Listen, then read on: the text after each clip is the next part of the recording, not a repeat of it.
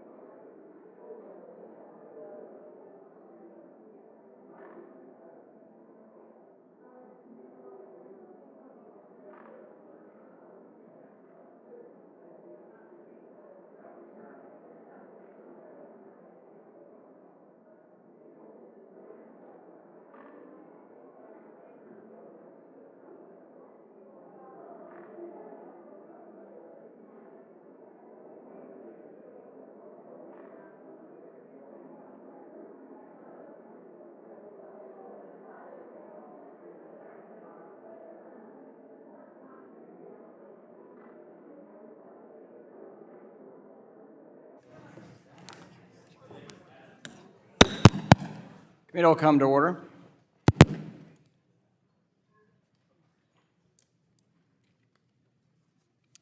I'm going to ask a friend over here if you'd close the door. We don't want the energy and commerce to come over here to financial services.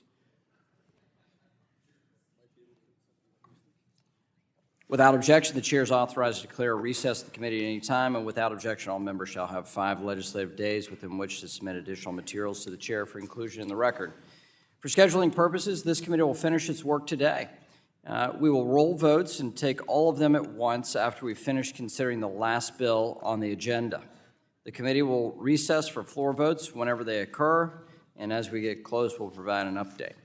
A quorum being present, we'll now proceed to today's business. We're here to take an historic step for American innovation and consumer protection as we undertake the first ever legislative markup for digital assets legislation. The legislation we're considering today is more than a decade in the making. 15 years ago, the Bitcoin white paper was published under the pseudonym Satoshi Nakamoto. The paper envisioned a global financial network built on peer-to-peer permissionless transactions of digital assets using public, cryptographically protected distributed ledger technology. Since then, thousands of builders, innovators, and entrepreneurs have worked to make that vision of a more inclusive financial system a reality. Terms like cryptocurrency, blockchain technology, and the digital asset ecosystem are now part of the everyday lexicon for millions of Americans and people around the world. This is a software revolution and a financial revolution if done correctly. Developers are using blockchain technologies as the building blocks to create the next generation of decentralized internet technology, also known as Web 3, which will give individual users more ownership over their data, transactions, and finances. For more than a century, America has been the global leader in technology innovation, invention, and adoption. The ideas turned into innovative technology by American ingenuity have been central to human progress, and digital assets are no different. As other jurisdictions like the UK, the EU, Singapore, and Australia have moved forward with clear regulatory frameworks for digital assets, the United States is at risk of falling behind. We intend to change that today. This committee is taking that first step to fix that problem. I remind my colleagues that joint stock companies were once an innovation that some claimed were only used to facilitate fraud. It took decades to figure out how to properly regulate these, which were predecessors of the modern-day LLCs and equity stock ownership forms that we have.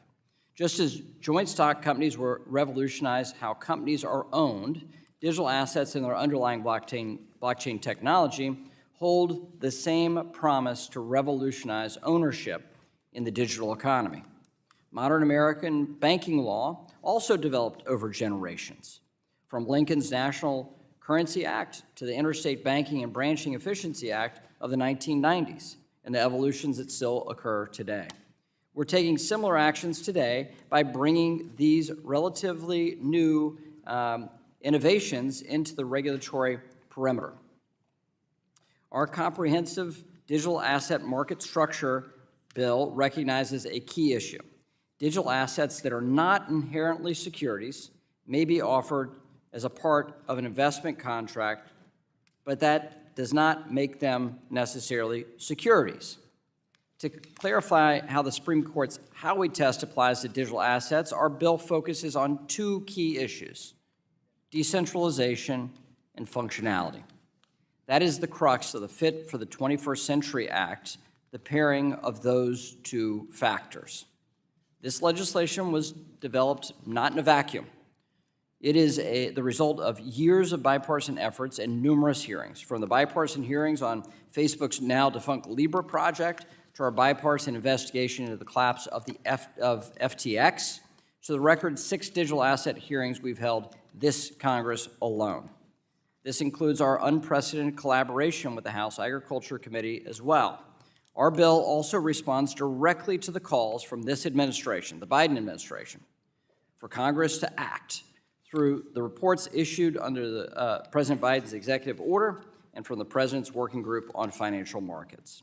And finally, it's important to note that this legislation includes the robust consumer protections that members on both sides of the aisle have called for. At its core, this bill ensures everyday investors are not left with less protections than institutional investors. Additionally, at today's markup, we'll consider Majority Whip Tom Emmer's Blockchain Regulatory Certainty Act, and we will also consider several bipartisan bills to protect our national security, including Mr. Nunn's Financial Technology Protection Act, Subcommittee Chair Luetkemeier's Stop Fentanyl Money Laundering Act, Ranking Member Waters' No Russian Agriculture Act, and Mr. Lynch and Nunn's Exposing China's Support for the Taliban Act. I look forward to a robust debate today and taking the first step to provide much-needed legal clarity and certainty for the digital asset ecosystem. And now I'll recognize and before I recognize the ranking member, I know there's a lot of question about stablecoin legislation and the ongoing negotiations that Ranking Member Waters and our teams have been having. They continue. I have no news today to report on a breakthrough, but we're going to continue to talk. There is goodwill and much hard work by the Republican staff on the Financial Services Committee and the Democrat staff on the Financial Services Committee in coordination with Treasury. We're going to continue those conversations. I want to thank the staff for their enormous amount of labor they put into this, brain work, and sleepless nights. And I very much appreciate that engagement. And Ranking Member Waters, I want to thank you for that engagement. And we'll continue. We'll continue those conversations that you started last Congress. I think there's goodwill on both sides, from your team, my team, and in our conversations, and I'm grateful for that. And with that, I'll yield to the ranking member for an opening statement. Thank you, Chairman McHenry. Good morning. Today, this committee is marking up 6 bills, including 4 bills that committee Democrats and Republicans have crafted together to defend our national security. My bill, the No Russian Agricultural Act, would help decrease global reliance on Russian agriculture while also strengthening resiliency to food scarcity from Russia's unlawful war in Ukraine.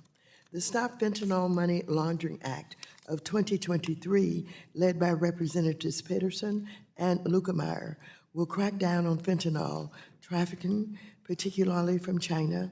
The Financial Technology Protection Act, led by Representatives Himes and Nunn, will combat the use of new financial technologies for terrorism and other illicit activities. And the Exposing China's Support for the Taliban Act, led by Representatives Lynch and Nunn, will examine the economic collaboration between China and Afghanistan's Taliban-ruled government. While I'm pleased that this committee will vote on these important bipartisan bills, I'm disappointed that Republicans have made the unilateral decision to move forward with a massive market structure bill to rewrite our nation's Investor Protection Act. This bill heeds the calls from the crypto industry while disregarding the views of the administration, the Securities and Exchange Commission, and consumer and investor advocates. As I have said before, we don't need to invent new regulatory structures simply because crypto companies refuse to follow the rules of the road. Our securities laws have protected investors and retirees for 90 years while supporting capital formation and facilitating innovation. Crypto firms should follow the law, and we should address the narrow gaps identified by the Financial Stability Oversight Council, the SEC, and the GAO. Let me review some of my biggest concerns with this bill. First, this bill fails to adequately fund the creation and maintenance of the complex new regulatory framework it envisions. Second, while the purported purpose of this bill is to provide greater regulatory clarity, it would actually create more confusion. Third, consumers and investors will have fewer protections than they have today under the existing securities laws. Finally, this bill creates loopholes that would allow traditional financial institutions to exploit to escape existing requirements. In sum, this bill is the wish list of big crypto and is undeserving of any of our support. This is why I call this bill the Not for the 21st Century Act, and I will be calling on members to treat it just like that. So in closing, I would like to note that for years, the chair and I have maintained various informal agreements to facilitate good working relationships between us, our members, and our staff. This includes an agreement to provide at least 7 days advance notice of any bills that are slated to be marked up. I recognize that these are not rules, but they are informal agreements that my staff and I worked hard to comply with when we were in the majority. For this markup, the majority fell short of this agreement, and staff members on this side of the aisle have had to work harder than usual to get up to speed on the bills we're considering today and tomorrow as well. I would urge the chair to be mindful of this and other informal agreements that we have between us to promote a healthy workmanship relationship moving forward. Mr. Chairman, I agree with you that we have been working very hard together. The negotiations have been going on for over a year on stable coins. We've gotten very close. There are issues, some unexpected, that have arisen. And so your decision today to continue negotiating, continue looking at the possibility of stable coins is something that I welcome. And I am hopeful that some of the issues that have caused us to be in a situation today that perhaps we cannot move forward today are issues that we've really got to get a lot of input on and accept from our members their thoughts and advice about it. With that, I yield back, and thank you very much. I thank the ranking member, and I appreciate that tone of conciliation here at the end on our stablecoin negotiation. I think we're of like mind here. With that, pursuant to notice, I now call up H.R. 4763, the Financial Innovation and Technology for the 21st Century Act. The clerk will report the bill, which was distributed in advance.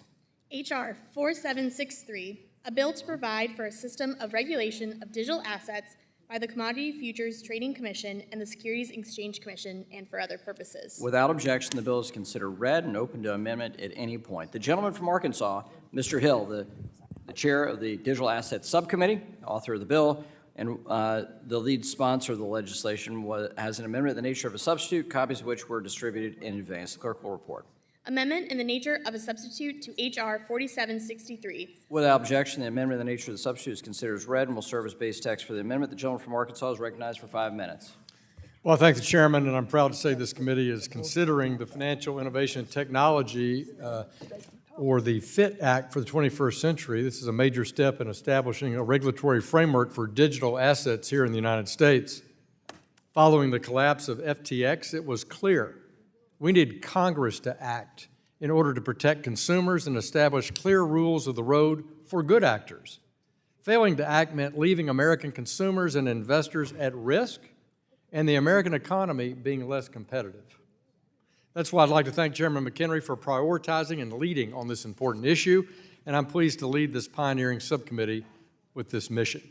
I also want to acknowledge the input we've received from so many stakeholders on Capitol Hill and beyond to craft this framework. This product is the result of countless hours of work by the members and staff on our committee and our exceptional partners on the House Agricultural Committee, led by G.T. Thompson and Dusty Johnson. But while this legislation is somewhat new, our work is not. And through the leadership of Ranking Member Waters and Chairman McHenry, this committee has held more than 10 hearings on digital assets over the last 2 Congresses. And in the past 7 months, we've heard from SEC Chair Gensler, CFTC Chair Benham, the CEO of the National Futures Association, and the COO of the New York Stock Exchange, legal experts, securities and commodity law experts, and various digital asset exchanges, broker-dealers, and developers. This work has culminated in the public release of our discussion draft back on June 2nd. We sought feedback, and it's been revised accordingly. This legislation before you today is based on feedback from market participants, the Biden administration, and members of this committee on both sides of the aisle. The Fit for the 21st Century Act provides the CFTC the jurisdiction over digital commodities and clarifies the SEC's remit over digital assets offered as a part of an investment contract. The Act not only builds on the SEC's current exemption regime for the offer and sale of certain digital assets, but it creates a disclosure regime and a process for the SEC to certify that a blockchain system is in fact decentralized. The Act also requires digital asset intermediaries to come under federal regulation by registering with the SEC and the CFTC, and establishes a robust consumer protection that do not currently exist for Americans. Let me assure my colleagues, this bill is filling the gaps in the existing system. The existing system does not work. It does not facilitate what we need in a fit-for-purpose system, and this bill does not allow commingling of customer funds or create any get-out-of-jail-free card during the designated provisional registration period for these enterprises. The provisional concept was a feature in Dodd-Frank for swap dealers and major swap participants, and you can't get away with things like fraud just by being provisionally registered. We've learned from that experience in Dodd-Frank.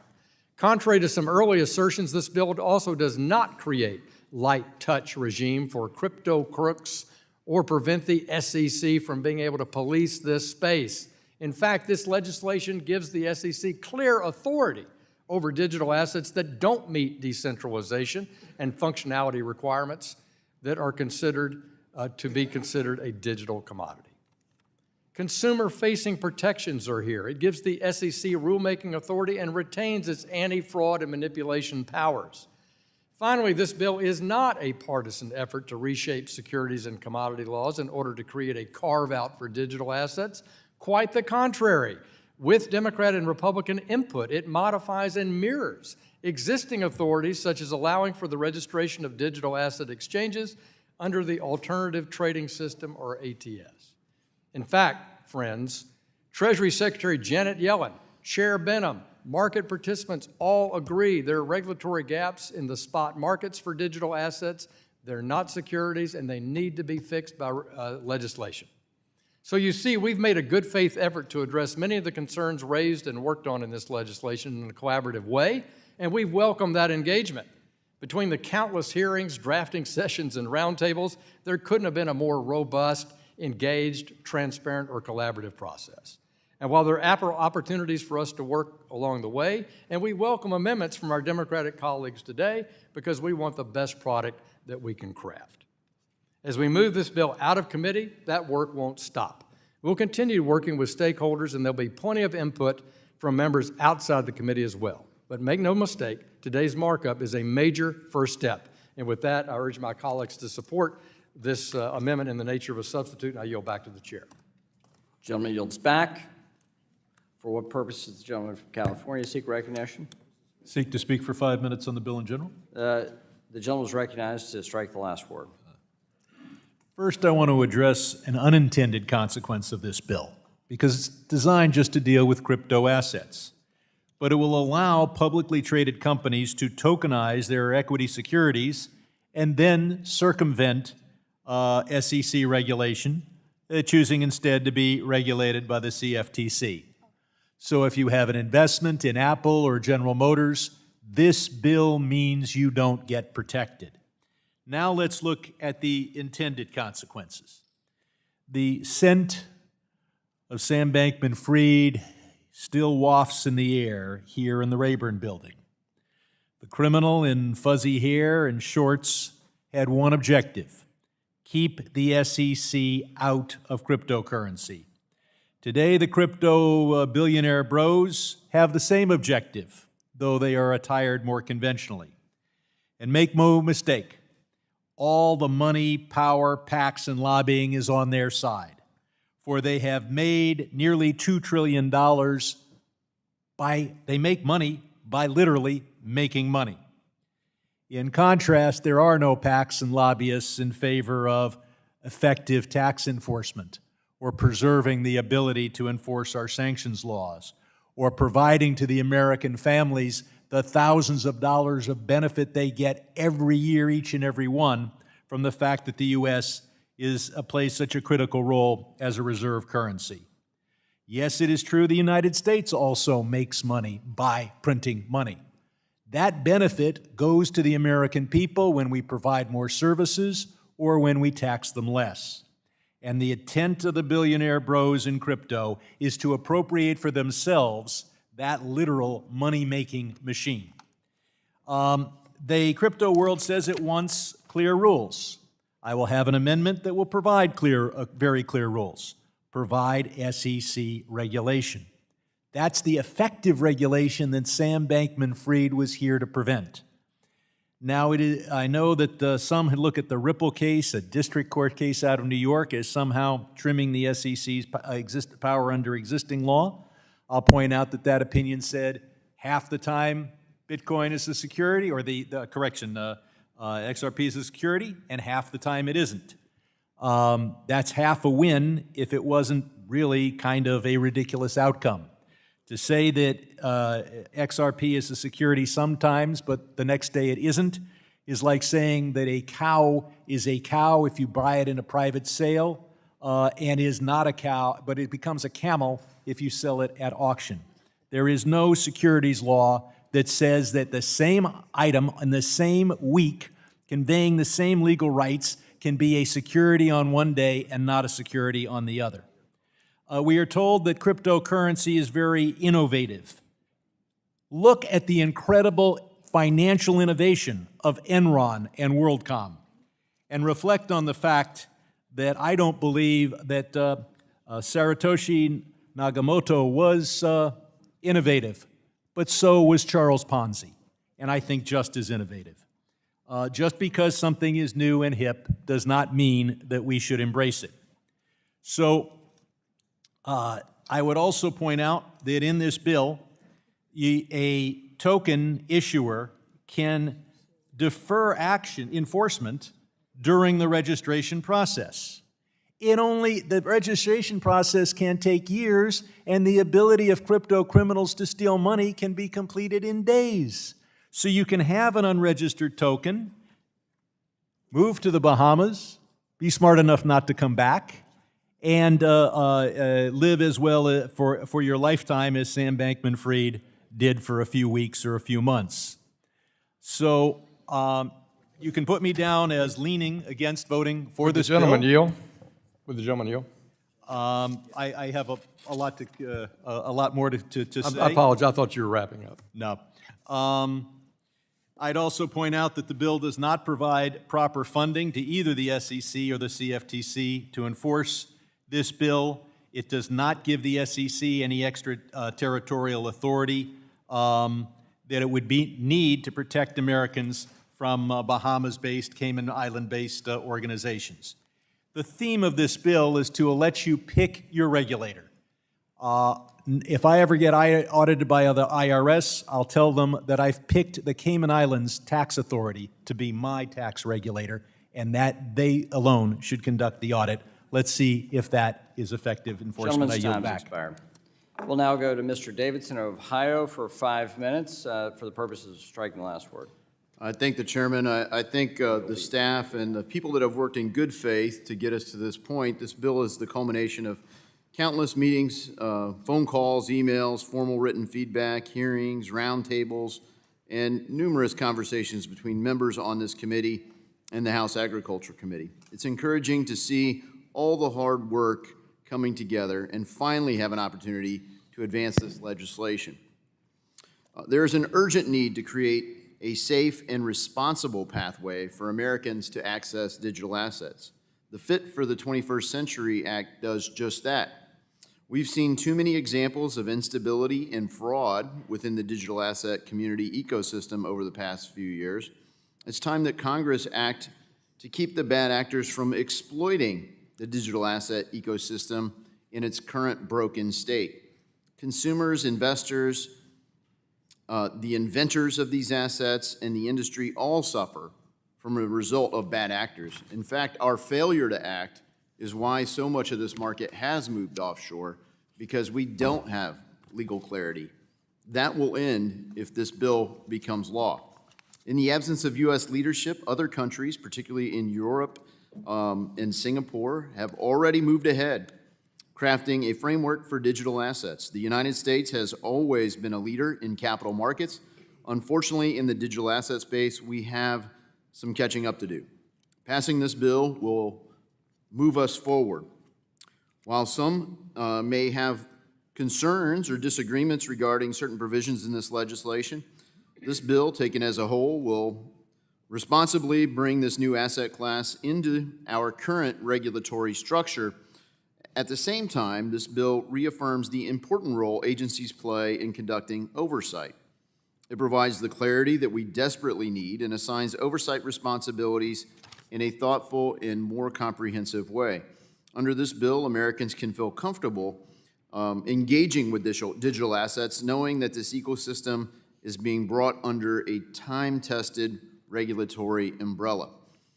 This is vital because Americans should not be worried about whether or not they've invested in an unregistered security when they purchase one of these digital assets. The bill sets forth a regulatory framework so that everyone knows that if their legal obligations when they're engaging with digital assets. Digital asset issuers deserve to have the rules of the road made clear as they look to launch new projects. The Fit for the 21st Century Act clearly creates these rules and defines the process. In fact, it creates a bright line test. And on one side, it's deemed not a security, and the other case that my colleague just fictionalized, Apple stock is a stock. You can tokenize it, but it would still be a security. And this bill makes that clear. While some may claim that this bill is a gift to the crypto industry, nothing could be further from the truth. This bill protects investors and consumers far more than they are protected today, and only through clear rules of the road can consumers, investors, and issuers have certainty. This bill certainly protects consumers.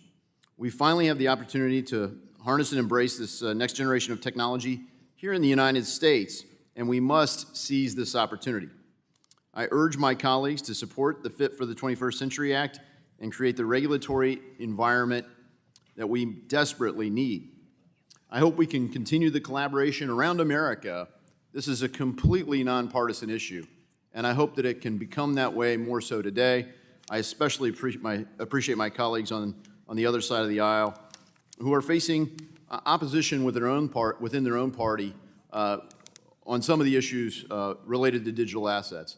But the citizens of our country, the people that are innovating in this space, candidly, probably lean more left than right.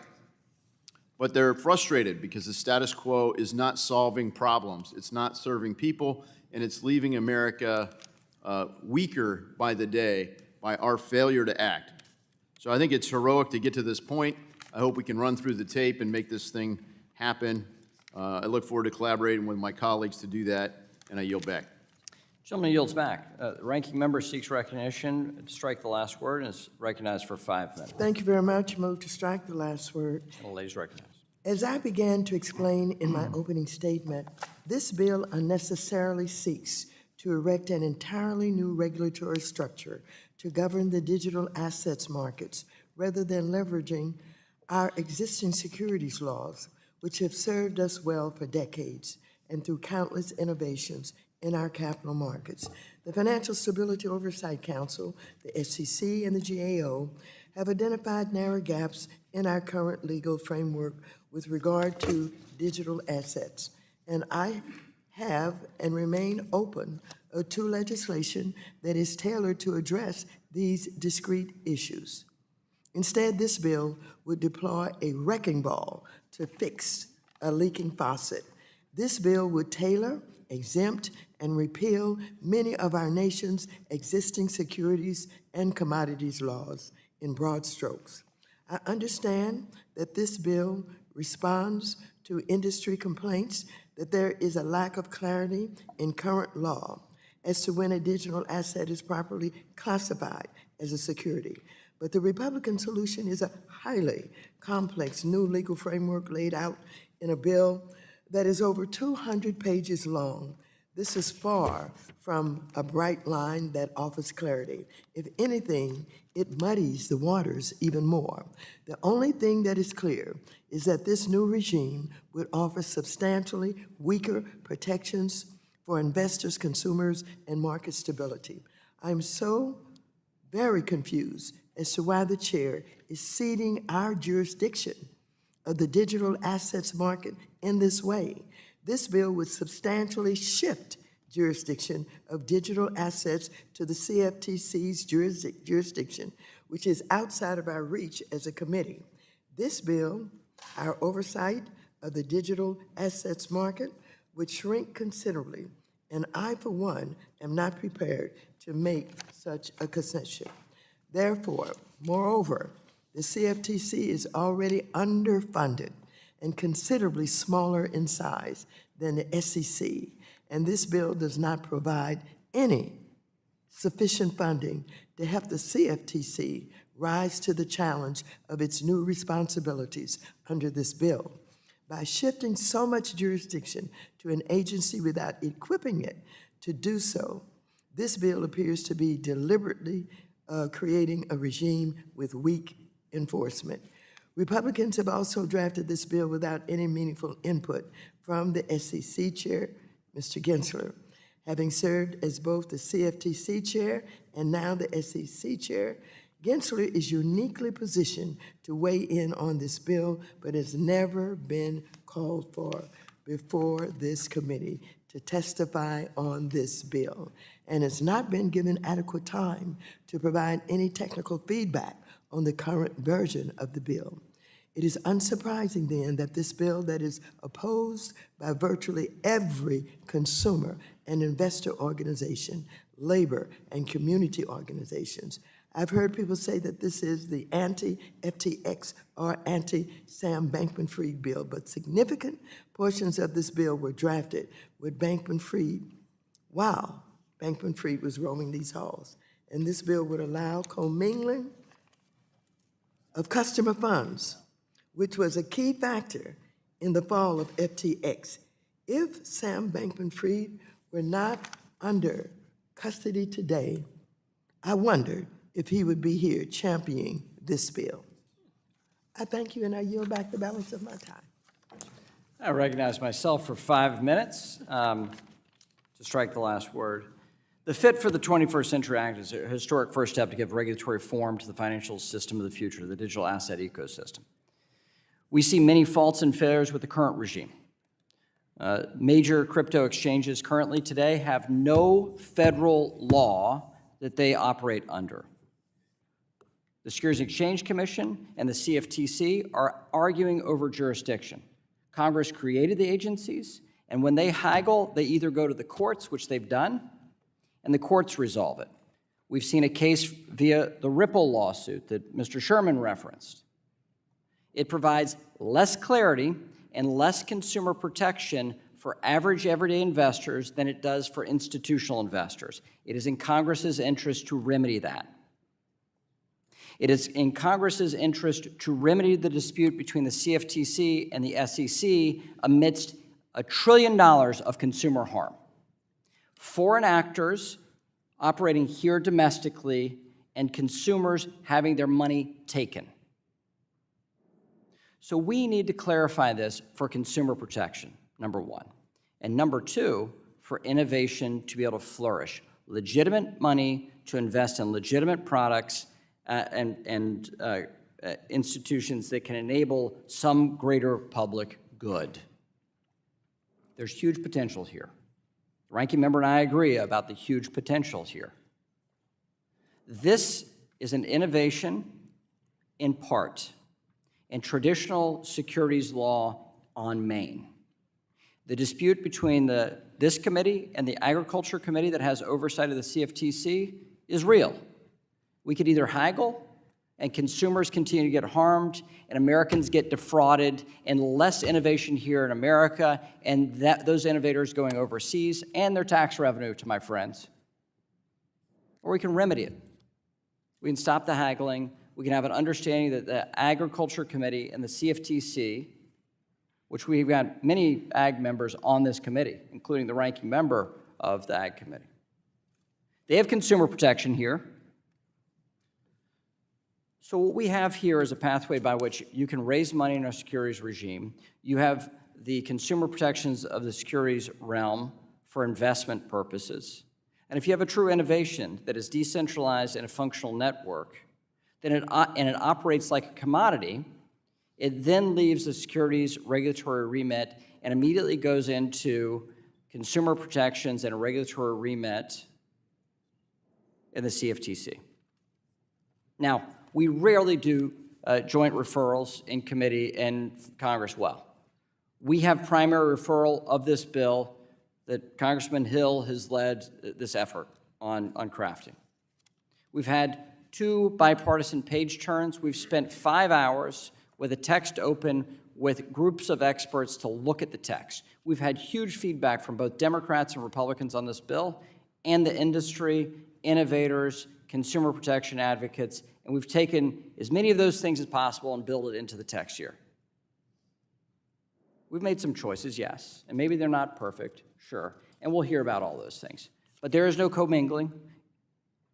The worst practices of FTX are banned in this bill. It is better, at worst case, than what we have currently, which is no consumer protection.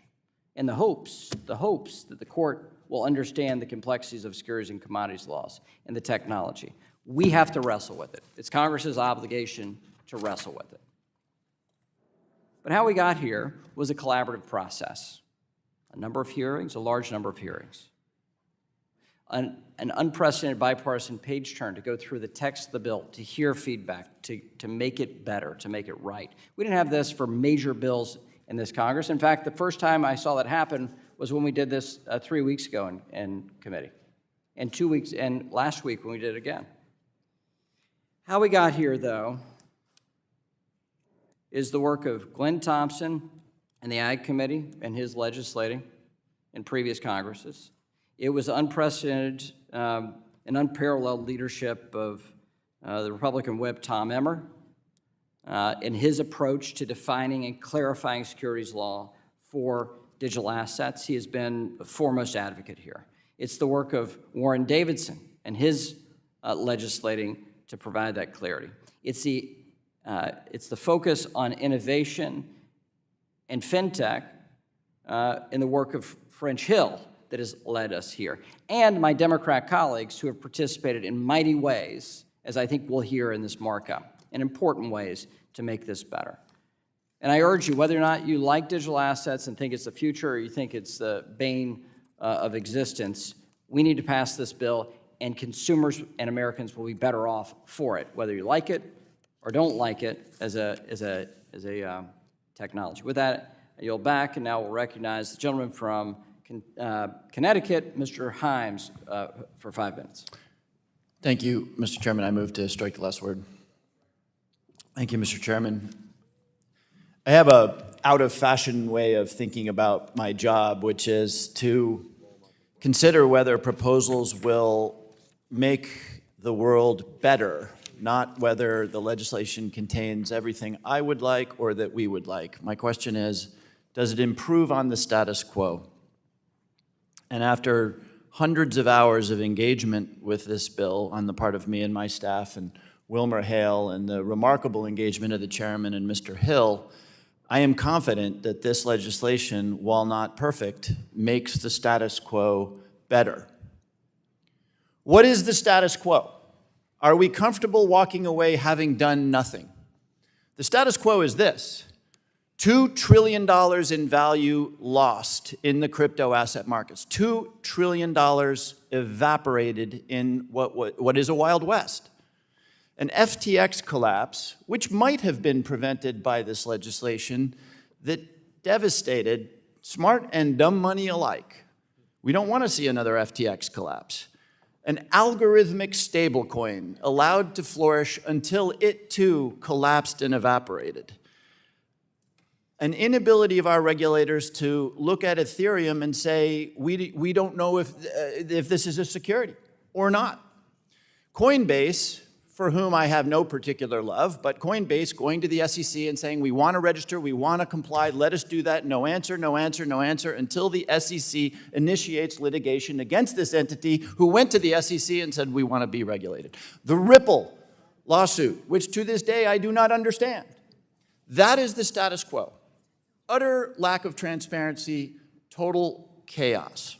So what is proposed here is a bill that I think improves upon the status quo. It's no more perfect than the regulatory regime of the United States in the financial services market was in 2008, but it is better than the status quo. My colleagues on this side of the aisle level 3 criticisms against this bill, which are offered in good faith and are good criticisms, and we should spend some time on them. One is that Republicans have rushed this draft and that we don't know what's in it. I can only speak from my own experience. If that's true broadly, I'm very sorry about that. I will just observe that with my office, the chairman and others have spent hundreds of hours, and I have requested any number of changes to this bill. Each and every one of those changes, the chairman has said yes to, and as a consequence, it's a better bill. The charge is made that this bill would allow commingling of funds. That is generally not true. It does not allow for the commingling of funds, except in the very specific case in which somebody is pairing their Ethereum with other people's Ethereum in order to launch a better attempt to get proof of stake on a network determination. So if you are joining your Ethereum in order to get a better chance of being given a proof of stake, drill deep on this question, but this does not allow for commingling of funds generally. Finally, the charge is repeatedly made that no additional resources are offered to the CFTC, even though burdens are placed upon them. This is the Financial Services Committee. The CFTC is outside of our jurisdiction, and therefore it would be odd for us to offer those funds. The Agriculture Committee is making $120 million available. And Mr. Chairman, I'm going to yield to you for 1 second because I would like to hear you say that in the Rules Committee, you will support the $120 million that is being made available to the CFTC. Thank you, Mr. Chairman. Absolutely. In fact, I'll support $150 million. It's sold to the gentleman in the bow tie. Will the gentleman yield?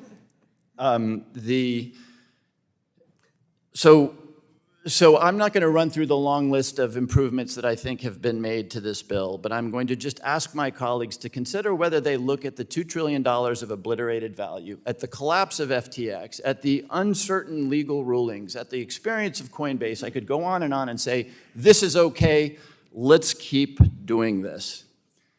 The charge is made, and this happens all too often, is that this is somehow good for the industry, that you're carrying the industry lobbyists. Let me be very clear here. I think this industry is full of utter nonsense. I don't get an awful lot of the insanity that is being peddled in the crypto asset market. But I feel the way I did in 1999 when the internet was new.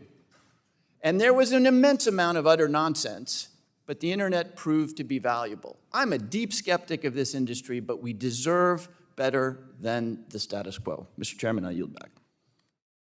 Gentleman yields back. We'll now recognize a gentleman from Georgia, Mr. Scott. I'm sorry. We'll now recognize the gentleman from Massachusetts, Mr. Lynch, for 5 minutes. Thank you, Mr. Chairman. With all due respect to the chairman and to my distinguished friend from Arkansas, and to my own colleagues, apparently. I've been on this committee for 20 years, and I can say unequivocally that this is the worst piece of legislation that has been presented for markup in that 20 years.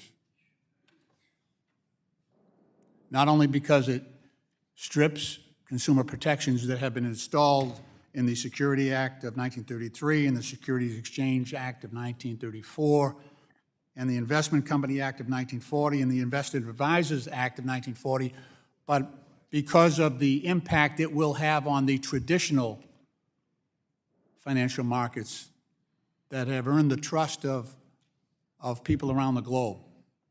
We have the most liquid and the strongest, the deepest markets in this country because people trust the rule of law in this country and that those consumer protections those investor protections apply to them as well. I won't be able to get through all the problems with this bill in 5 minutes, but let me try. First of all, it completely changes the definition of the long-standing and well-tried and well-litigated and well-settled interpretations of securities law, and it is contrary to the long-standing interpretations of the securities law in this country. The bill elevates form over substance in determining whether a digital asset is a security, bringing in new terms. So while the industry has asked for clarity, this bill removes any certainty, any clarity, and new terms will have to be litigated. Unlike the terms that have been litigated over the last 70 years, and especially the question of investment contracts, litigated several times by the Supreme Court.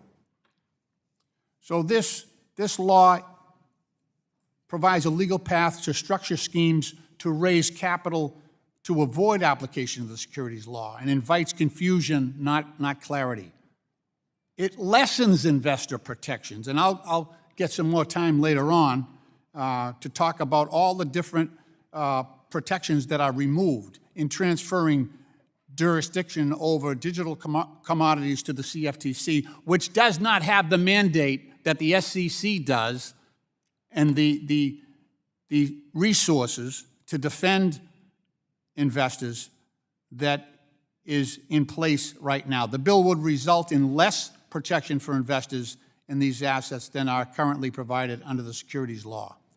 It also, this bill also protects bad actors. So it allows a safe harbor to drop over these actors once they file a notice of intent to register, so that they are beyond prosecution by the SEC. So they do get a get out of jail card, a stay out of jail card. The language in several of these provisions defers enforcement during these provisional registrations.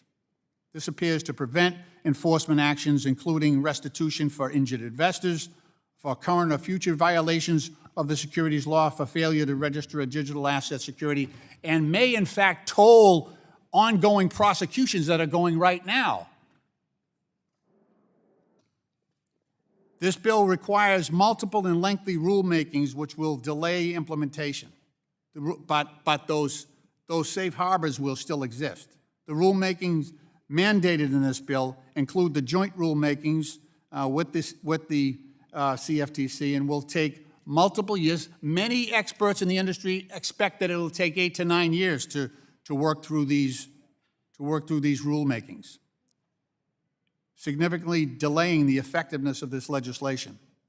And as was said by others, and I'm running out of time here, no funding mechanism. No funding mechanism. There are members of this committee who have amendments to cut hundreds of millions of dollars from the CFTC and the SEC. So it shows you whether or not they are sincere about protecting consumers in this process.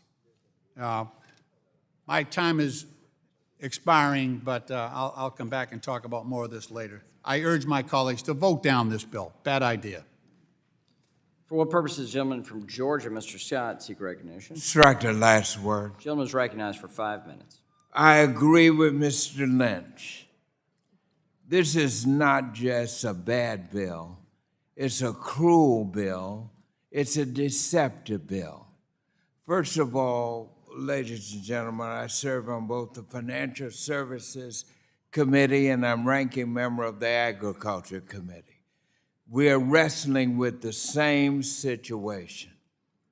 Now, people have said, well, we're going to get $120 million to run this bill. But that is not true. What they're saying is they want to steal $120 million from the Treasury Department. You think the Treasury Department is going to stand by and take that? So listen, let's be fearful here. Let me point out some things.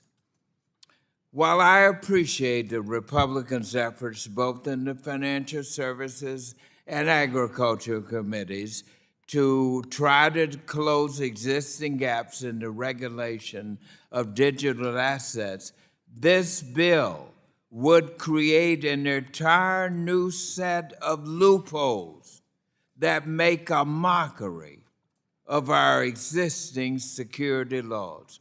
The CFTC has the appropriate authority to regulate the derivatives market. I championed that subcommittee for 12 years before I became ranking member in the Agriculture Committee. And the SEC has the aggregate authority to regulate the securities market. There is no verifiable need to alter or amend these authorities. Why do we want to do that? Including with respect to digital assets. This bill before us would exempt most cryptocurrency from well-established security laws and regulations under the purview of the SEC. And this would pose serious concerns for our investors, our customers, and putting at risk the entire stability of our financial markets. Unlike exchange or broker-dealer regulations in the securities regulatory regime, it lacks strong investor protection rules, and the language used to allude to various aspects of such protections is either vague, incomplete, or they are left it up to agencies' rulemaking. And I find it wholly inadequate that the bill would allow an entity operating a digital commodity exchange to trade on their own platform against their own customers, something that is clearly a conflict of interest and which is currently prohibited under securities exchange law right now. And additionally, under its decentralized network definition, the bill would facilitate the ability for crypto asset insurers to effectively issue unregistered stock, which take advantage of both qualified and non-qualified investors with false promises of returns that are often too good to be true, and exempting them from the most meaningful security regulatory oversight and conveniently codifying a business model that is regularly used to exploit retail investors. I believe the way this bill amends existing authorities based on a particular technology is disruptive to decades of precedent and creates uncertainty about existing statutory. And tomorrow, my House Agriculture Committee plans to mark up this bill with the same glaring deficiency we are discussing right today. And if it were to become law, we could see significant harm to American consumers, Gentleman's time's retail expired. investors, business community. I urge my colleagues to come and have some sense here and vote against this bill. And thank you. I yield back the balance. Gentleman saying there might be a chance. Gentleman from Illinois, Mr. Caston, seeks recognition, is recognized for 5 minutes. Thank you, Mr. Chairman, and I have a lot of respect for all of my colleagues and the time that's been put in, and I'm a hard no on this, for a couple reasons, and I guess I just respectfully disagree with my friend Mr. Himes that this is an improvement over the status quo. The Does this leave us with better accounting of crypto assets? No, not with the self-certification provisions, even with the amendment made last night. It's not clear how this gets to anything like the kind of accounting standards we demand for any other company trading anything else. I want to know that you have what you say you have, that an independent regulatory agency has confirmed that that's what it is, that you have auditors. We don't do any of that. Self-certification is an invitation to fraud, which means that we also maintain the horrific wash trading. If you all didn't see the Wall Street Journal report this week, the FEC filing, alleging that up to 70% of the volume on Binance are wash trades. That's not value, that's fraud. Does this eliminate the conflicts of interest between brokers and dealers and exchanges and people who issue currency? It's not obvious how it does that for the same reason. You can hide all the accounting, self-certify, you don't get it there. I have some serious concerns about giving the SEC a mandate to reward innovation. I think Mr. Sherman is right that not all innovation is good innovation. Some of the most creative people in the world are criminals. Just because they're innovating doesn't mean a good thing. Do we address the speculative fraud in crypto? I would remind folks that yesterday the biggest spike in the market was in Dogecoin, arguably the most garbage. It is the GameStop of crypto. The most garbage security out there. It spiked because of speculation about what Mr. Musk might do with his renamed toy. I suppose to some degree, maybe we agree that crypto is really nothing but a speculative asset if we're saying that this doesn't really belong in the SEC that regulates securities. It belongs more in the CFTC where it's just speculation. But it doesn't solve the problem, which means there's a great way for smart money to fleece dumb money. So it doesn't solve those problems. The last thing that I just point out, I would remind you all that when we were debating the rules for this committee, we added pay-go to this committee, that we will not pass a bill out of this committee unless it's internally paid for. You will remember that I disagreed with that. I thought it was foolish. I was overruled. And we just had a commitment from the chair of this committee to ask the Rules Committee to add $120 million to pay for the funding that we're going to need to CFTC. Now, we're taking a cute little fiction, maybe, that's not violating our Will the gentleman rules, 'cause yield we're asking for it on otherwhere. the cute part? Will the gentleman yield on that question? If you just allow me to finish, and then I'll give you the balance of our time, if you'd like. We know it would be naive to look at what the Rules Committee is doing right now, what the Appropriations Committee is doing right now, consistently cutting funding for everything that they agreed to with the President of the United States, and say that we are even going to get that $120 million, which means we're creating an unfunded mandate, or that we are going to say that somehow we're honoring the rules of our committee because we're doing a cute little accounting trick and asking for another committee to fund the thing that we're not going to pay for. And look, you know I oppose the idea of being pay-go by committee to the outset, so I'm not arguing that that's a good idea, but I think at the end of the day, this is a vote that no one is going to be proud of when the fullness of history bears out, and be happy to yield back to the chairman. Well, if the gentleman would yield on the pay-for, the pay-for is in the bill.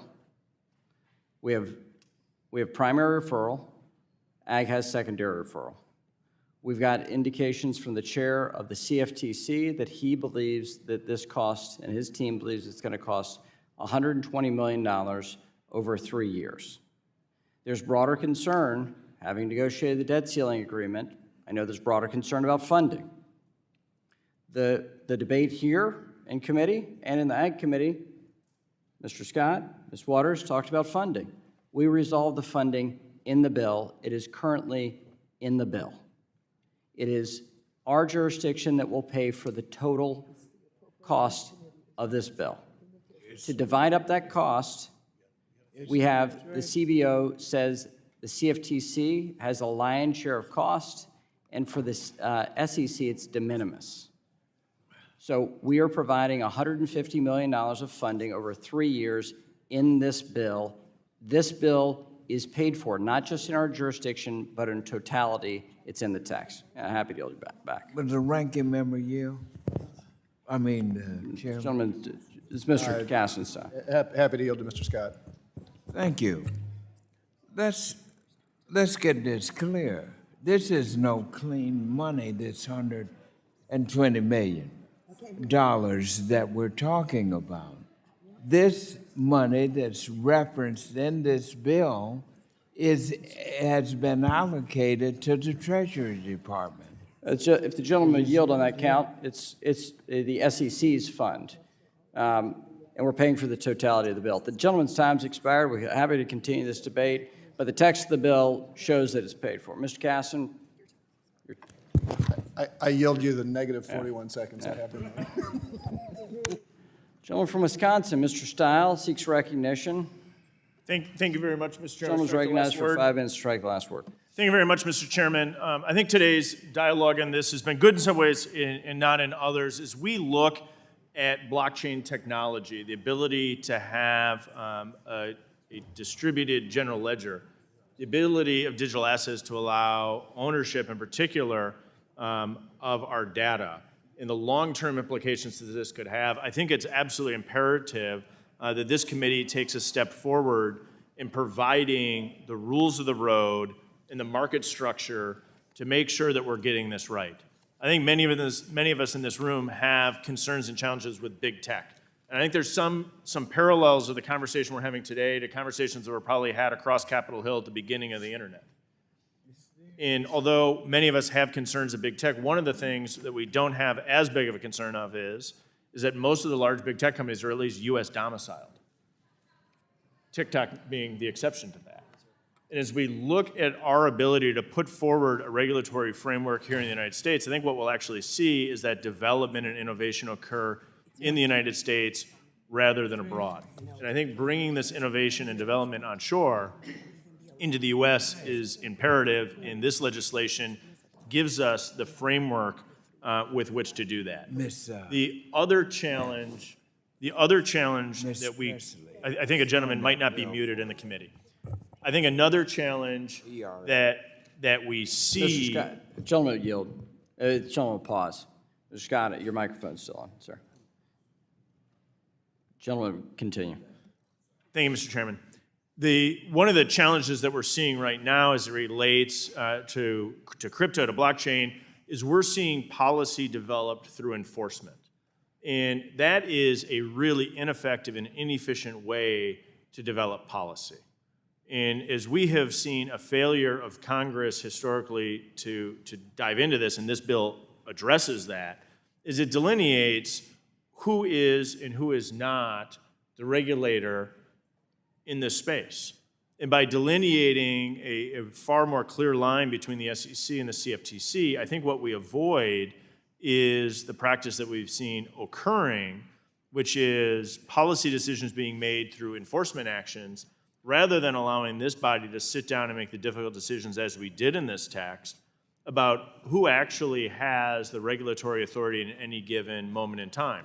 And providing that framework is really, really productive. It's thoughtful, it's well written in this text, and it's the reason that I am probably so supportive of the underlying legislation, is that what we're going to do is step away from allowing enforcement actions to be dictating our policy and allow policymakers to be dictating our policy, and to delineate the roles between the SEC in instances where the SEC should have potential authority, where the CFTC should have authority, and it provides us rules of the road. In so doing, it goes back to my original point, is it allows the US to really be the epicenter of the development of this technology.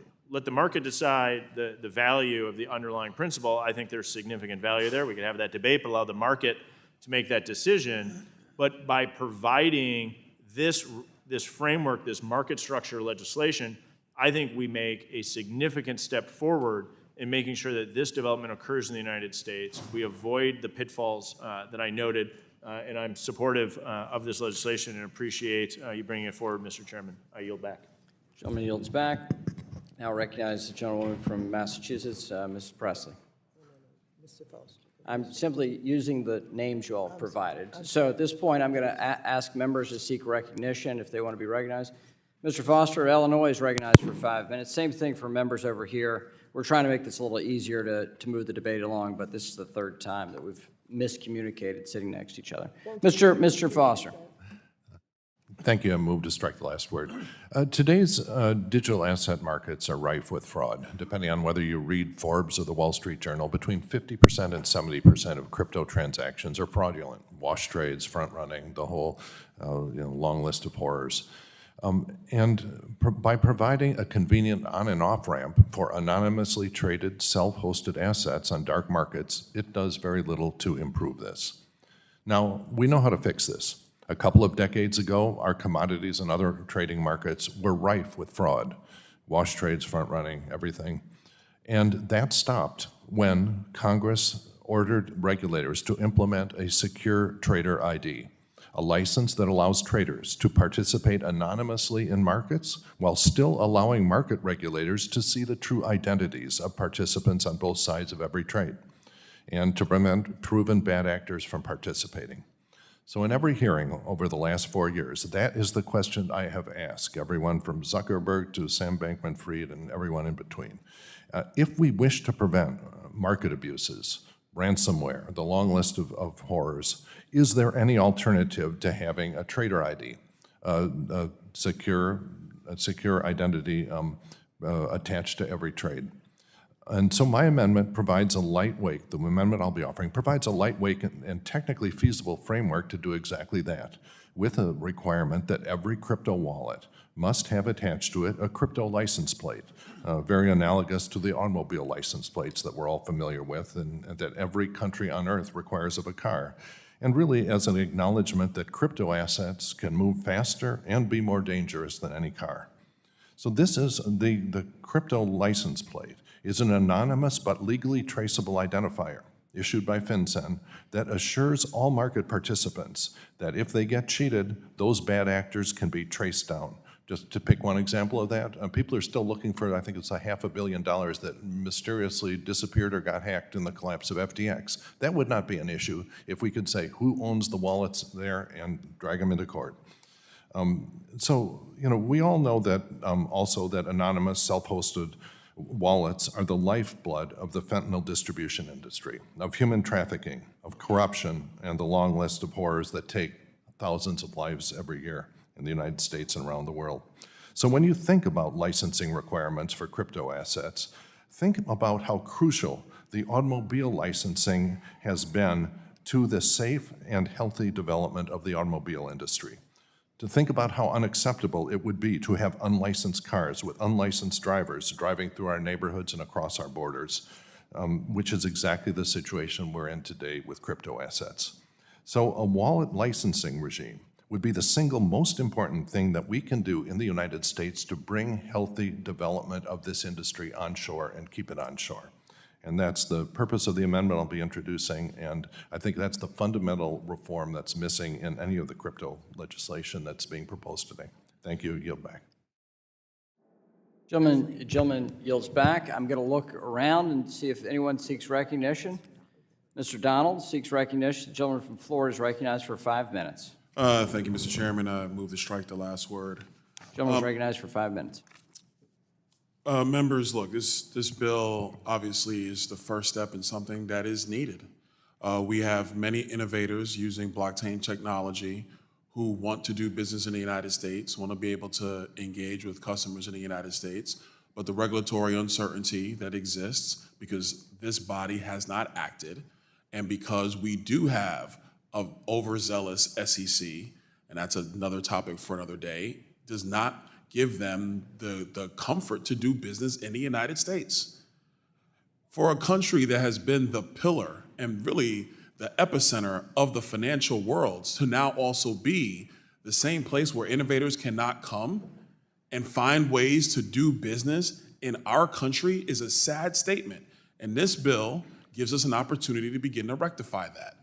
Listening to the gentleman's last words about other different items that could be needed, those are things I think could be thought through, may be potentially valid. But the basis that exists right now is that there is no framework for blockchain technology and a digital asset space to really take root here in the United States. It's something that the people who send us here from all of our districts want. Young, entrepreneurial spirits, whether they're white, whether they're black, whether they're Hispanic, they're all looking to this technology. I've sat at roundtables with young innovators in this space, looking at this technology, wanting to find ways to get into this space. And the number one thing that is causing them issues are the regulatory uncertainty that exists in the United States because Congress has not acted. I think that this legislation does a very good job of striking that balance between the SEC and the CFTC. I do not believe that the SEC is the end-all, be-all of all things. Again, I'm gonna leave that for another day. But we have a responsibility to set out and put down a marker for a legitimate structure of what the regulatory environment will look like in this industry. The other thing I would advise all of our members, both sides of the aisle, is we can always look at the regulatory framework. Just because we're done, we do this today, does not mean that we're done for all time. I wish we would actually examine previous aspects of the regulatory framework when it comes to the financial industry. We would actually fix a lot of issues which are causing us problems, not just today, but causing us future problems in the future. So because we passed this bill does not mean that we're done. This is not a set it and forget it rotisserie oven. We should be looking at this, and we should be examining our work, and we should refine it to make sure that we have the most robust and innovative market in the world that allows capital to come to our country, that allows young innovators to find ways that they can pursue their happiness, amass wealth, and build for their families, that allows consumers to take part in this who might want to have access to digital assets and whatever the case might be, and at the same time has an ability for baseline consumer protections, which are important in any regulatory framework. This is a good bill. Members, we should be voting up on this bill, and I yield back to the chairman. Gentleman yields back. Gentleman from North Carolina, Mr. Nichols, seeks recognition, is recognized for 5 minutes. Thank you, Mr. Chairman. I want to express my support for the Financial Innovation and Technology for the 21st Century Act. The bill lays out clear rules of the road to protect consumers, promote innovation, and advance U.S. national security. And we've come a long way on this bill, and I'm thankful to Chairs McHenry, Chair Hill, for working with me and my staff to secure support in a bipartisan way and the best possible legislative product. This literally is hundreds of hours of work at the staff level, at our level. You know, we've met over and over, and my concerns have repeatedly been addressed on this bill and the stablecoin bill that we will see tomorrow. Much like the dawn of the internet, this new technology feels like uncharted territory with immense possibilities. And we're responsible for ushering in this new era in a way that harnesses innovation and ensures consumer protection. Digital assets and blockchain technology have the potential to revolutionize our society. They can grow the economy, foster collaboration, enhance transparency, reduce transaction costs, and increase efficiency. If we fail to act, the SEC's regulation by enforcement will push this industry overseas to places like the Bahamas, where Americans don't have any protections. Listen, Mr. Chairman, I firmly believe in the SEC's mission to protect investors. But for this to be effective, Congress needs to pass legislation with a clear regulatory framework. The last thing we need is another situation like FTX, and my goal has been to ensure that this bill could protect my constituents, and I'm certain that it'll do just that. We can't expect securities laws written almost 100 years ago to work seamlessly with this new technology. And listen, whether you love crypto or you hate crypto, you should support regulations for the industry. The status quo just isn't working, and we can't wait until the next crisis to take action. I came to Congress to get things done. The best policies start at the center, not the far left or the far right. This bill is an example of the bipartisanship that my constituents expect from Congress, and I urge my colleagues to support the passage of the bill. Thank you, and I yield back. And will the gentleman yield? Yes. Mr. Nichols, I want to thank you for your engagement, and both publicly and privately. What you've done is move this bill to bring enhanced consumer protection in this marketplace. What you've done is move this bill into a more functional place with the feedback you've given and your staff has given. I very much appreciate the direct engagement here the reading of the policy, the weighing of this, and sharing those concerns in a collaborative way. I'm grateful for that collaboration, Mr. Nichol, and thank you very much. Yield back. Gentleman yields back. We'll now go to Mr. Norman of South Carolina, who sought recognition. And we move to strike the last word. Recognized for 5 minutes. Thank you, Mr. Chairman. Move to strike the last word. You know, if you look at the great innovations in this country that have happened in America, they've had guardrails, they've had safe harbors. I think that's what the text of this bill does. I think what has happened, and I think Congressman Stile mentioned, has been enforcement action and fines taken. I would say it's the weaponization that has taken place. And what this bill does is protect and gives a blueprint for companies to invest hard-earned capital. We forget any company that chooses to do business in America has to put capital, both human capital and equity in the form of dollars into their efforts. So I support this. I think it's long overdue, and I appreciate everybody that worked on this to make this reality, and I fully support it. I yield back. Mr. Chairman, I yield the balance of my time to Mr. Davidson. Gentleman yields to Mr. Davis. I thank the gentleman for yielding, and I just want to address, you know, some of the remarks that our colleague, Mr. Foster, raised about concerns about self-custody. And I think it's important to understand how self-custody works on a blockchain. So when people move from a bank account into cash, banks have Bank Secrecy Act, anti-money laundering, and know your customer requirements that they already comply with. And they will generate what's known as a CTR, a cash transaction report. So that provides a marker to indicate, hey, it's not illegal to go into cash, but we're just taking note of this. Banks keep those records. The same kinds of things take place when anyone moves in or out of a digital exchange, in and out of digital assets. And that provides traceability. And you're like, well, what happens between every other transaction? Well, it's on a blockchain, which is a public and immutable ledger that's for all time. It's like having all the game film preserved, and you can watch, I don't know, was the receiver inbounds or out? You can rewind it, look at it from every angle. There's a record on the blockchain for what takes place. So the idea that somehow you've got to stop every play and review it, we don't do that in any other thing. But if there's a question after the fact, well, you can review the game film. Somebody could say, hey, what was this transfer between person 1 and person 4? What happened? Where were the moves in between? And you can follow the money. You can't do that with cash, and frankly, it's harder to do with other assets than it is to do on blockchain.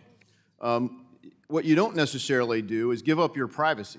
Just like we already have our bank accounts, we don't go to share exactly who we are or what's in our checking account.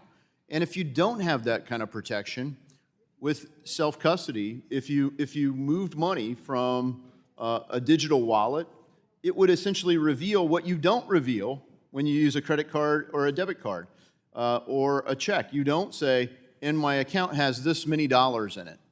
But if you have a wallet and you don't have some level of anonymity or privacy, everything would say, hey, this was moved from a wallet that has $1,000 in it or $10 million in it.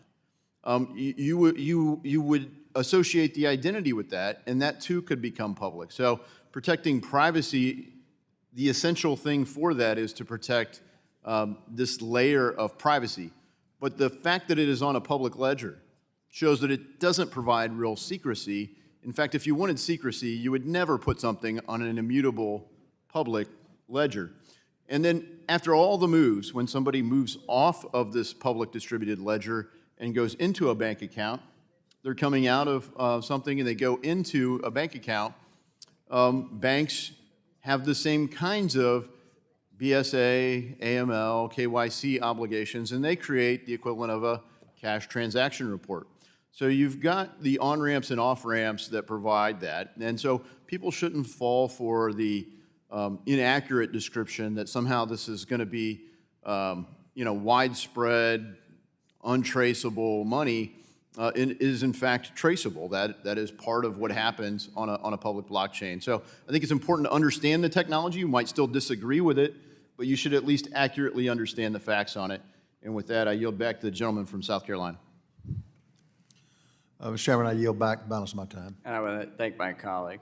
I'll now recognize Mr. Torres of New York for 5 minutes to strike the last Excuse me, word. no, Mr. Torres is not next.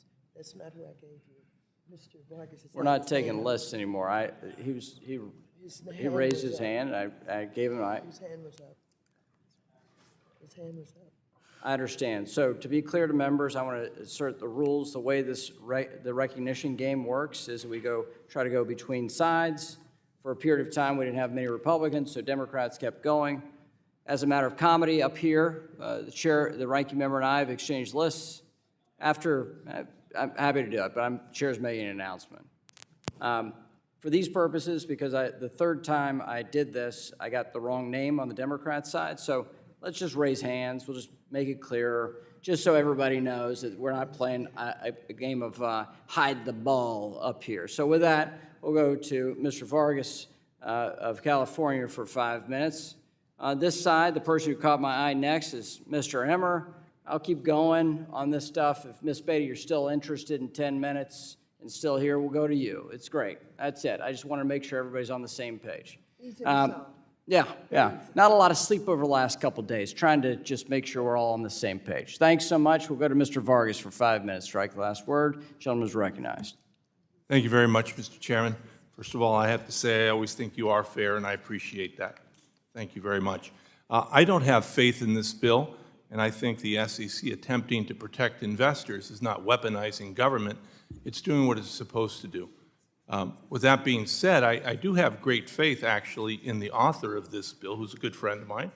I think he's trying in good faith to put forward a bill that he thinks betters the situation from what it is. And again, I have great faith in the members of our side who I think are working in good faith also. But this bill, I think, is lacking, and I will not be able to support it. With that being said, I would like to yield to Mr. Lynch. I thank the gentleman. Let me just, and I have equal respect for the gentleman from Arkansas. He's a friend, I feel, and I'll just say this is not his best work. And I'll leave it at that. I want to address the claim that the SEC has been exercising regulation by enforcement, as if there are no guidelines out there that these crypto firms would be bound by. Mr. Gensler at the SEC has brought 131 cases. 131 cases, and he's won 130 and a half, if you count the Ripple case last week. So what he's doing, the SEC is regulating by the application of law, right? They go into court, and a court actually determines, based on precedent, based on the rule of law, based on not only federal case precedent, but also the United States Supreme Court has articulated several times on the issue of investment contracts under the Howey test, and has reaffirmed that. Frankly, I think that the Ripple case will be overturned on appeal because as both sides have conceded, it's an unworkable predicament it leaves us in, with having retail customers with no protections and institutional investors, treated differently with greater protections. So it flies in the face of the intent of the Securities Exchange Act and a whole menu of other legislation that came out of not only the Great Depression, but also and the market crash then, but also subsequent financial calamities that have infected the markets over and over again. This body and the courts have upheld those investor protections.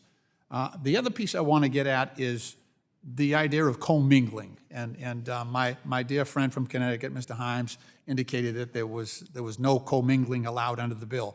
That is just not true. That is not true. In Section 306 of the bill, there's a provision that allows commingling of funds whenever certain issues come up, cybersecurity, blockchain maintenance, but also, most importantly, there's a provision there that allows the customer, it allows the customer to waive affirmatively the ban on commingling. So much like when you want to get on an app and it'll say, you know, if you click install or click yes, all of our rules apply, terms of service apply. That's what crypto firms will do. They'll to get on that platform, to use their service, you will click affirmatively that you waive your rights against commingling. So this bill is designed to facilitate, if all of us can agree that that is a common occurrence with our iPhones and accessing applications and doing business on our phones, that'll be the practice here in the United States, that in order to participate in these platforms and to engage in this type of commerce, you'll have to click yes. Once you do that, bingo, your commingling protections are gone. So that should be removed from the bill. But again, it's just one more reason that commingling is allowed under this bill. Make no doubt about it. Thank you. I yield back. Thank you, Mr. Vargas. Gentleman from Minnesota, the Republican whip, Mr. Emmer, the majority whip, is recognized for 5 minutes. Yeah, thank you, sir. Thank you, in fact, Chairman McHenry and Chair Hill. Thank you for you and your team's tremendous work on this market structure bill. And contrary to my colleagues' remarks about enforcing the law, the problem in this country has been a failure to have certainty and clarity in this area, and it's driving opportunity and investment off of U.S. shores. I have to say, again, my compliments to the two chairs that I referenced. It's no small feat to coordinate cross-jurisdictional comprehensive legislation, especially on this topic. So I first and foremost, again, want to commend the work you have put into this legislation, specifically the work your staff has put into the bill. I also appreciate the time that you've taken throughout this process to listen to my concerns. This bill is an absolute step in the right direction, but it is not the last step by any means. This markup is intended to debate the ideas presented in the bill, offer amendments, and strengthen the bill. And when we move the bill out of the Financial Services Committee today, we will continue to collect member feedback and stakeholder input so we can educate members of the House, because the education appears necessary, and ensure that any legislation that comes out of this Congress is done right the first time, is globally competitive, and puts the United States in the driver's seat on crafting the future peer-to-peer digital economy. The United States' leadership in the global economy is propelled by our ability to leverage innovations that make markets and communication more efficient. For example, the United States responded to the emergence of the Internet, a decentralized digital infrastructure upon which anything can be built, by advancing policies that prioritize American values of privacy, individual sovereignty, and free markets. As a result, the Internet stands today as an infrastructure that any American can access freely without the permission of public officials, thank goodness, unlocking an abundance of economic activity and opportunity in this country.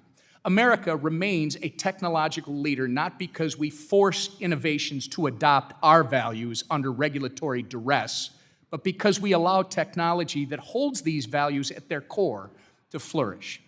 The next phase of the digital economy, the ownership economy, consists of a trusted, immutable mechanism for transferring value in real time over the internet. Enter crypto, a technology that can shift economic power from centralized institutions that some of my colleagues seem to support at the expense of the people. Instead of supporting those centralized institutions, it turns the power back into the hands of the people. It's transformational. The sense of urgency to create a globally competitive framework for digital assets that catalyze domestic innovation and give Americans the confidence they need to engage with this technology has never been more important than it is now. The European Union is implementing its markets in digital assets framework to regulate a large swath of the digital asset ecosystem, from tokens to exchanges, and they're ensuring legal clarity for innovators. The UK passed a bill increasing clarity and supporting the adoption of cryptocurrencies in the country. Hong Kong is even throwing its hat in the ring, creating a Web3 task force and opening up its financial system to digital asset companies. If Congress does nothing, the United States will miss a huge opportunity and Americans will suffer for it. What would the internet look like today if it had been designed by the Chinese Communist Party? We have an opportunity to lead globally in designing a future digital economy powered by digital assets that advance American values of privacy, individual sovereignty, and free markets. The Financial Services Committee has come a long way in taking up these issues since I started working on digital asset policy back in 2015, and today's markup represents a great commitment to capture the opportunities presented by this technology. I look forward to continuing to work with you, Chair McHenry, and Chair Hill, and everybody else who's involved in this, and the industry, so that we can educate our membership and make sure we get this legislation right the first time. Thank you, and I yield back. The gentleman will yield. I will yield. I personally want to thank you for your engagement. You've made this product better. You foresaw what was going to happen with the Ripple case and ensured we built in an answer in this legislation.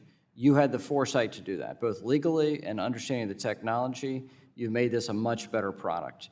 And you have my commitment that I'll continue to work with you and the broader conference on refining this product to make sure that it is the best product in the world for digital assets. Thank you for your leadership. And now I yield back. Gentleman yields back. Ms. Beatty of Ohio is recognized for 5 minutes. Move to strike the last word. The lady is recognized. Thank you. You know, as I listen intensely, there seems to be more questions than answers, especially when I think of that we need to have adequate consumer and market protections. We need to have the agency governing this to have real money there, not money that's taken away from somewhere else. And lastly, let me also say that I believe that this bill undermines the existing investor protection law, fails to establish a private enforcement framework going forward for digital assets, and it opens the door for investors to be defrauded without an opportunity to hold the corporations accountable for misconduct. So I will not be able to support this bill, but I would like to yield to Congressman Scott. Thank you. It's all right. Thank you, Ms. Beatty. Let me go back to the two basic foundations of why this is the wrong way to go.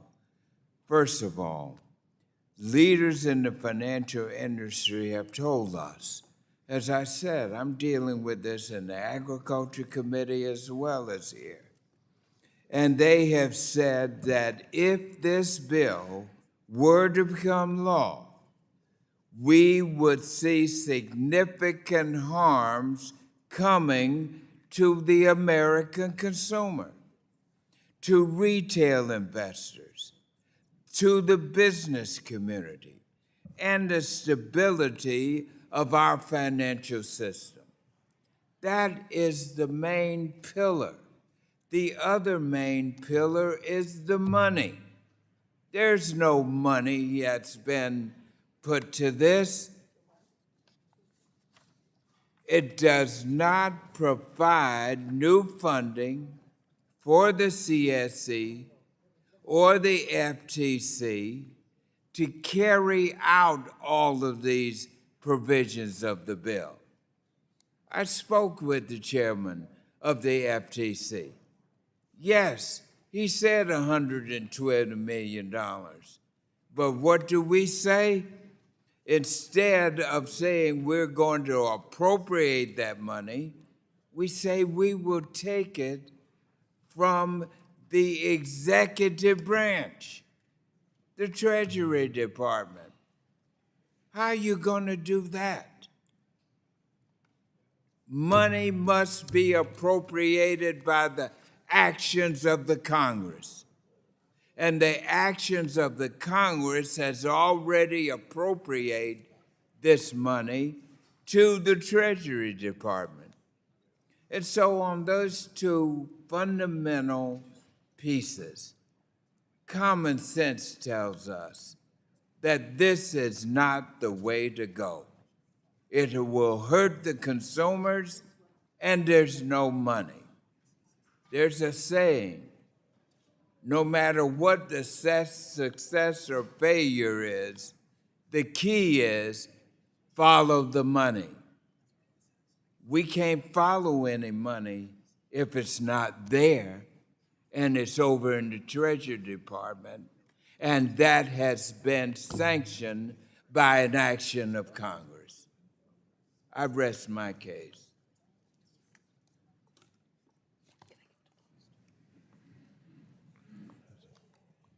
It's Mrs. Beatty's time.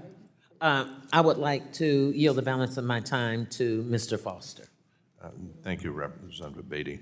I'd just like to do a little clarification. There is a reason why fentanyl trafficking, human trafficking, all of the evil stuff that I don't think we support in this committee, uses crypto assets for the lifeblood. And the reason is, it is in fact, if you're sophisticated, it is in fact not traceable. You've all, probably many of you are familiar with the pictures of all the drug dealers lined up by the Bitcoin ATM. Well, Bitcoin's pretty traceable, but then you take it, you put it through mixers, you put it through anonymous, less traceable currencies, you do all your dirty trading, then bring it back through the mixers and so on, and just say, oh, I just want to get my Bitcoin out, convert it back into cash, and you're in Fat City.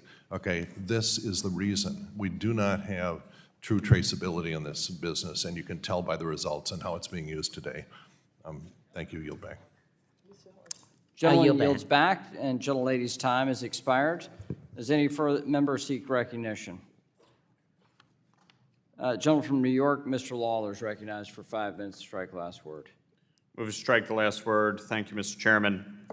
In the absence of a framework in the United States, other countries have rushed to build frameworks and become developmental hubs for the digital asset ecosystem. The ability of other countries to successfully build digital asset frameworks and incorporate distributed ledger technology into their market infrastructure further underscores the need for Congress to act. And while Congress works to negotiate a legislative solution to many outstanding questions regarding digital assets, the Securities and Exchange Commission continues to regulate by enforcement and is actively policing digital asset markets without clear direction from Congress. And it's not just the SEC and Gary Gensler who hasn't met a regulation he doesn't like. It is activist attorney generals like Tish James from New York who believe it's her right to use the Martin Act to create her own regulatory framework. Now in New York, the Superintendent of Financial Services, Adrian Harris, has done a very good job of dealing with blockchain technology and cryptocurrency and digital assets in the absence of a federally regulated system. But it is clear that we need a system in place at the federal level so that states like New York and the activist Attorney General Tish James don't assume power that is not theirs to have. So there needs to be a legislative framework here. Blockchain technology has been, in recent years, a new and developing technology, the result of innovation and investment. And of course, the regulatory framework generally comes after, because it is responding to the changes in technology. It is responding to the innovation. And it is responding to the growth. Just look over the last 2 decades. Look at your phone and what you're able to do on your phone because of the changes in technology versus when you had a Nextel walkie-talkie or, a BlackBerry. The changes in the system and in technology and innovation are so beneficial, but also lead to challenges and concerns. And it requires us to operate based on the reality and adjust. The collapse of FTX warrants a regulatory framework that would address many of these challenges. It's not all going to be solved today. It's going to continue to take effort on the part of Congress to take action. But doing nothing, not moving any of this legislation, is illogical and dangerous and creates the framework and the potential for another FTX. So we do need to act, and I want to commend Chairman McHenry and Chairman Hill for their work on this important issue and taking action that is required by Congress. We do not need 50 different regulatory, systems across the country because of Congress's inability to act. We do not need activist attorney generals like Tish James using the Martin Act as a vehicle to bludgeon new technology and innovation.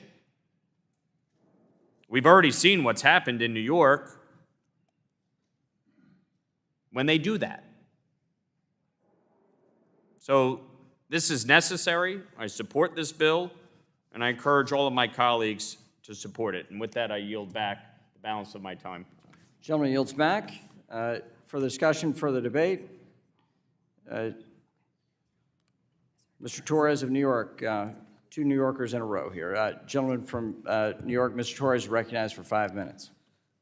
Thank you, Mr. Chair. I'll just offer a few thoughts. I mean, there are profound philosophical differences on the subject of crypto, and there's almost no point in relitigating those differences because it's been extensively debated here today. But I find myself unpersuaded by the notion that the status quo is working. A status quo that gave us the largest crypto Ponzi scheme in history is not working. It's by definition failing. My assessment is that the status quo is dangerously deregulated and requires regulation. Albert Einstein said, if we do the same thing over and over again and expect a different result, that's the definition of insanity. And the time has come for us to break the cycle of insanity that governs the application of securities law to digital assets. Now, there's a difference between securities law as we as individuals might think it ought to be interpreted and securities law as it has been interpreted by the courts. And the Southern District of New York has held that securities law protects institutional investors in ICOs, but fails to protect retail customers on exchanges. The SEC could, in theory, appeal, but an appeal would take years. So regardless of one's personal view on securities law, we have a status quo in which institutional investors are protected, but everyday average Americans are left exposed. And the choice before the committee in the world as it is whether we should maintain that status quo or change it to fill the gap in investor and consumer protection for everyday Americans. And I believe we should change it. Now, there are those who argue that there's no need for Congress to act, that we should leave it to the courts and the regulators to figure out the application of securities law to digital assets. One of my frustrations is that Congress is often the most powerful institution. We as Democrats argue that we've ceded far too much authority to the courts, particularly the Supreme Court. Republicans often argue that Congress has ceded too much authority to regulators. We can reclaim as our authority as a legislature by actually legislating. And we should legislate with respect to digital assets.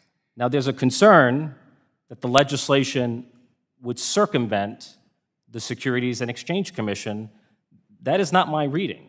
I read the bill to codify the SEC as a regulator of digital assets, right? The bill essentially holds that a digital asset is presumptively subject to the jurisdiction of the SEC until it is shown to be sufficiently decentralized to constitute a commodity. That's not a circumvention of the SEC. That's a codification of the SEC's authority to regulate digital assets. You know, I heard a concern earlier that a corporation like Apple can tokenize stock. A stock is inherently a security, regardless of whether you tokenize it. In fact, the legislation says the term digital asset does not include any note, stock, treasury, stock security, future, all the traditional securities. So the legislation does not apply to traditional securities. There's a difference between a security in itself and a digital asset that's offered as part of an investment contract, which is a security. There's concern about the safe harbor. My understanding is that the safe harbor offers no protection to any bad actor who perpetrates fraud or market manipulation or misappropriation of funds. Right? A bad actor like FTX and Sam Bankman-Fried would not have benefited from the safe harbor contemplated in the legislation. And there are legitimate concerns about regulation by enforcement. The SEC has not issued a single rule clarifying the application of securities law to digital assets. There's been no written guidance.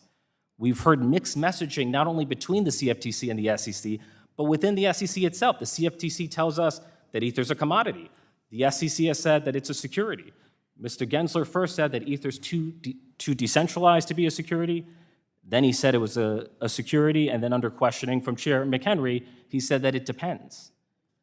I mean, if you consider that regulatory clarity, then you live in a different planet from me. I am confused by the mixed messaging, by the lack of rules and guidance that have been provided by the agency. And this legislation is far from perfect, but it represents a good faith attempt to bring clarity to an area where none exists. And I associate myself with the comments of Congressman Himes and Congressman Nickel, and I will support the legislation.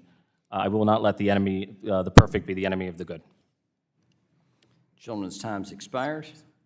We'll go to the gentleman, Mr. Horsford from the great state of Nevada, and I mispronounced that, and I'm sorry. Nevada, from the great state of Nevada. I'm trying harder here. So, Mr. Horsford, you're recognized for 5 minutes. Sorry. At least someone on the team got it right. I wanted to yield to Mr. Lynch at this time. I thank the gentleman. I just want to pick up on a couple of points. My friend and colleague, the gentleman from New York, Mr. Torres. So the SEC has brought, as I said before, over 130 cases into court against various firms that have either run afoul of securities law or have failed to register. And so each and every case, each and every one of those 130 cases had an opinion by the court, and it was instructive. It did tell the firm what they were doing wrong. In many cases, the court reiterated what the SEC had argued in court. So there's not a lack of clarity. There's a lack of conformity and compliance with the existing law. So that message has been given to these firms by the SEC and by the federal courts. They've time and time again said, you need to register, you're a security. Here's the Howey test. Here's what makes this covered as an investment contract. And that's been consistent. And those cases have bubbled up to the United States Supreme Court on several occasions. So there's not uncertainty. They just don't like the certainty that they've got. So they're seeking this bill. They want to overturn all that precedent. They want to create a new separate system that would, and this safe harbor, it just drops down once they file that notice of intent to register. It protects them. So the SEC basically is forestalled against investigation or against bringing actions against that firm. There's a tolling of the law during that provisional registration period. So we don't know what they do. we don't know if they're a bad actor. We don't get to find out because a curtain drops down as soon as they file that registration. And look, I'm not a crypto skeptic. I'm just not persuaded yet. What I would like to see is, okay, if we want to do this, maybe we try a pilot program, a regulatory sandbox where we try this out and see what happens. But in the meantime, let's make sure that all of the investor protections that have been developed over the last 90 years that apply to investors now under the SEC, let's make sure all those protections are carried over into the CFTC, which does not have the mandate, the wide and robust mandate of protecting investors that the SEC has. And they have even complained of that over at the CFTC. They've been asking for more money because this is new and different what they're being asked to do here, right? They don't have the staff for it. First of all, they've got a little over 700 people, and there are a lot of vacancies over there. And they're being asked to take on the responsibilities that were previously handled by 4,800 employees over at the SEC, and that enjoyed the benefit of registration fees, a regular stream of income that we established a long time ago. And Wall Street actually brought that idea to Congress that said, look, let's pay into fees so we can fund the SEC to establish and maintain the rules of the road. By the way, in this bill, we stop registration fees going to the SEC. We cut funding to the SEC. So at page 114, we say for 3 years, for the next 3 years, those registration fees, that $800 million that's going to the SEC right now, that gets wiped out, suspended. So think about it. Think about what you're doing here in this bill. You're adding tremendous responsibilities, and you're not funding the necessary resources to undertake the protection. And I'll, later on in this markup, I'll go over all of the consumer protections and investor protections that have been gutted in this bill. But I don't have time for that right now. Again, this is a bad bill. Vote against this bill. Gentleman's time's expired. Further discussion, further debate? Mr. Lukemeyer seeks recognition. Gentleman's recognized for 5 minutes. Strike last word, Mr. Chairman. Gentleman's recognized. Thank you. And I just, as I listen to the discussion here, you know, there's some criticism of the bill. We have a situation where we have one of the major corporations of our country who was handling hundreds of billions of dollars was doing their books on QuickBooks. Come on. The status quo is not acceptable. We've got to find a way to get some protections in place here so that people are investing in this, know what they're investing in, and the companies that are handling those monies actually are doing something that is, and handling it in a way that is accountable to their investors. So we need some sort of protections here, some guidelines, and I think we all have to acknowledge, and we should acknowledge, no bill's perfect. I'm sure this bill's not. We're establishing new guidelines, new guardrails for this situation. And this is the reason for the hearing today. They were going to discuss the bill and come up with some ideas to make it better, not throw rocks at it. So I'm kind of scratching my head here, seeing what's going on. But it's time that we look at the bill and find good ways to make good policy here. So with that in mind, I want to yield to balancing my time to one of the bill's sponsors, Mr. Hill from Arkansas. I thank the gentleman from Missouri for the time, and I'm sorry Mr. Lynch, my ranking member on the subcommittee, has left the room because his assertion that this bill is not my best work, gosh, he joins my sophomore year economics professor, Rendix Fells, who said the same damn thing. So, and my spouse, there's a long list of people who can say something like that. Ms. Beatty says there are many more questions about this bill and implies they're not answered. But I think of many of the questions we've talked about for the last 2 hours, there are answers to each of those points, and they're in the bill. For example, my friend from New York, Mr. Torres, noted you cannot tokenize a security in this bill. It's strictly prohibited. Page 10, it's not a digital asset. The assertion by Mr. Sherman to that point is is not accurate. There's a concern that somehow we're going to facilitate weaker consumer or investor protections. That's absolutely to the contrary, and some of those have centered around this issue of provisional registration authority. So a provisional registration authority creates safe harbors from certain actions, but people are able to be prosecuted. No cases against people are stayed by a provisional authority. That's not correct at all. And the fact that the SEC has won almost 130 cases, not true. They settled 130 cases. And they're confusing and disjointed, and we saw the most recent example of that in the Torres decision in XRP, the Ripple case last week. That's why we need to act in this Congress, to bring clarity. And we are not gutting the SEC. We're enhancing the SEC. We're directing the SEC in a bright line way what their mission is. And as noted by the gentleman from New York, we are showing then how it is governed by the securities regime, and if it's not a security, it's governed by the commodities regime. Now, Mr. Caston says that this industry is covered with wash trades. They're prohibited in this bill. Broker-dealers in the commodity space are registered with the Managed Fund Association. Brokers and dealers in this space are registered with FINRA. They have rules of procedure. They have high standards in this bill that absolutely causes that not to be the case. And funding, we've heard a lot about funding today.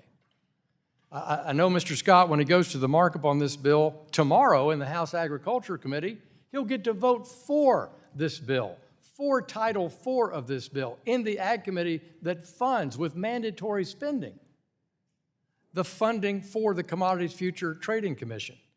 And to the assertion that somehow we've stopped fees that Mr. Lynch said, that's not true on page 114. We do not do that. There is funding, and Republicans support adequate funding based on the bills authorized by this committee and the Ag Committee as to what they will actually do. We'd be happy to do that. But this is an authorizing committee, not an appropriating committee. So, Mr. Chairman, I think you've done good work working through these issues. I think they're well drafted in here. We've had tremendous comments and help from people off the Hill and on the Hill. And I have to thank my friend Mr. Himes. He and I spent a good part of our career in the private sector in finance. We've looked at this bill extensively, and this bill is a bill that makes the system better. Investors are protected. We don't have a race to the bottom. We have a race to the top. And I yield back to Mr. Lukemeyer. I thank him for the time. I yield the balance of my time. Gentleman's time's expired. Any further discussion, further debate on either side? Mr. President. Ms. Presley seeks recognition. Recognized for 5 minutes to strike the last word. Right? Thank you, Mr. Chairman. Move to strike the last word. Congress has learned important lessons on how to regulate our economy and complex investments to protect investors from scams. When regulating something as high risk and volatile as cryptocurrency, we should be comprehensive. Public disclosure, clearly established investor rights, and stringent administrative oversight are critical aspects of our securities laws, but they are overwhelmingly lacking in these proposals. Comprehensive regulation matters. Just look at the recent economic turmoil. When FTX crashed late last year, billions of dollars, not millions, not thousands, billions of dollars were lost. And earlier this year, Signature Bank, which had deep ties to the crypto industry, collapsed, putting more than $100 billion at risk. This bill is flawed. It exposes consumers to unnecessary risk. It exempts digital assets from several consumer, investor, and market protections that would apply to them under existing securities laws. Under this bill, digital asset trading facilities would be permitted to vertically integrate their functions despite conflicts of interest. Under this bill, once a digital asset becomes a digital commodity, basic standards that exist in securities law will no longer apply. This includes ESG disclosures, private rights of action, disclosure of trading fees, and other standards. I urge my colleagues to oppose this inadequate bill. I yield back. Gentlelady yields back. The gentlelady from California, Mrs. Kim, is recognized for 5 minutes to strike the last word. Thank you, Chairman. I move to strike the last word, and I want to thank you, Chairman McHenry and Chairman Hill, for your leadership on this very important issue. the House Financial Services Committee and House Ag Committee Republicans, through the Financial Innovation and Technology for the 21st Century Act, seek to establish a digital asset market structure framework that is appropriate for the unique characteristics of digital assets. This functional framework would provide digital asset firms with regulatory certainty and prevent the regulatory turbulence created by jurisdictional infighting and punitive enforcement actions. In the United States, it is difficult to determine whether a digital asset is offered as part of an investment contract, like meeting the definition of security, or falls under the definition of commodity in the Commodity Exchanges Act. Until there is a consistent, clear framework in place, market participants, consumers, and investors will continue to seek regulatory clarity given the requirements that stem from the clarification of a particular digital asset. Generally, the SEC and CFTC have attempted to resolve this legal question of whether a digital asset is a security or a commodity through enforcement actions. However, the agencies have failed to agree on which digital assets are considered securities and which digital assets are considered commodities. SEC Chair Gensler himself stated in 2021, quote, "We need a better regime overseeing crypto exchanges to ensure we have in place some investor protection," end quote. Since then, he has shifted his perspective regarding the SEC's current authority over trading platforms, claiming most digital assets are securities, and proposed numerous rules to assert his purported authority. While Congress works to negotiate a legislative solution to many outstanding questions regarding digital assets, Chair Gensler continues to regulate by enforcement. The SEC is actively policing digital asset markets through enforcement without clear direction from Congress. Meanwhile, CFTC Chair Benham has frequently and publicly called for additional legislation to close the spot market gap and provide the CFTC with the authority to register and regulate non-security digital asset or digital commodity trading platforms. The reality is, neither the CFTC nor SEC has the authority to register and regulate entities engaged in non-security digital asset or digital commodity spot transactions. The FIT for the 21st Century Act provides CFTC and SEC with these authorities, which is a reality that is far better than chaotic and ineffective status quo. That is why I support this act, and I urge my colleagues to do the same. Thank you, and I yield back. Gentlelady yields back. Is there further discussion, further debate? Further amendment? Gentleman from Pennsylvania, Mr. Muser, seeks recognition, strike the last word, recognized for 5 minutes. Thank you, Mr. Chairman. I do as well commend the chairman and Mr. Hill for the hard work being done here, as well as Chairman Thompson and Mr. Johnson from the Ag Committee in crafting this Financial Innovation Technology 21st Century Act. Enormously necessary. Those who have spoken with the industry, both the positives and negatives, clearly the positives far outweigh the negatives. This bill is a product of a lot of work on both committees, created a much-needed framework for digital assets. The EU and the UK are advancing ahead on digital asset regulation, drawing American companies offshore. Many of the colleagues across the aisle say this bill benefits bad actors, just don't see it. In fact, during the bipartisan page turn through this bill, the so-called legal experts did state that this would have prevented FTX from happening, and whereby it was acknowledged that the offenses of FTX would have been prevented should this have been in effect. So this bill helps prevent bad actors. It brings crypto companies into reasonable regulations, which is where you need to start, not end, but start. Encourages registration at the SEC and CFTC, and sets up the future of a decentralized finance. Maybe that's the problem. But that aside, we see time and time again, the status quo creates nothing but uncertainty. We did see in the most recent Ripple case related to the SEC, that the SEC, according to our laws, was outstepping their authority and trying to overregulate via enforcement. And frankly, this is typical of Chair Gensler's SEC, doing everything they can to extend their authority beyond what is statutorily outlined in their mission.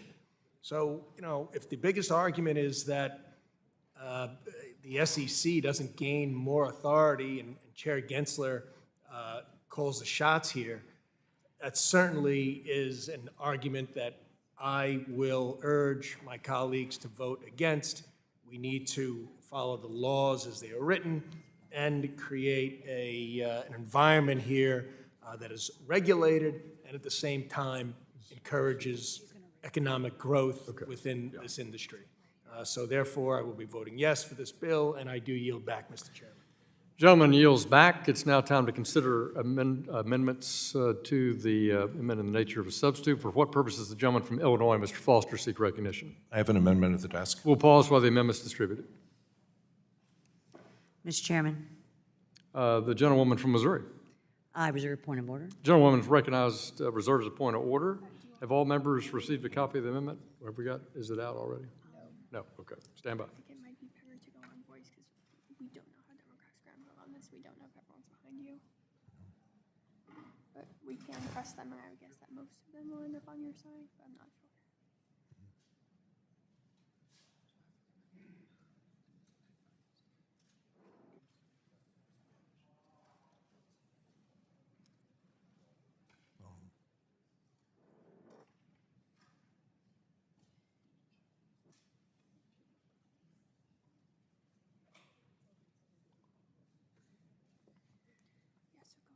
Going on voice is definitely safer, but it's not the end of the world. It would be good if we can show. That's why we let it be voiced, I guess. You will? Okay.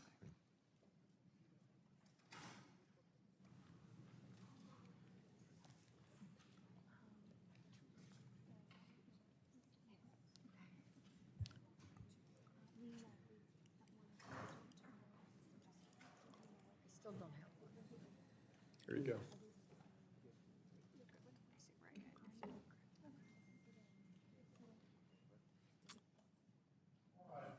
Do all members have a copy of the amendment? The clerk will report the amendment. Amendment to the amendment in the nature of substitute to H.R. 4763, offered by Mr. Foster of Illinois. Without objection, the reading of the amendment is dispensed with. Pause for a minute.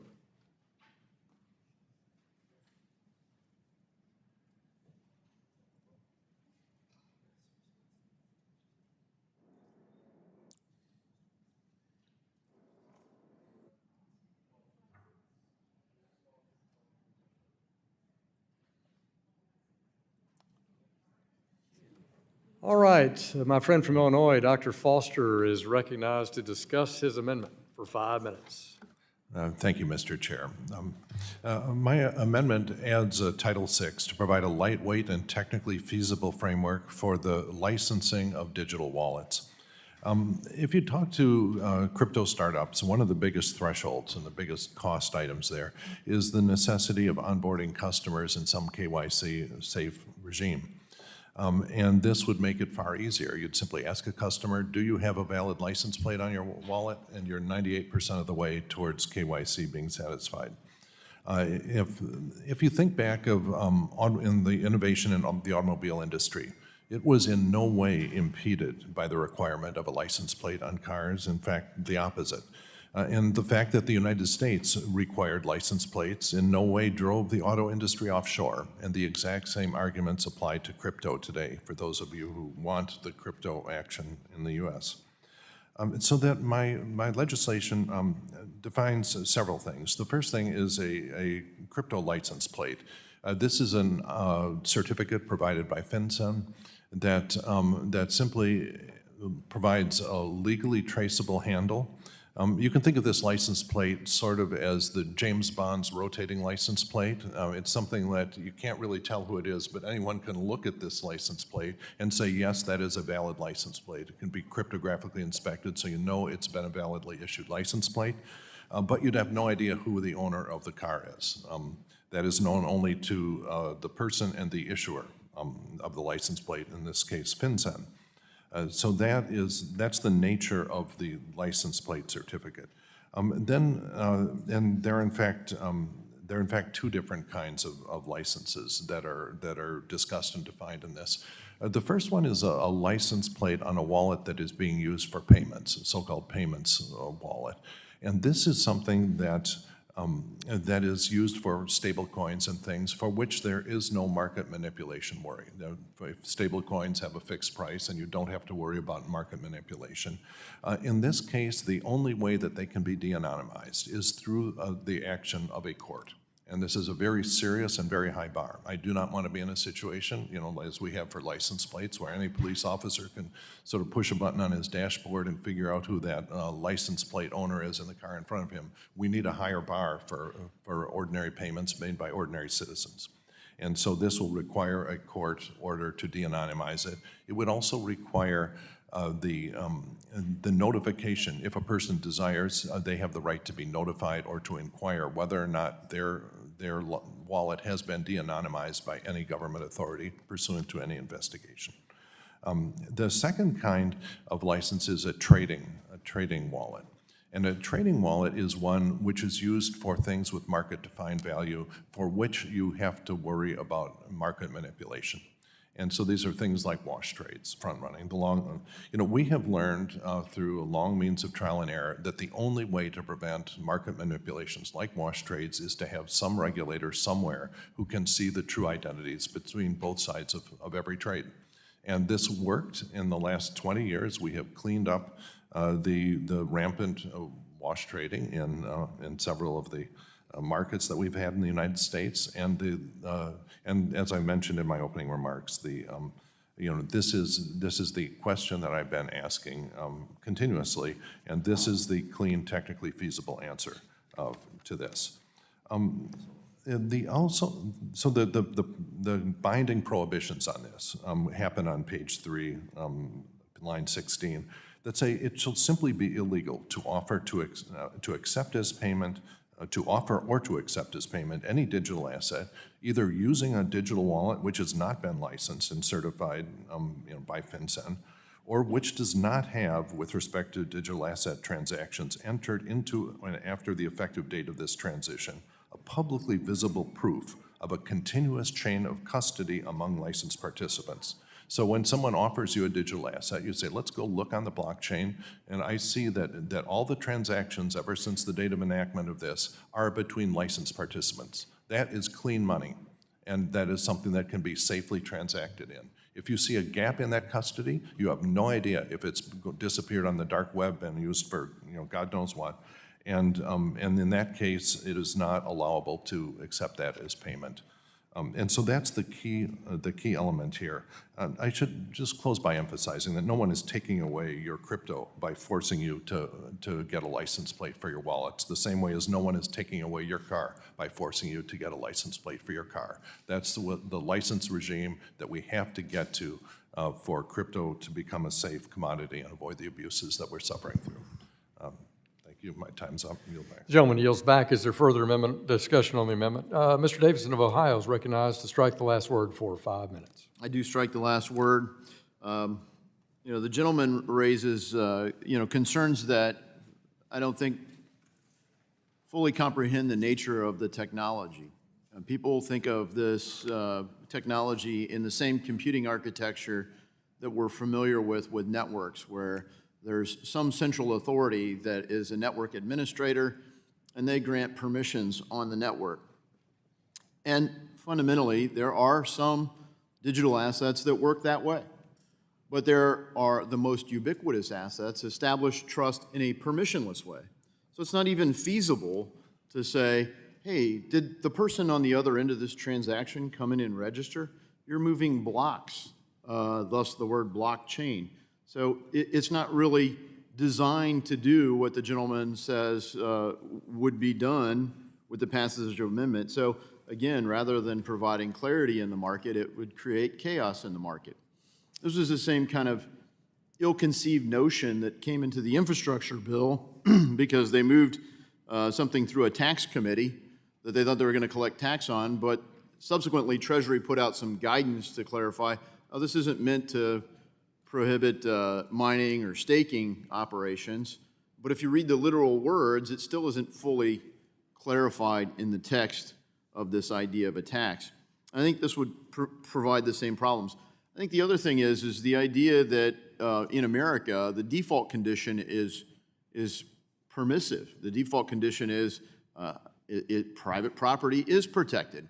And of course it's my money. I should have access to my money. I shouldn't need to get permission from the government to access my money. In fact, if my freedom is infringed in any way, it should only be infringed by an Article III court. So I appreciate the gentleman's extra safeguards that he mentioned for stablecoins. And frankly, that logic would be well served as we look at actions going on in banking today. Part of the reason people have been attracted to digital assets, and frankly, part of why so many people in the country are unbanked, is because they don't want to be canceled by their bank. They don't want their transactions filtered by a bank. You have companies that have engaged in no unlawful conduct, that don't even have debt, being debanked by some of the biggest banks in our country because they don't approve that they consume energy to mine Bitcoin, for example. JP Morgan Chase did this to Riot Blockchain.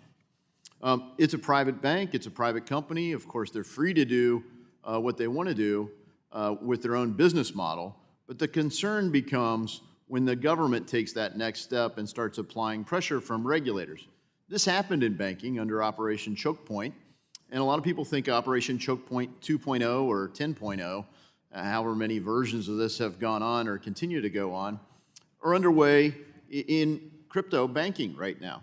In fact, that's part of why we need to get this regulatory clarity across the finish line.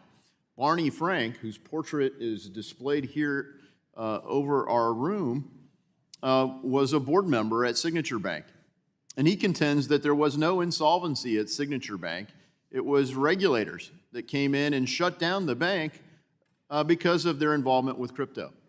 Regulatory clarity that comes from this legislation is important. The safeguards for private property rights and self-custody and the ability to transfer these assets are vital to the function. You can't have DeFi, decentralized finance, without the decentralized part. And that's where self-custody and the ability to transfer takes place. As I spoke earlier, there are guardrails when people move out of traditional bank accounts and onto a blockchain. That's effectively a CTR-style event. And then everything on the ledger is traceable, reviewable. And so these things are being solved in large numbers by law enforcement today. And so I think the reason we know about so many of these things, the problem in blockchain is minuscule compared to the problem in cash, and not just duffel bags of cash in conventional banking. So there are ongoing issues. We should be right to be concerned about them. But I believe the gentleman's amendment misses the mark both in technological feasibility and in functionality and in the purpose of this bill, which is to provide clarity for the market. I urge our colleagues to oppose it, and I yield back. Gentleman from Ohio yields back. Is there further debate on the amendment? Gentleman from California, Mr. Sherman, is recognized to strike the last word for 5 minutes. Respond to the gentleman from Ohio. I worked hard with several Republicans against Operation Choke Point because every legal business should be able to get a bank account. That should apply to marijuana.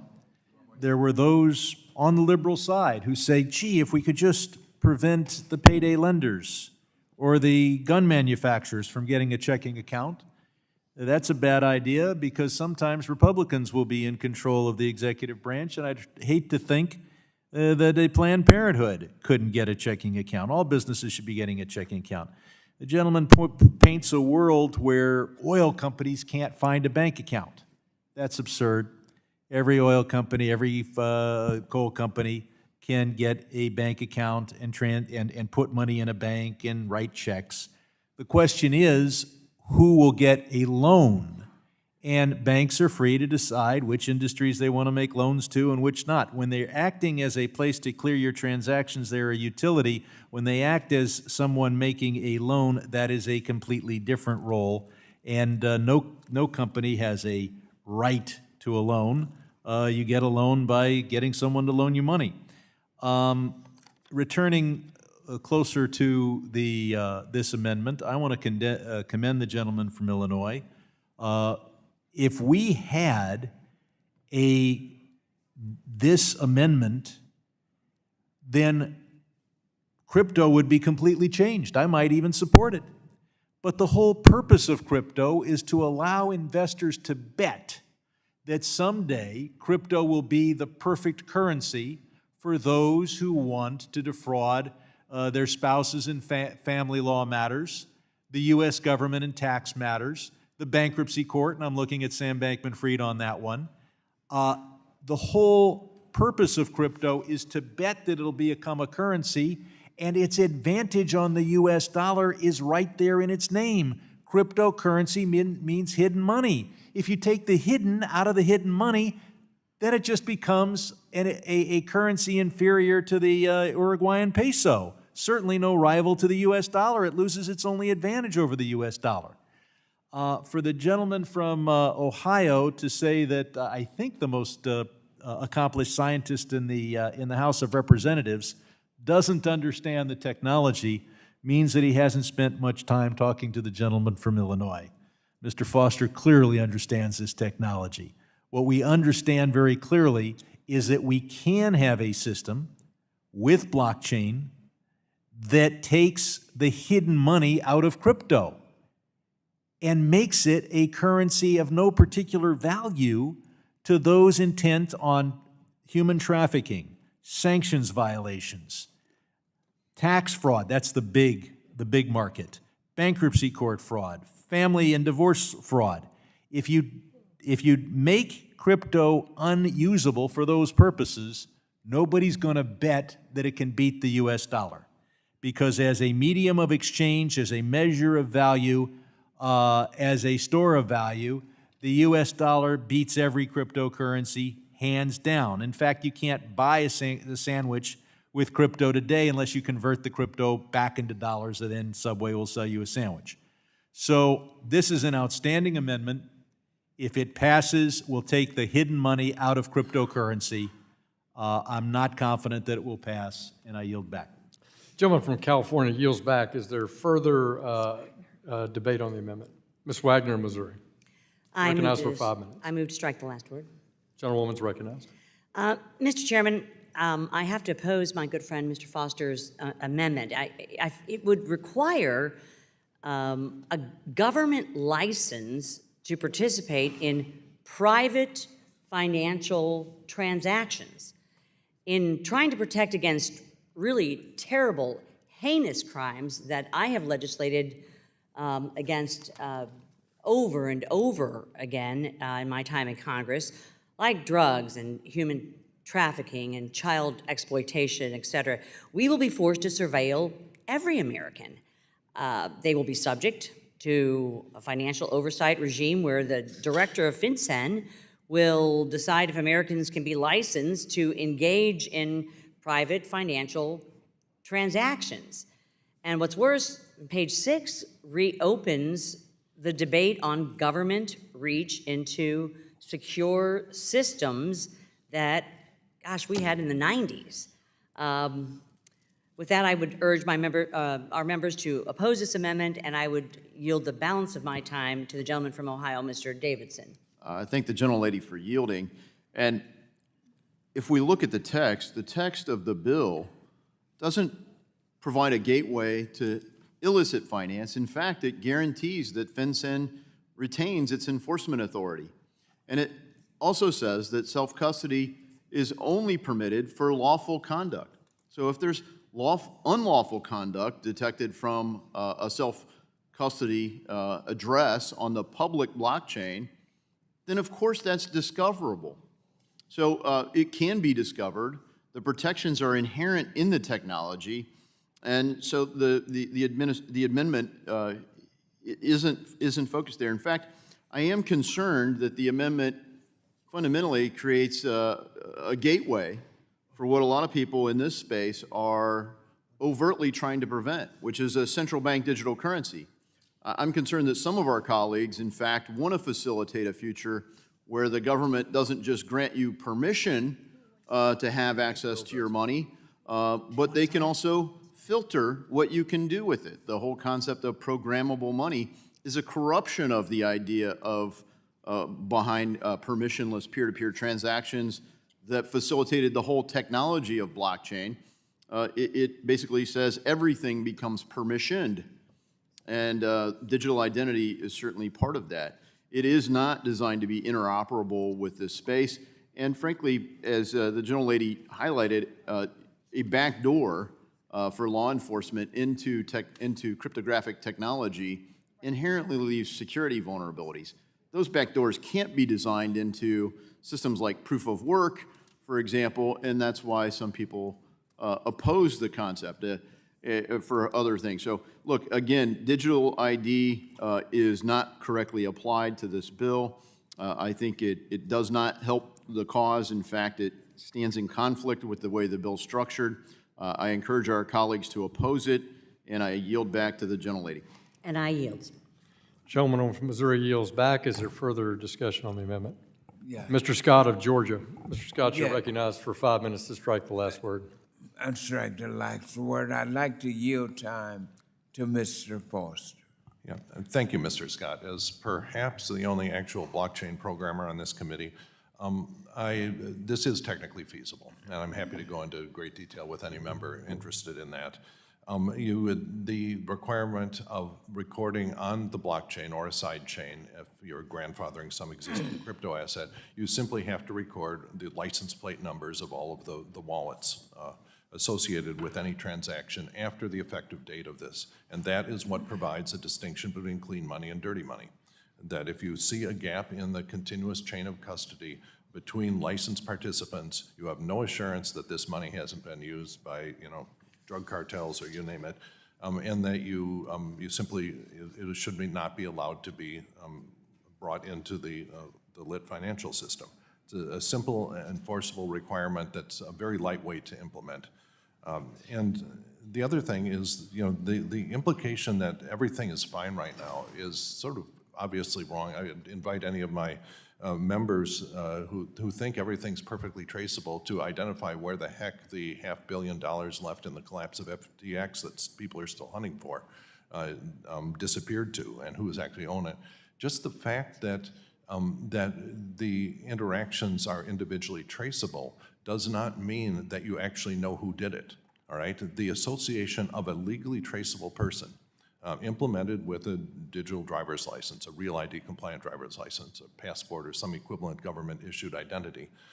The association of every wallet with that ultimately is what allows you to say, okay, when this thing disappeared offshore for a bunch of transactions, we at least know who was doing that. And if you try to bring back something that hasn't, that has a gap in that list of license plate numbers, okay, that's not something that we can allow. And so this whole business with permissionless, I think, is the fundamental thing. We do not allow permissionless operation of automobiles for very good reasons. Automobiles are too dangerous and too fast-moving to be allowed in anyone's neighborhood. And we have learned the hard way that there are certain things, like automobiles, like crypto. I mean, there's a lot more people who are damaged by fentanyl than unfortunately even automobile accidents these days.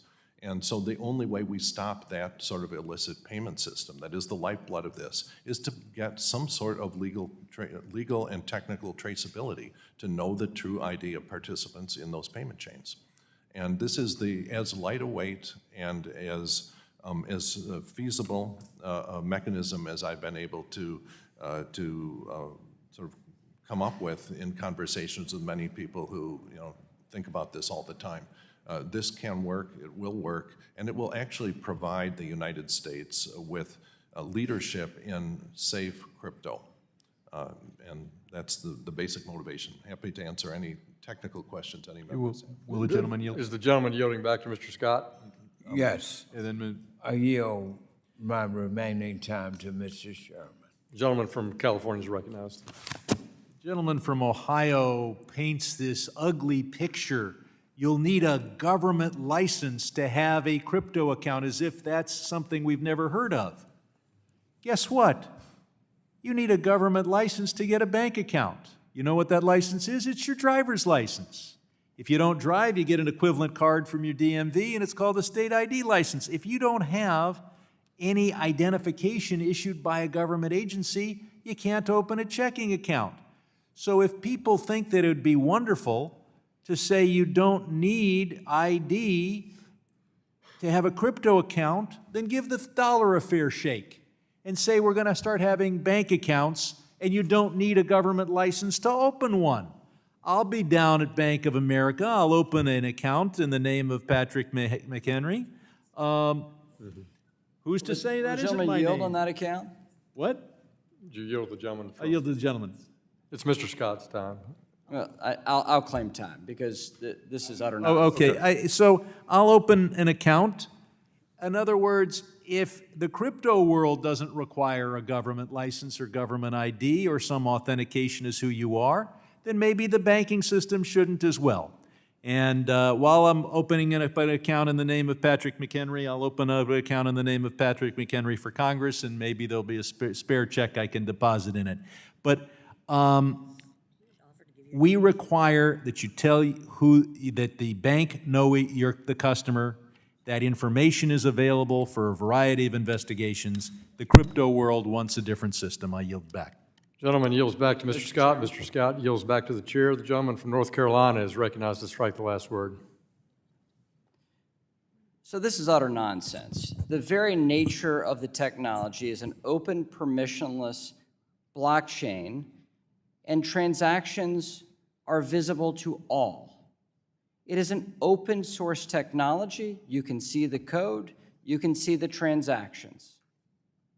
I can't see in the current economic system the movement between Mr. Sherman's account and Mr. Foster's account, if we're going to use names, Mr. Sherman. So in that system, the movement between accounts, those are not evident in public. Hear me out. Hear me out. I listened to your arguments, but you have an open system whereby the transmission lines are public. And at either end of this, you have a wallet. And the wallet is your ownership of this. And the wallet, they have markings, public to all.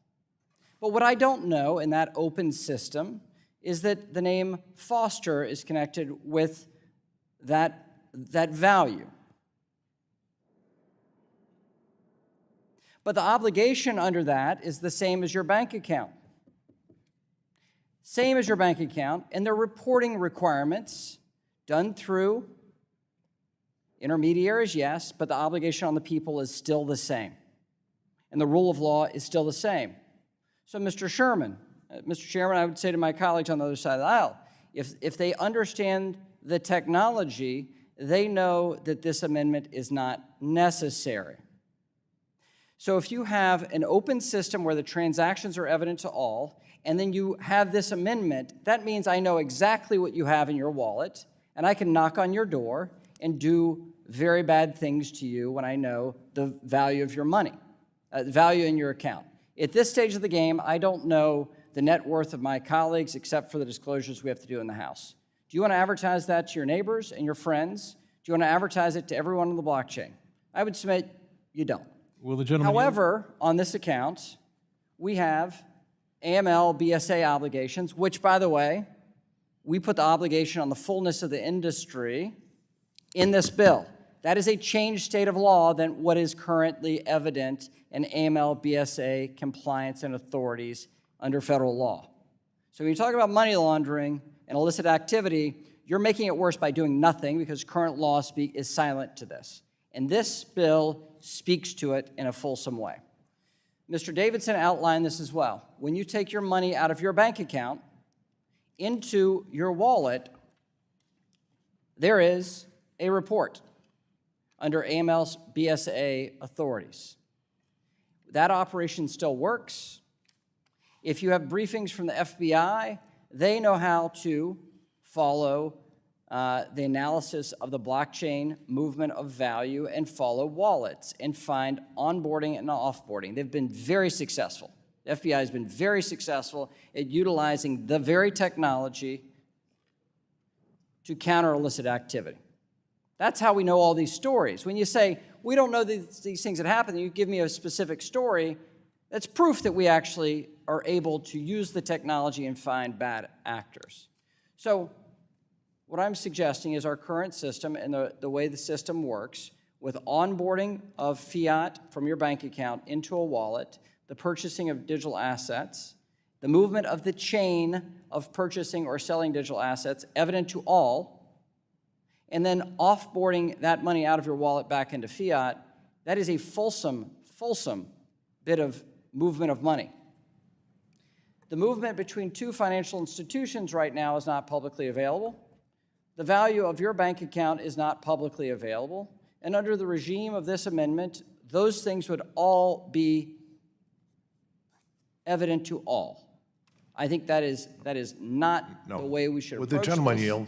and it shows a deep failure to understand the nature of the technology and existing law. Happy to yield to the gentleman. Yeah, well, first off, this would not become public.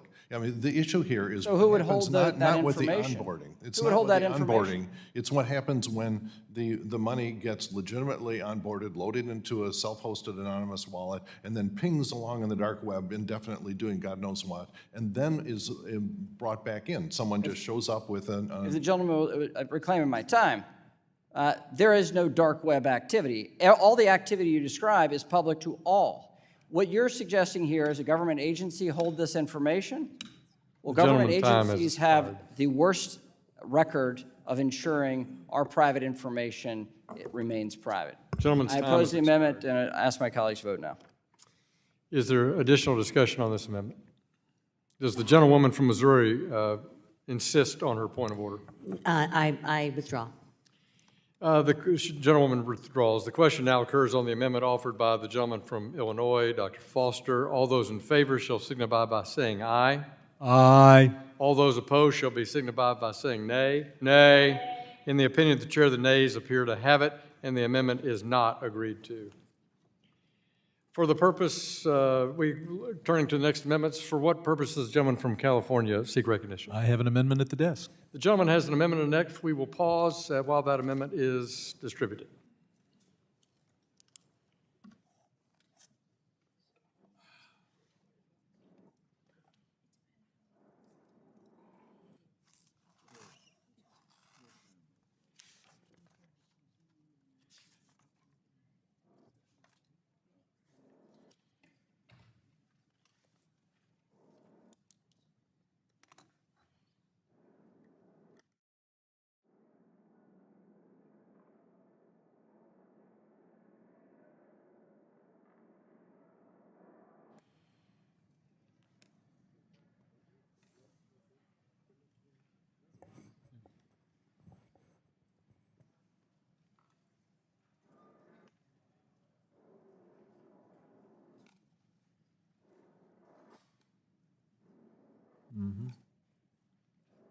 Mr. Chairman? I reserve a point of order. The gentleman from Missouri reserves a point of order.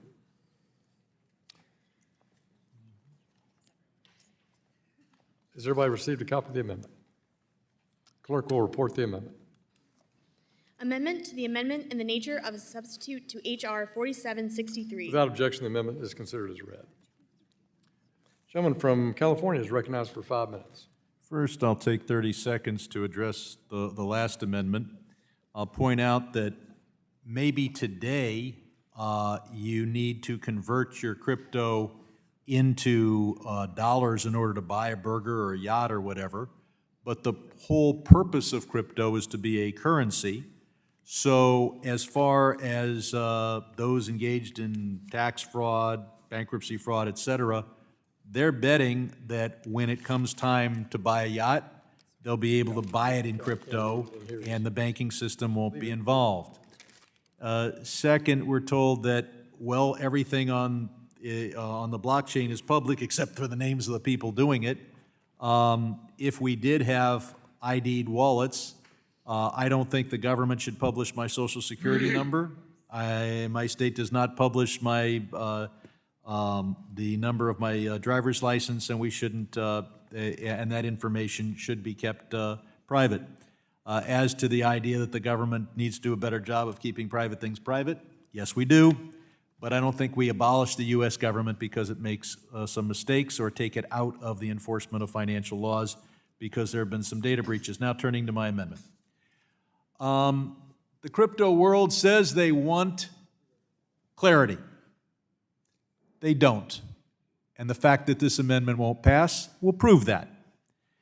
This bill is not going to provide clarity in its present form because it's going to go to the Senate and it's not going to pass. We have a chance today to provide clarity and to pass a bill through the House and the Senate. How do we provide that clarity? With this amendment, we simply say the Securities and Exchange Commission has jurisdiction. That's something Democrats can support. That's something Republicans should support. That's something the Senate will support. And as soon as it passes, the crypto industry will have clarity. Instead, the crypto industry wants us to pass this bill through the House, let it die in the Senate, and maybe years from now, they'll get what they want, which is clear, mild patina of regulation. But the crypto industry doesn't want clarity today because they will fight against this amendment. What is this? Again, with this amendment, we can get bipartisan support, we can get the administration on board, we can provide clarity, and we can provide the tough regulation that this industry needs. If there's any industry that needs tough regulation, and the tougher of the regulators, it's the crypto industry. Does a week go by when we don't see another indictment of a crypto criminal?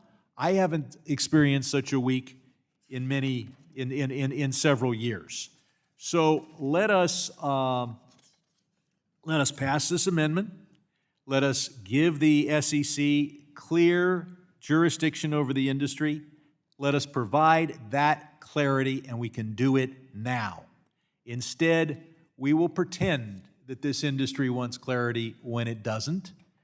What they want is to do everything possible to keep the SEC out, to make sure we don't have strong regulation, to go with the weakest regulator we can, and they will keep fighting for that at the expense of having clarity, because they don't want clarity. They want a patina of regulation. So I don't want to hear the crypto industry complain that they don't have clarity. They can have clarity in 2 minutes. All they have to do is tell us they support this amendment.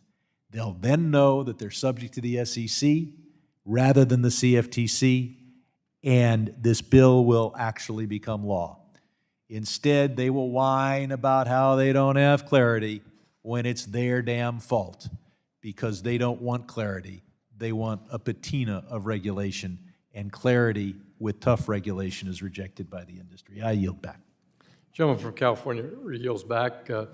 I yield time to myself to strike the last word. I want to appreciate my friend from California for his amendment, and as a former chairman of the Capital Markets Subcommittee, I'm somewhat surprised by his assertion that his amendment would take every digital asset and subject it to the SEC when we don't have full jurisdiction to make that claim here in this committee because of the fact that already 70% of what's been engaged in this market are over in the commodity space, which is why this committee for the last few months has collaborated with the Ag Committee to have a robust, fit-for-purpose regulatory regime in both securities and commodities overseeing digital assets. It is not a light patina. It is not advocated for by the crypto industry. This is finding a very clear way to designate, as I say, strong investor and consumer protections while also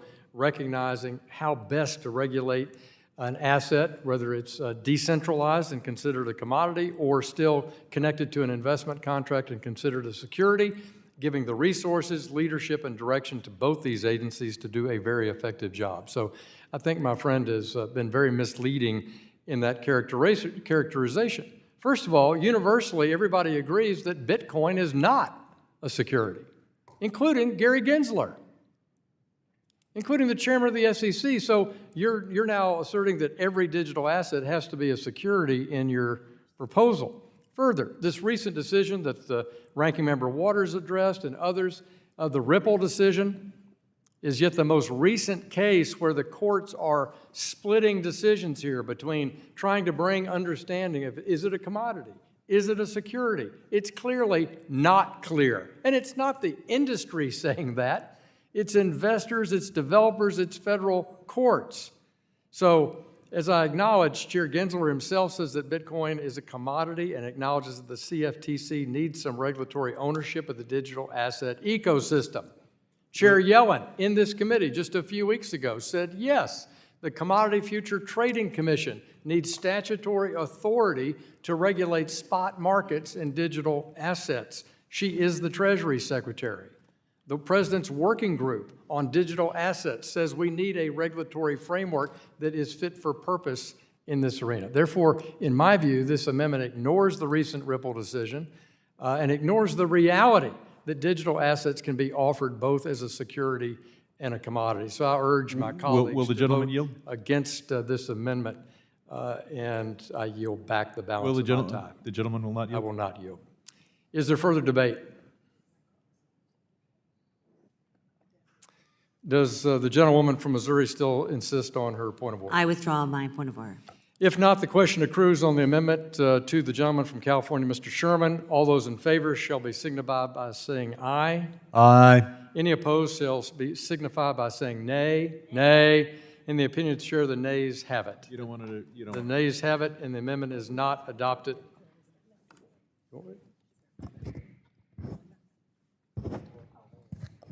Is there further debate on the amendment of nature or substitute? I have an amendment at the desk. The gentlewoman from California has an amendment at the desk. We'll wait till it is distributed.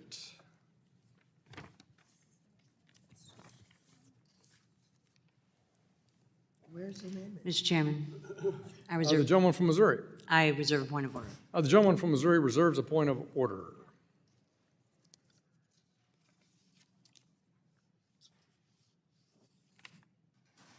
Is it distributed?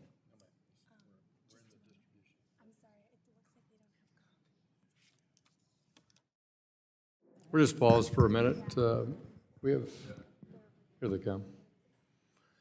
Pausing while we distribute the amendment.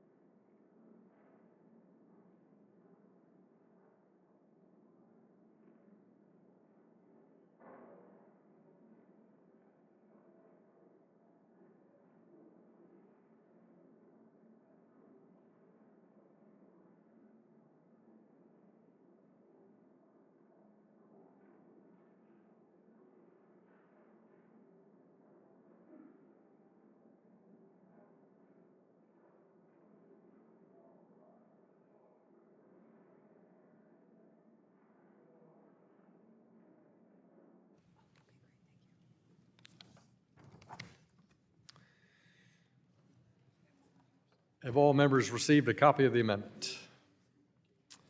If so, the clerk will report the amendment. Amendment to the amendment in the nature of a substitute to H.R. 4763, offered by Ms. Without Waters. objection, the reading of the amendment is dispensed with, and the gentlewoman, the ranking member of the committee, is recognized for 5 minutes to discuss her amendment. Thank you very much, Mr. Chair. As I've said before, the administration has not called for and opposes a wholesale restructuring of securities and commodities laws in order to ensure digital assets are properly regulated, overseen, and that bad acts in this sector are punished. However, the administration has indicated that there are small gaps that Congress can fill in oversight to ensure the most robust oversight of the digital asset ecosystem. Last year, the Financial Stability Oversight Council highlighted discrete policy recommendations to strengthen the regulatory framework, such as providing federal oversight for the cryptocurrency spot market, not deemed to be securities by the SEC, which would fall under the CFTC's jurisdiction. Additionally, FSOC recommended providing regulators with more visibility of crypto assets businesses, affiliates, or subsidiaries. Such an approach would be similar to consolidated supervision in other authorities. Banking regulators have to examine affiliates and subsidiaries of most banks, while FTX only had a couple of relatively small entities that were registered with the SEC and CFTC, providing the SEC with visibility into FTX's other affiliates and subsidiaries could have been helpful in identifying problems earlier and protecting customers. For example, the SEC nor any U.S. regulator had any visibility into the actions of Alameda Research, an FTX-affiliated $40 billion hedge fund that was actively trading against FTX customers. SEC Chair Gensler has also emphasized the need for legislative action to ensure the SEC has sufficient extraterritorial reach overseas, which could have flagged issues with FTX before its collapse. However, it appears that the language in the bill fails to address these recommendations. I urge members to support this amendment, which instead of wholesale redoing and undoing the investor protection framework, would instead offer targeted and meaningful fixes to better protect investors. I yield back the balance of my time. Gentlewoman yields back. Is there other debate on this amendment?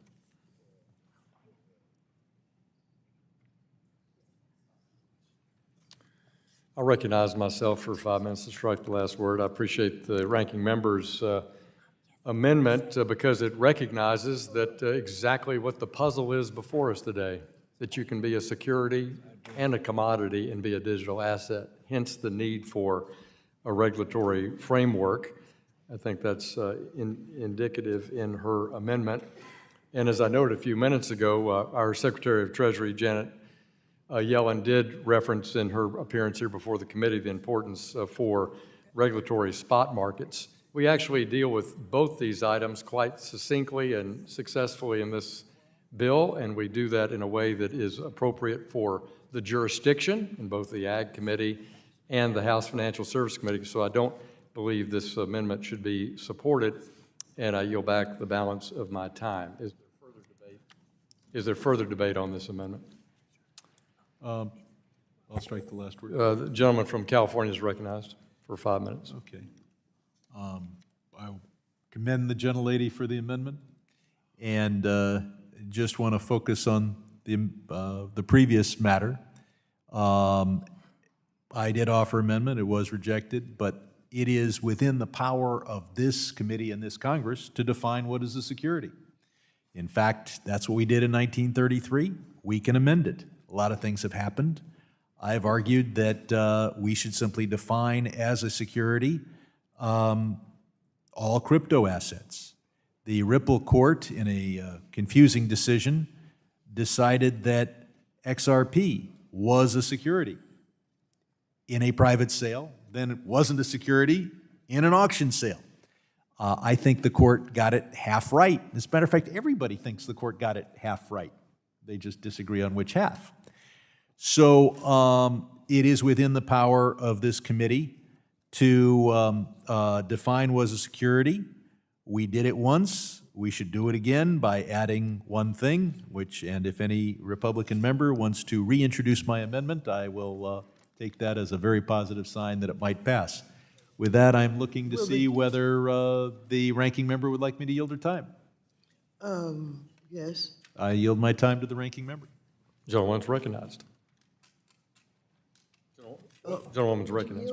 Yeah, you yield to Okay, Mrs. Waters. thank you very much. I just want to get back to one of the points that I made when I referenced Alameda Research at FTX and the affiliated $40 billion hedge fund that was actively trading against FTX customers. I was shocked by this.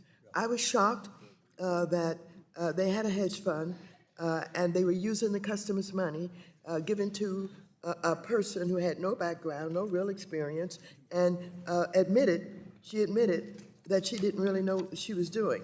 Now, what I'm attempting to do is to make sure that we have a reach into those kind of affiliates. And is that, well, that's what I would like to just Yeah, with the gentlewoman reinforce, yield. and I yield back. Yeah, the gentlewoman brings up a very good point. I think we were all shocked by the outrageous, illegal, and manipulative behavior by the FTX leadership and collapse, and that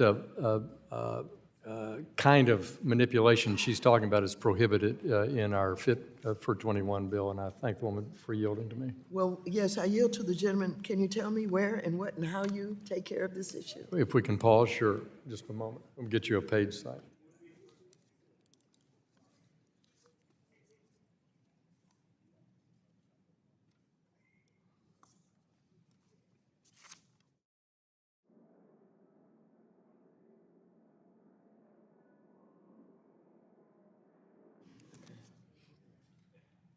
Will someone listen to this so when it go to where it's supposed to be answered, you can see it?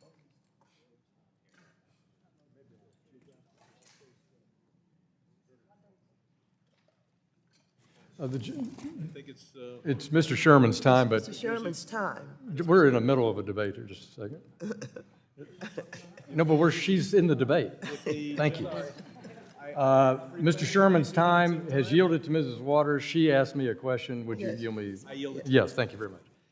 So on page 130, you said 131, but it's not.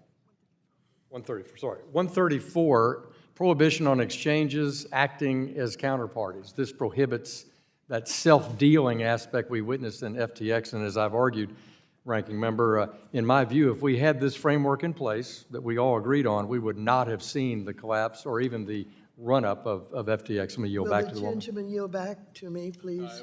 I yield to the ranking. With all due respect to you, Mr. Hill, what you just read to me does not answer the question that I raised about the affiliate, the hedge fund that was getting money from FTX and investing it with no oversight. With all due respect, if I could answer that question. You have to yield back to him. I yield to the. So Alameda was an affiliate of FTX, and this bill prohibits the self-dealing among affiliates inside the crypto space. So it would be covered by this bill. Yield back. If you yield back to me. I yield to the ranking member. I thank you for that explanation, Mr. Hill. However, I certainly will explore it further because I think yours was more general than specific about the ability to take the money and use it, I guess, in a hedge fund in the way that they did. I yield back. I'll just use the remainder of my time to say that, yes, you shouldn't commingle with an affiliate, and if we have the light patina of regulation that the crypto industry wants, I'm sure it will prohibit such commingling, and I'm sure it won't be enforced. And there's a new Sam Bankman-Fried just around the corner, unless we have the toughest possible regulation of the crypto world, and that would be achieved if the SEC was given jurisdiction, and it is in the jurisdiction of this committee to give the SEC that jurisdiction. Unfortunately, we're unlikely to do that today, and for that reason, it's unlikely this bill will pass, and it is unlikely that, and what is likely is the crypto industry will keep complaining that they don't have the clarity that they could have if they wanted real regulation. I yield back. Gentleman from California yields back. The gentleman from North Carolina seeks recognition on the Waters Amendment. Thank you. Gentleman's recognized for 5 minutes. Thank you, Mr. Chairman. Mr. Chairman, the ranking member asked a very specific, very important question, and it is an important topic for us to get right in legislation. On page 150, we say in the holding of customer assets, Section A, segregation of funds, a digital commodity exchange shall treat and deal with all money assets and the whole definition piece as individual customer assets. So page 150 answers that specific question about commingling. We stop commingling. The questions of what is enabled in this text is commensurate treatment of that digital asset to what is the practice in the securities regime and in the commodities regime, and it conforms with that capacity. You have a specific account, and you have ownership of that specific account and the attributes in that account. That is what we attempt to do in this language. We have both the commodities and securities space defined here in this bill. This is the reason why it's longer, because we're dealing with both jurisdictions. In the commodities space, we clear up this language where digital assets are afforded greater customer protection, in my view. From the CFTC's view, from the AG's view, this is treating digital commodities the same way that traditional commodities are treated in consumer protection, with a fulsome set of consumer protections wrapped around it. About subsidiaries like Alameda, the practices of FTX, where they're using a subsidiary to trade on their main platform and obscuring it from their customers, trading against their customers, defrauding their customers. We specifically stopped that in this bill. And that is to speak to the work that the ranking member and I did, and the investigation started under her chairmanship and continued under my chairmanship, hand in hand with our staff. What we found was the self-dealing of FTX, evident now to everyone. What we put in place here is the same restrictions and a factor more restringent upon in the digital asset space than what happens in the security space. Greater restrictions, greater disclosures, a step further than what happens in securities and commodities today. And dramatically different than the current practice in digital assets globally, where they don't give at all a care for self-dealing. So we stop a bad practice in crypto now. We bring it to conform with existing practice in the securities space, and we take a step further even in our disclosure regime. I can go through part and parcel of the text, but that is what's in here. If we have defined text that you wish to improve, my Democrat colleagues on the other side wish to improve here and further refine that to ensure that you have comfort with it, I'm game. We've taken enormous feedback from Democrats on this account and Republicans on this account to make sure that there is no commingling, there is no self-dealing, and you have a separation between affiliates in this space. Yield to my friend and the author of the bill, Mr. Hill. Yeah, I thank the gentleman for yielding, just to be as responsive as we can to the ranking member. So on page 150 of the bill, we talk about the prohibition on commingling and the segregation of funds.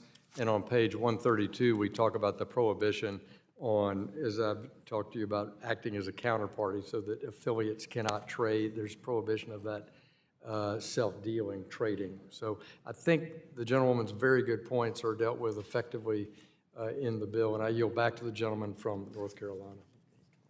And I'm happy to yield to the ranking member if she has comments.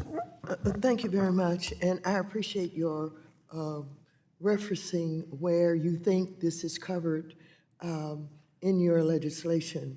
I would suggest to you that I think I do not hear the kind of specificity that I think is necessary.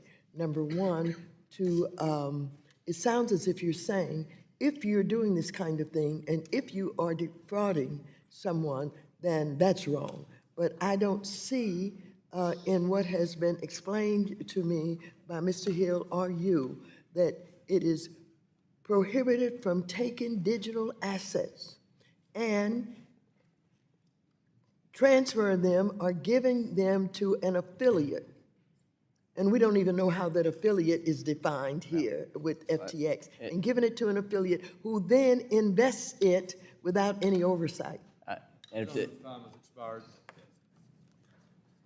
Is there any more further debate on Mrs. Waters' amendment? Does the gentlewoman from Missouri maintain her point of order? Mr. Chairman, I withdraw my point of order. Then, if not, then the question will occur on the amendment offered by the gentlewoman from California, Mrs. Waters. All those in favor of the amendment, please signify by saying aye. Aye. All those opposed shall signify by saying nay. Nay. In the opinion of the chair, the nays have it. A recorded vote has been requested. All those in favor of recorded vote shall raise their hand. A sufficient number having raised their hands, a recorded vote is so ordered pursuant to subsection C5 of Rule 3 of the committee rules. Further proceedings on this amendment are postponed. Pause just for a moment. we have votes on the floor. We do, we have them now.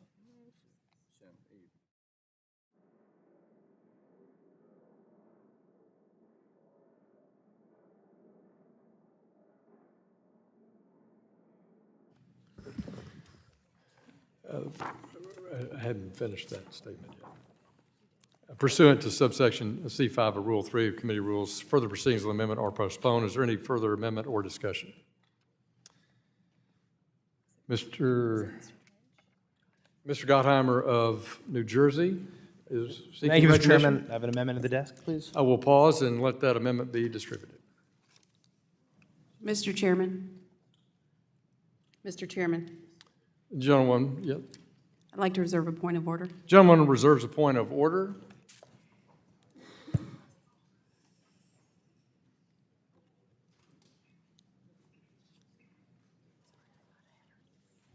No. Let's see, we got it. Move that. Thank you, sir. Okay.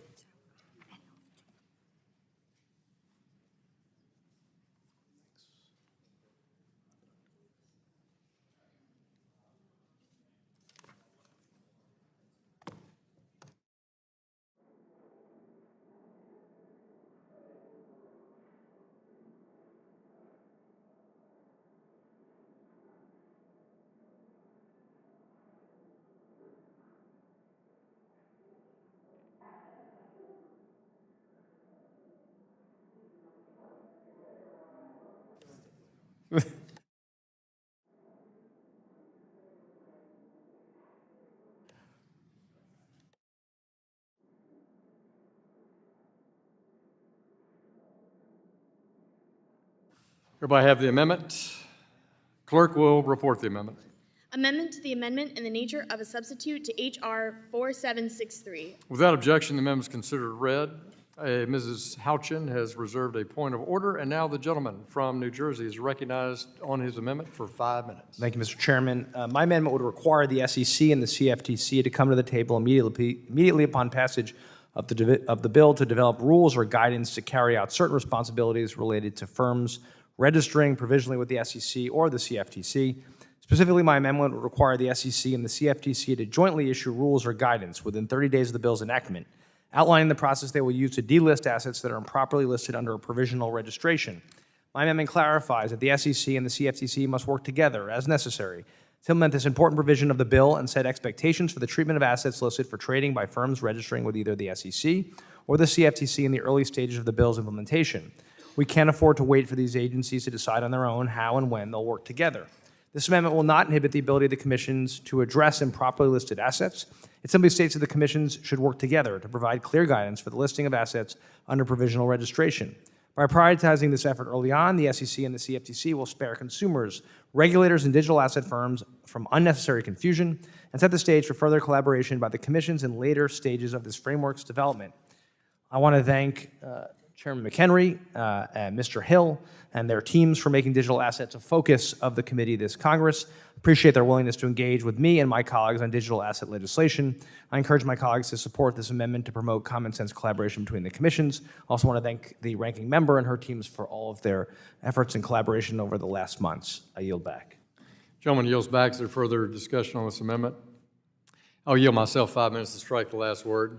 The Fit for 21st Century Act preserves the ability of the SEC and the CFTC to require a person to delist an asset for trading if its listing is inconsistent with the securities laws, the Commodity Exchange Act, or this act during the provisional period. The Fit for the 21st Century Act does not, however, create a process by which delisting rules should be set and a timeline for the agencies to do so. So I'm very pleased to see Mr. Gottheimer's thoughtful amendment. We're trying to create the best possible process to ensure that investors and consumers are protected immediately. And as such, I applaud this amendment from the gentleman from New Jersey. I support it for its inclusion in the Fit for 21st Century Act, and I yield back the balance of my time. If not, does the gentlewoman from Indiana insist on her point of order? Mr. Chairman, I yield back. She withdraws her point of order, and if not, then the question is on the amendment from the gentleman from New Jersey, Mr. Gottheimer. All those in favor shall signify by saying aye. Aye. All those opposed signify by saying nay. In the opinion chair, the ayes have it. The amendment is agreed to. Who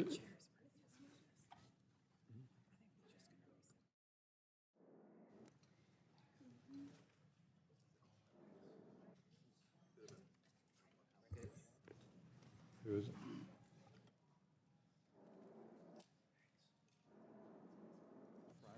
The gentleman from Massachusetts, my friend, is seeking recognition. What say he? Good afternoon, Mr. Chairman. I'm not sure if any Republican, my colleagues have an amendment, but I have an amendment at the desk. I know you're going back and forth, but if there are no Republican amendments in order right now, I do have an amendment. The gentleman has an amendment. We ought to wait and see it distributed. Mr. Chairman, The gentleman from Indiana. I'd like to reserve a point of order. And a point of order is reserved on the Lynch amendment.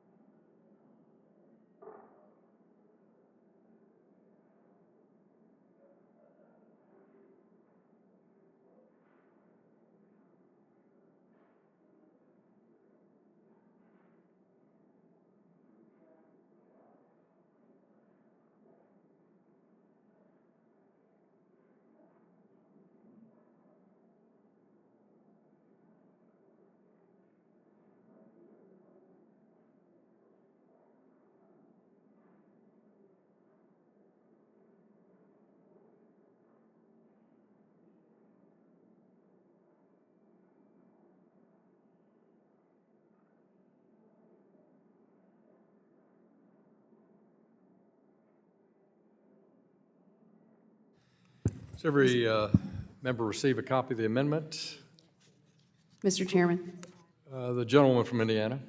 I would like to insist on my point of order. The amendment violates the rules, saying such sums may be necessary to carry out this act. The gentlewoman insists on her point of order, suggesting that this amendment violates our committee rules as it's talking about the appropriations, and the chair rules in favor of that point of order. Does anyone want to be heard on the point of Will order? the gentleman yield? I will yield to the ranking member of the full committee on the point of order. Thank you very much. As I recall, the way in which the bill was described at several points today, it talks about the legislation appropriating funding to take care of the lack of resources in each of these agencies because they recognize that the cuts that are being made by the Republicans in the appropriations process. Now, if in fact you are discussing the funding in the bill, how then is an amendment that references that is out of order? Would the gentlewoman yield? Yield back. Well, first point, pursuant to Committee Rule 3, Section 6C, which prohibits such sums in the amendment, is not in order, but in furtherance to your comment, I would add the comment that in the conversation with Mr. Lynch about, and Mr. Scott about funding, it was in Title IV of the bill, which is referred to the Ag Committee, and talking about a specific funding in their jurisdiction. The chairman rules that the point of order stands. On a point of order. On the point of order. On the point of order. Mr. Chairman, earlier in this hearing, the chairman said the money's in the bill. The $120 million is in the bill. Now, I'm trying to... Well, will the gentleman actually yield? in agreement with the... Will the gentleman yield? Well, Not yet, not yet. Okay. Not yet. You're on Mrs. This Waters' doesn't, time. this bill does not require a specific amount. It refers to funds sufficient to perform the duties that are being placed on these agencies as a result of this bill. There are new and different obligations that are visited upon both the CFTC and the FCC, and we've received earlier assurances from the chairman that the money is in the bill. Well, the gentleman. Now you're telling me putting money in the bill is out of order. So there does seem to be some level of Would the gentleman yield? Yeah, I'll yield. Yeah, let's yield. If the Thank gentleman, you, sir. if the gentleman will yield because of the specific reference to my statement on whether or not this violates committee rules. Our committee rules are different than last Congress. We have the pay-go rule obligating us to pay for it within our jurisdiction, and therefore... Would the gentleman yield? I have not had an opportunity to even explain what this amendment is, and you're already ruling it out of order before I have an opportunity to present it. I think you're putting the cart before the horse. At least let me present what I am suggesting. You're staring at me as if I'm in the chair. I'm here as a committee member trying to answer your accusation of what I said. What I'm trying to illuminate is that these committee rules are different than your committee rules last Congress. We have pay-go and an obligation to pay for it within our jurisdiction. We could have the clerk read back your statement from earlier if you want. If the gentleman will yield. Sure. I know what I said. I know what's in the bill, and I also know the committee rules, and I'm doing this out of courtesy, not out of obligation. Such sums is out of order under our committee rules because it does not pay for it within our jurisdiction. We have on page 114 of the bill the pay for the completeness of this bill, fulfilling our obligations not just for our committee but for the Agriculture Committee and complying with House rules in our committee rules. We voted on this on opening day, had debate about pay-go on opening day. Democrat members did not like the language. Republican members did. We had the vote. Republicans have the majority. We won this issue. I'm sorry. But this is before the chair on litigating the point of order. I'm just trying to describe to you the fullness of this. The intention is to pay for the bill within the bill, and we do such. All right. Let me make a recommendation. I'm happy to yield to the gentleman 5 minutes to talk about his amendment. Just a minute. Okay. But the ruling stands. The amendment is out of order, but because it does not comply with the committee rules. We're going to require a vote on this But, one. and Go ahead, do it. no, but just a minute, Okay. ranking member. Sure. But I'm very pleased to yield 5 minutes to the gentleman. Votes have been called in the House for it. Yield 5 minutes to the gentleman to explain his amendment. It would help. I now yield the gentleman 5 minutes. I thank the gentleman. Mr. Chairman, this amendment would guarantee that the SEC and the CFTC are provided with enough funds simply to implement the new regulatory framework that's contemplated in this bill. So the amendment would ensure that the requirements of the bill do not come into effect until the full amount of funds requested by the SEC and the CFTC are granted. While I have many issues with this bill, and we'll continue to talk about them, one blatant problem is the complete transfer of power over to the CFTC, which has been the industry's preferred regulator because they lack the employees necessary to enforce those regulations. The CFTC currently employs about 680 full-time employees, has an annual budget of $365 million, subject to appropriations, while the SEC employs over 4,500 employees and is charged with the mission of protecting investors and has a budget of over $2 billion. According to the FY24 Financial Services Appropriation Act, reported by the House Appropriations Committee on July 13th, the Act provides $2 billion for SEC salaries and expenses, a decrease of $149.3 million below FY 2023 levels and $436 million below the agency's request for 2024. The FY 2024 Agriculture Appropriation Act that the Republican leadership is putting on the floor this week cuts funding for the CFT further by $20 million. The base bill cuts CFTC at, funds CFTC at $345 million. That is $20 million less than the agency received last year. As this bill currently stands, the lack of additional funding for the CFTC will either delay implementation of the changes you've suggested or divert scarce resources from the CFTC from other activities, or both.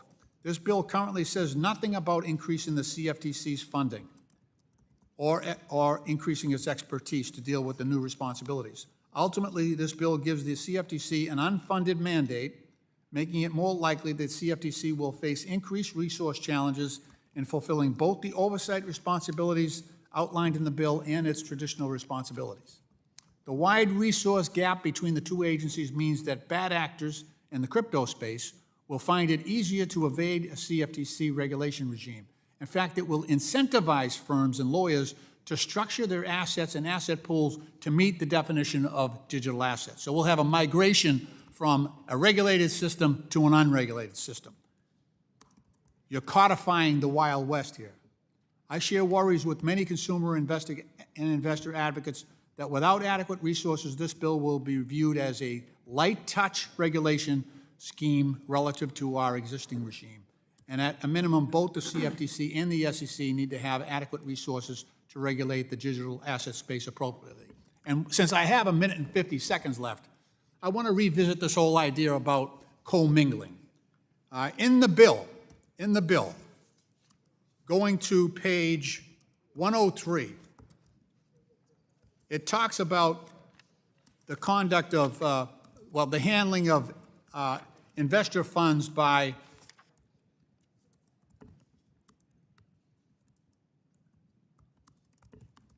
asset brokers and digital asset dealers. And it says, in fact, a customer shall have the right to waive the restrictions in paragraph 4, which is the requirement that the funds not be commingled. So this bill builds a pathway to commingling. This bill codifies commingling. That is not allowed on the SEC side of the house right now under current regulation. You cannot commingle. That's why FTX had a problem, is they commingled funds. The other thing I want to point out, our regulations actually worked. 99% of the people who lost money in FTX were not U.S. citizens. They were not protected by our laws. That's why FTX had a problem. So this bill actually allows commingling. And we've seen the conduct of these firms already. We know what they're all about. We know their business model. And we should not be delivering investors unprotected into the hands of these individuals, knowing their past conduct. We should do what we've done to build trusted markets, and that Gentleman's is time has expired.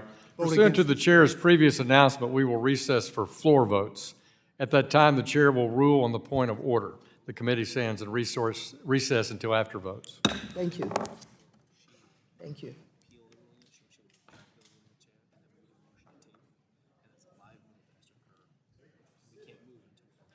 Okay, so I've got to come back after votes.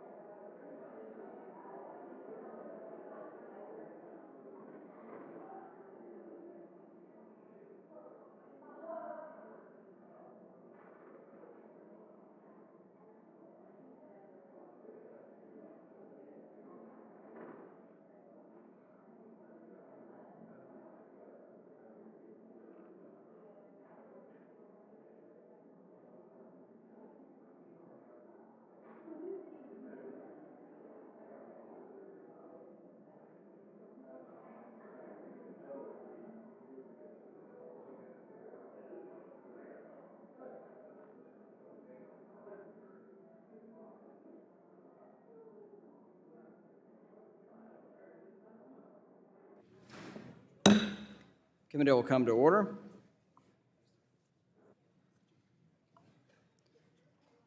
The pending question is on the point of order made by the gentlewoman from Indiana pursuant to Committee Rule 3C6C. The amendment is not in order. Gentleman from Massachusetts seeks recognition. For what purposes does the gentleman seek recognition? Mr. Chairman, I believe I have an amendment at the desk. Gentleman has an amendment at the desk. We'll pause while the amendment's distributed.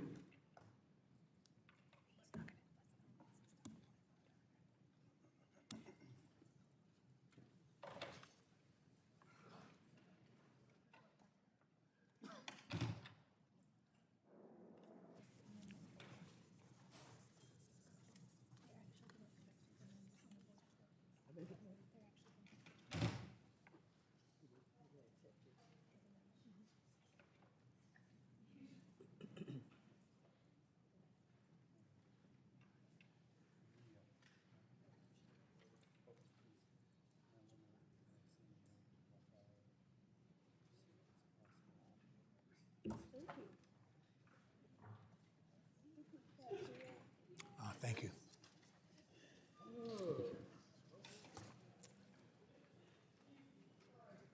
Say, guys, excuse me.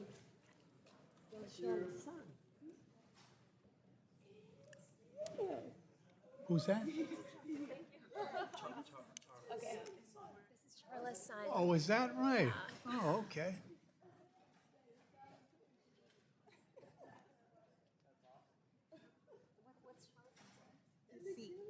Yassine. Yassine?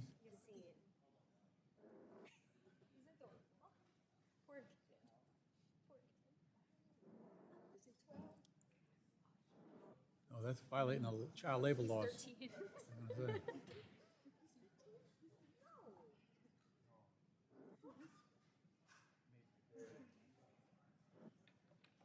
Do all committee members have amendment? Wish to have the amendment? Gentleman is recognized for 5 minutes to explain his, I'm sorry. Clerk will report the amendment. Amendment to the amendment in the nature of a substitute to H.R. 4763, offered by Mr. Lynch of Massachusetts. Without objection, the reading of the amendment is dispensed with. The gentleman is recognized on his amendment. Thank you, Mr. Chairman. With this amendment, I'd like to direct my colleagues' attention to a small, and I'm not sure it's a central part of this bill at all. I think it's sort of it's ancillary to the larger legislation, but it is particularly worrisome. This amendment that I have strikes section 504.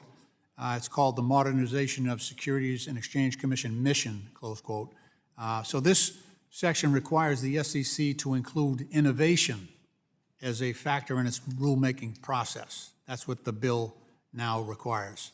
And while this section may be short, it will, I think, drastically change the SEC's mission and is itself an arbitrary and irregular subjective term for which there is no widely useful definition of innovation.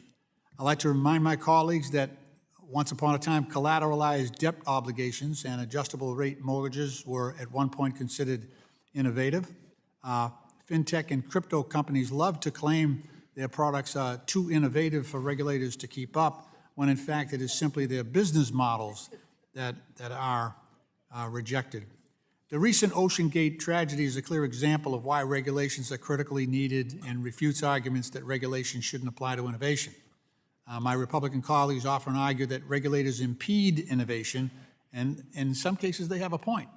The role of the regulator is widely considered to prevent harm to consumers and investors. We've never charged a regulator with evaluating innovation, and to do so here seems counterintuitive to the function of a regulator. It requires the SEC to evaluate risk in a way that it has never done so.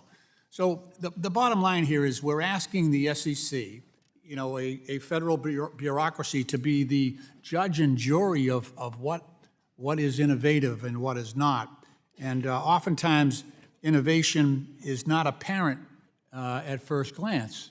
And so, I mean, think about it here. We're giving a federal government bureaucracy the the authority to rule on what is innovative and what is not. I just think that's a bad road to go down, and you don't need to go far. I mean, look at our own body, the House of Representatives. We still call the cloakroom the cloakroom. And, you know, I'm sure that no one has walked through that room with a cloak in about 150 years.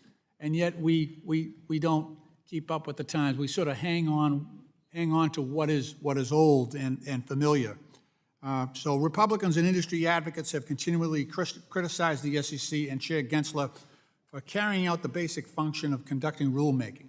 Opponents of the FCC have found ways to slow down these rulemakings by claiming the SEC does not have adequate experience or conduct adequate economic or cost-benefit analysis on their rulemaking. So this is just one more requirement, I think, rather than protecting investors and making sure that the innovation that comes traditionally from the private sector is not without investor protections and consumer protections.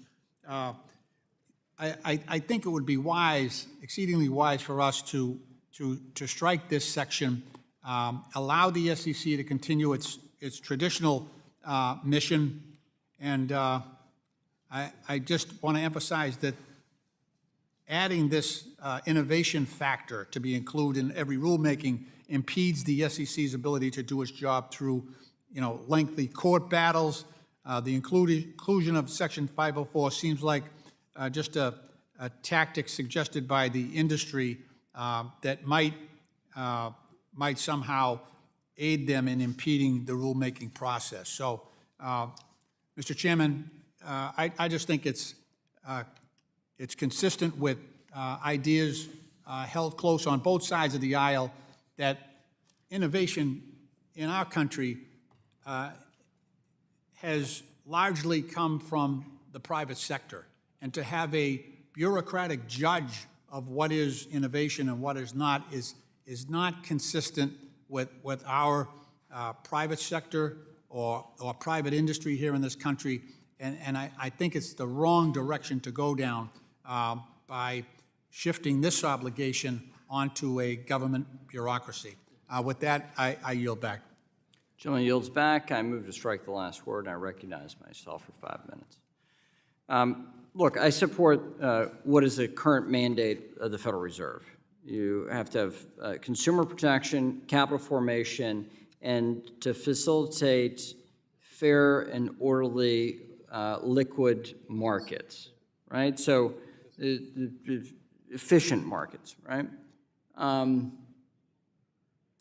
This language here is a longstanding belief I've had that we have government agencies that are on the wrong side of innovation. They see any policy change of how to do what is current and do it better, faster, cheaper using technology, and they're skeptical. They're averse to it. Their first instinct is to say no. That is unkeeping with the nature of technology. It is not keeping with human progress and how we've fed billions of people around the globe using innovation, and innovation has saved more lives than it's harmed throughout human history. That doesn't mean there aren't failures, there aren't wrongs that occur in the name of innovation. That's, Mr. Lynch is true on that. So I think it's an important factor for the SEC to consider. It's a long-held belief that I've had on government agencies generally, and the approach that I think we should have on regulation, which is data-driven rather than politically reactionary. But I've heard the gentleman today, and I've heard Mr. Lynch in my time on the committee. I think his concerns are sincere. I'm willing to accommodate him. This is a meaningful thing to me, but if it's raising concerns to you about the agency's ability to continue what they be able to function, if you have a concern about lawsuits that they didn't weigh that factor, and that's a concern, implementation concern, and if it makes it a little more willing for you to look at the rest of the policy of this bill, I'm game to accept your amendment, strike the section, and then we can focus more clearly on the contents of what is a meaningful innovation which is the bill and the technology that we're trying to enable and the capital formation connected with innovation. So I'm willing to accept the amendment, and I appreciate the gentleman offering it. Just happy to yield to the gentleman, the ranking member, if either one of you wish or you want your own time. Well, I want to thank you for accepting Mr. Lynch's amendment, and I join with you. Move to strike the last word. Thank you, Representative. Oh, well, I was going to yield to you for my time if you want it. I beg your pardon? I wasn't sure if Lynch wanted me to yield. That's what I was attempting No, to do on my time. I thank the chairman and the ranking member for supporting my amendment. I do appreciate it, and I agree that we'll just, I'm grateful for the chair's willingness to adopt this amendment, and I will make the firm commitment to fight about the rest of the bill. Thank you. But if you would offer to work with me on making sure innovation still can flourish through our rulemaking process, those are nice laudatory words to offer me in consolation for accepting what I don't want to accept. And the nod is probably sufficient. All right. Thank you. Ranking member seeks recognition and is recognized for 5 minutes. Thank you very much, Mr. Chairman, again. I join with you, and I'm very pleased that you're accepting Mr. Lynch's amendment. And Mr. Lynch, I thank you for introducing this important amendment. If this bill becomes law, it would fundamentally change the mission of the SEC by requiring it to not just focus on investor protection, capital formation, and efficient markets, but also to focus on innovation. While this requirement appears forward-looking on its surface, it is a time bomb designed to stifle and hamper SEC's policing of our markets. This addition would enable all parties affected by SEC rules to engage in endless litigation, challenging SEC's rules and practices since they will never be innovative enough for the industry. We've seen the weaponization of economic analysis when industry, including those fighting against ESG disclosures, take the SEC to court because, according to them, the SEC rules did not sufficiently access the impact on some segment of industry. By adding innovation to the mission of the SEC, we will supercharge these litigious and anti-investor practices. The SEC was born out of the Securities Act of 1933 and the Securities Exchange Act of 1934, and now has approximately 90 years of experience in investor protection, capital formation, and market oversight. While innovation isn't explicitly written in the SEC's mission, a major driver of innovation in this country has been its strong capital formation rules that have allowed industry to obtain capital to flourish for almost a century. SEC rules have reflected the quickly evolving marketplace without having to fundamentally undermine the investor protection foundation. I would urge all members to support this amendment. I yield back. Further discussion, further debate? The question now occurs on the amendment offered by the gentleman from Massachusetts, Mr. Lynch. All those in favor shall signify by saying aye. All those opposed shall signify by saying nay. In the opinion of the chair, the ayes have it. The ayes have it. The amendment is agreed to. For purposes, the gentleman from Connecticut. Seek strike the last word. Sorry, I had an amendment at the desk. Gentleman has an amendment at the desk. Clerk will distribute.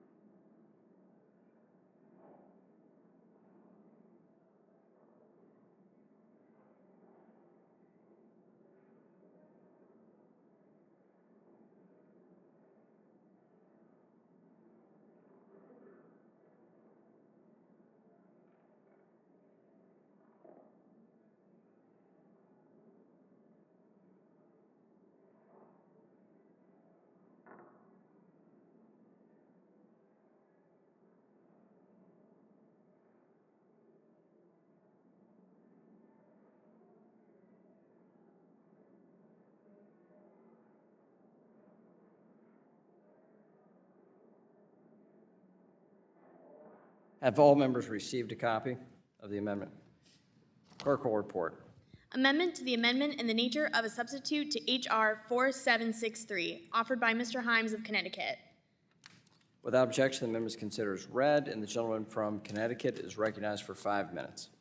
Thank you, Mr. Chairman. And before I begin on my amendment, thank you for accepting Mr. Lynch's amendment, and a thank you to Mr. Lynch for making it. I, too, as you know, had real heartburn about potentially fundamentally changing the SEC's mandate. I am second to no one in my interest in innovation, but innovation is an ambiguous term, and not all innovations are good.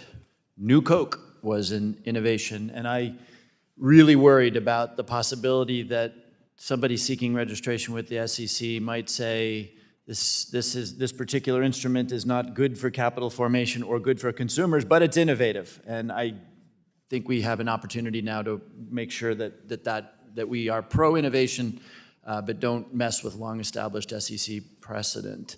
And I appreciate the amendment process because I have plunged into this very complicated jungle because I actually believe that the regulatory structure being established here will assist in innovation by bringing clarity. One additional concern, which is the subject of my current amendment, is the topic of an SEC designation of a decentralized network. This is a novel concept that we do not fully understand here, and we don't know what it's going to look like out in the wild. And so the amendment, I believe, improves the bill by increasing the time frame that the SEC has to review a decentralization application. Currently, the text only gives the SEC 30 days to review and approve an application. It also gives the SEC an option to get 120 days to review those materials. This amendment would add an additional 30 days, providing the SEC with what I think should be satisfactorily to the Commission of the potential for a full 6 months to make a determination of decentralization. That's really important because once a token or other asset is deemed to be decentralized, it is subject to a different regulatory regime than before that determination is made. I expect that determination will be difficult. This amendment, by giving the SEC more time to review all of the materials involved in a decentralization application, get questions answered, address inconsistency, will make this a stronger bill. So I urge the passage of this amendment, and thank you, Mr. Chairman, for your work over the last several weeks.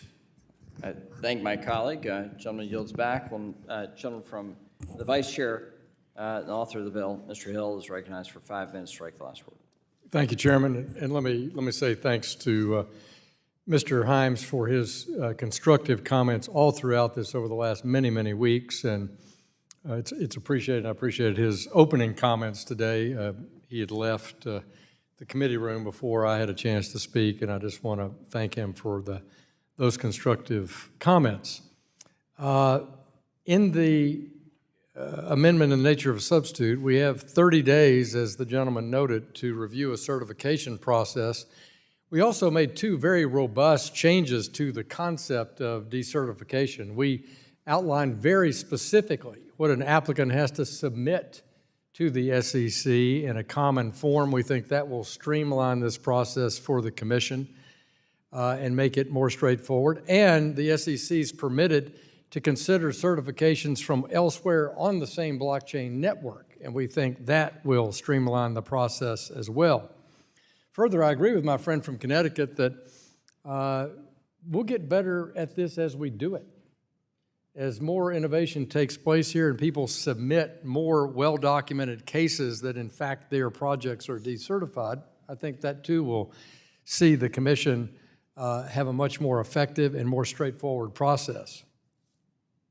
You know, with that said, the gentleman's amendment would essentially give the SEC up to about 6 months to review all certifications, and clearly that's an ample amount of time, even in Washington, to accomplish anything.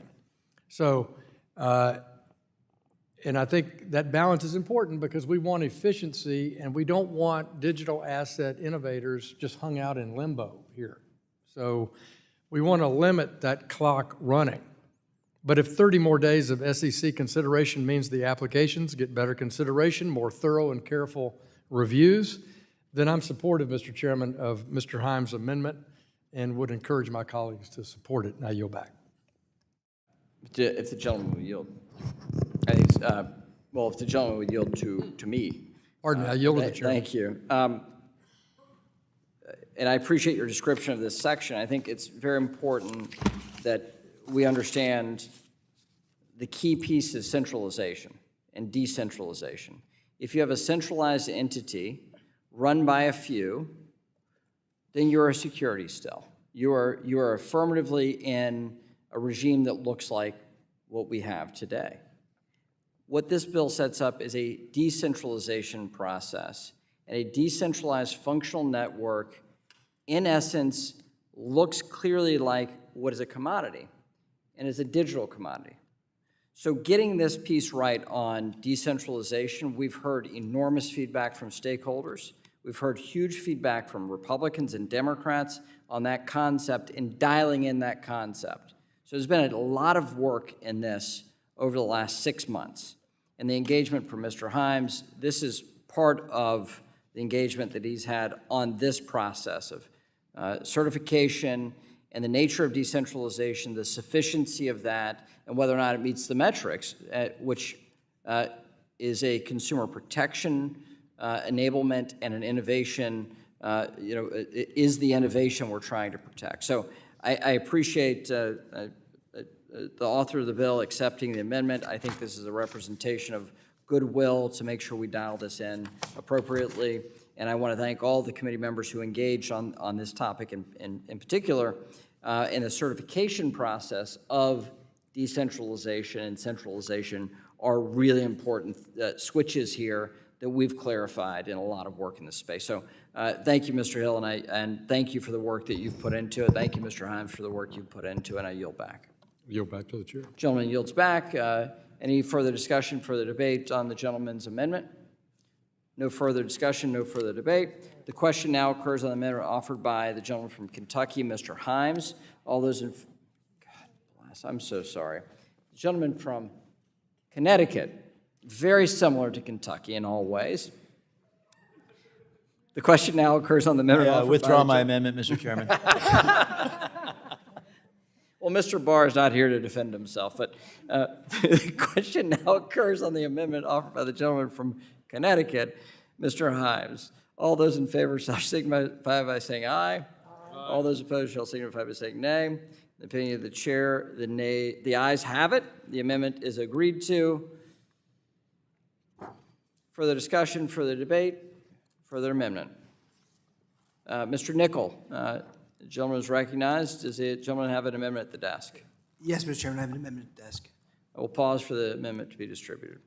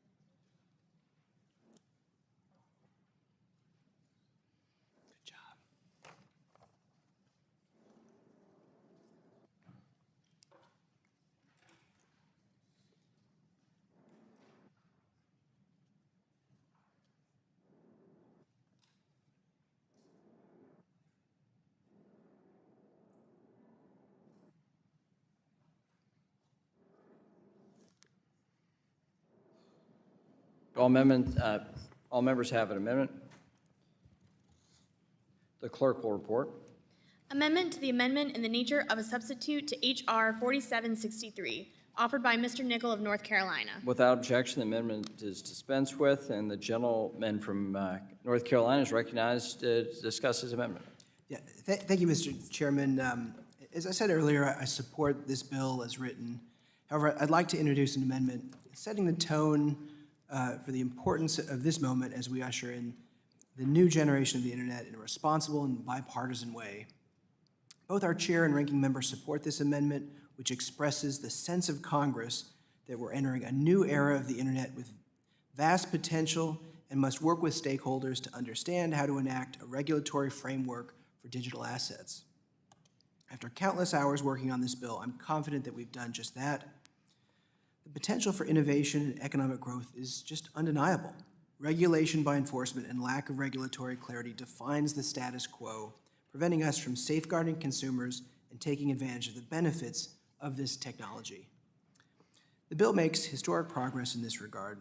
Listen, folks, digital assets and blockchain technology have the potential to truly revolutionize our society and the financial services industry.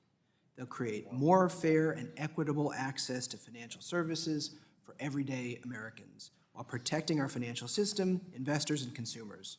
They'll enhance transparency, reduce transaction costs, and increase efficiency. If we fail to act, we fail to protect our constituents. We fail to make improvements to the world as it is. We fail to keep an industry in the U.S. where our economy benefits. This bill is going to be one of the most significant achievements that we will undertake in this Congress, and I'm glad to be a part of it. I want to thank Ranking Member Waters and Chairman McHenry for working with me in support of this amendment, and I urge my colleagues to support it and yield back. Gentleman yields back.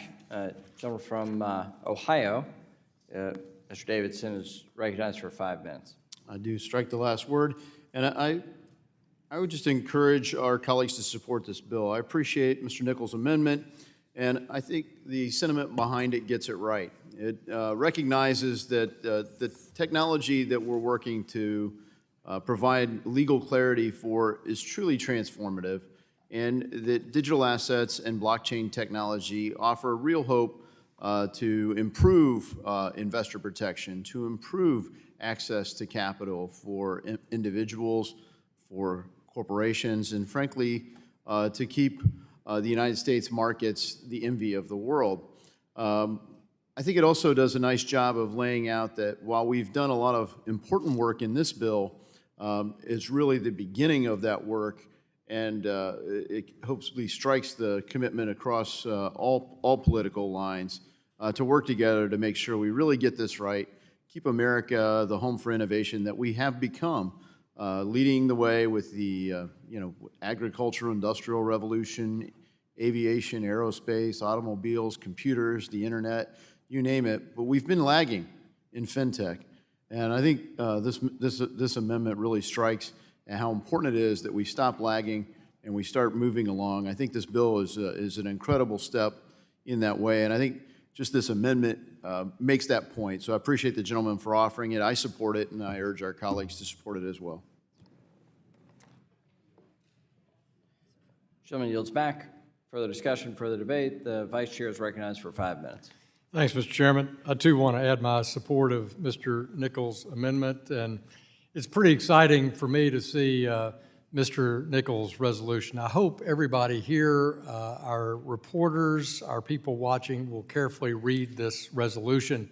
It's at the heart of what we're trying to achieve here, and I hope my friend from North Carolina's name goes down in history with a predecessor of his, Chris Cox of California in 1995, 28 years ago, offering the definitive resolution on the House floor saying that we should make sure we don't tax or regulate the internet out of existence. It's a fundamental statement by the full House of Representatives that this is an important technology that benefits the American people. Chris did that. Subsequently an SEC chairman himself. But Mr. Nichols, you're in the same spirit of making sure that we remain the place for innovation in the world and that our American citizens can reap the benefits of a well-regulated, well-regarded Web3, distributed ledger, fintech environment. So I commend the gentleman for his resolution, and I support it, and I yield to the chairman if he has comments. Well, I thank the gentleman for yielding. I do want to commend Mr. Nichols, his amendment. Reading the text of the amendment, it is clear the attributes of technology we're trying to facilitate by this bill. This explains to me the heart of your offering and the reason why you've worked so hard on the contents of the bill to get it right. This is what we're trying to unlock, this sense of Congress. Written by a Democrat, and I think supported by Republicans and Democrats that look at the possibility.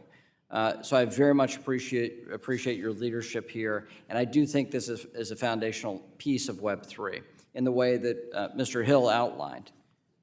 The debate in the early 90s about whether or not the internet was going to become something, in 1995, Congress says, we think it's going to become something, and it had a wide bipartisan vote for a sense of Congress that was similar to this.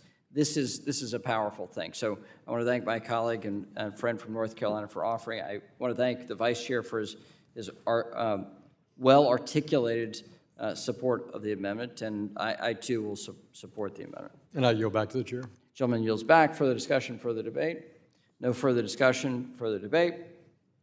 The question now occurs on the amendment offered by the gentleman from North Carolina, Mr. Nickel. All those in favor shall signify by saying aye. Aye. All those opposed shall signify by saying nay. In the opinion of the chair, the ayes have it, the ayes have it, and the amendment is agreed to. The gentleman, Mr. Horsford, you seek recognition. Mr. Chairman, I have an amendment at the desk. Gentleman has an amendment at the desk. We'll pause for the amendment to be distributed.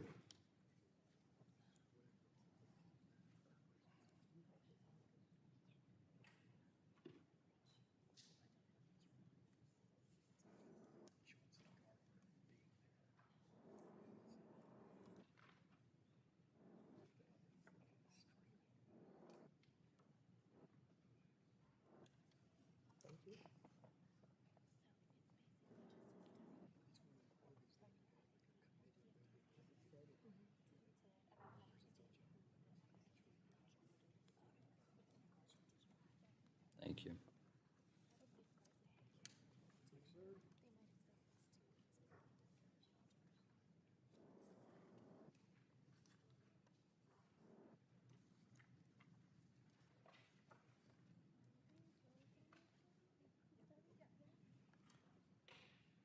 Do members have a copy of the amendment? The clerk will report. Amendment to the amendment in the nature of a substitute to H.R. 4763, offered by Mr. Horsford of Nevada. Without objection, the amendment is considered as read. The gentleman from Nevada is recognized to describe his amendment. Thank you so much, Chairman McHenry.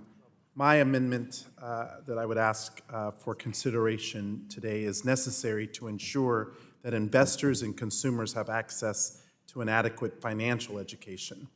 As our financial sector evolves into the 21st century, so must our efforts to keep our constituents informed on the core concepts of investing and managing their money. I want to first commend members on this committee, including Representative Joyce Beatty, who have worked tirelessly on the issue of financial literacy in a number of areas, and I believe my amendment is aligned to those goals. Understanding the importance of budgeting, accessing credit, regularly saving, and continuously planning are imperative to developing a stable financial picture and building sustainable wealth over the course of an individual's life. There is so much jargon and confusion surrounding much of our financial system that investing can be simply too daunting, and the emergence of crypto has only exacerbated that issue.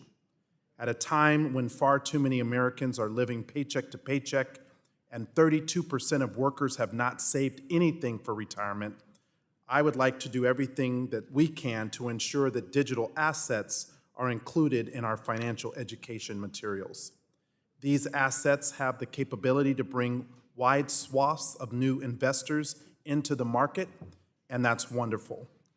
However, my amendment would make sure that we are arming them with the best resources possible to make informed decisions with their money.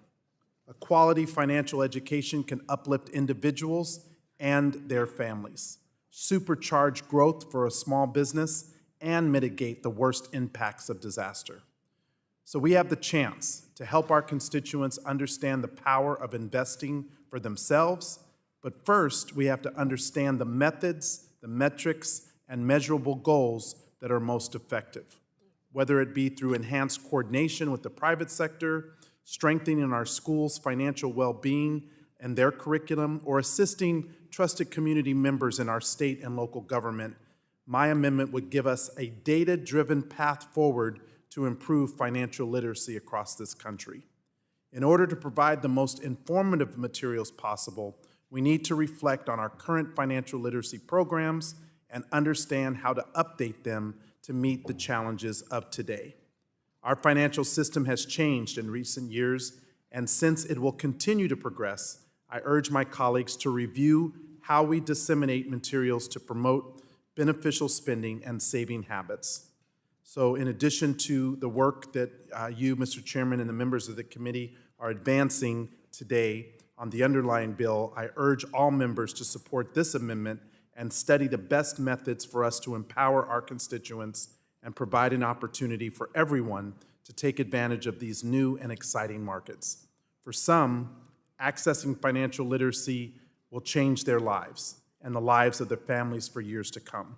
So let's make sure every constituent can access a quality financial education and that the emerging world of digital assets is no exception. I yield back. Gentleman yields back. Further discussion. Gentleman from, Move to strike the last word. gentleman from Kentucky, Mr. Barr is recognized. He's actually from Kentucky, I'm sorry. Gentleman's recognized. I think that- I'll fill you in later. Okay. But I'll recognize you I now. think the gentleman from North Carolina, another great basketball state, and I especially thank the chairman for his leadership on the Fit for 21st Century Act, and Chairman Hill and Chairman Davidson, and all who have contributed to this, I think, historic piece of legislation. And in particular, I want to recognize my good friend from Arkansas, Mr. Hill, and Chairman Thompson and Congressman Johnson and the Agriculture Committee for this cross-jurisdictional work, which is unique in the Congress, as we saw yesterday on the House floor. That kind of collaboration and coordination is important. And before I speak to Mr. Horsford's excellent amendment that I will support, I want to just say something about the underlying bill. You know, when we talk to market participants, investors, those who are interested in the crypto space and digital assets, a theme comes back to us over and over again. Yes, regulatory uncertainty. Yes, the fact that the lack of a regulatory framework is impeding innovation. It's pushing that innovation in the digital asset space overseas. All of that is something that we hear so often. But the fact that we don't have digital assets, which are different depending on the use case, in the right regulatory bucket is a huge impediment for innovation. And a one-size-fits-all litigation-oriented strategy, whack-a-mole strategy from the SEC is not conducive to making the United States the leader in digital assets. So Mr. Hill and Mr. Johnson in particular recognize that.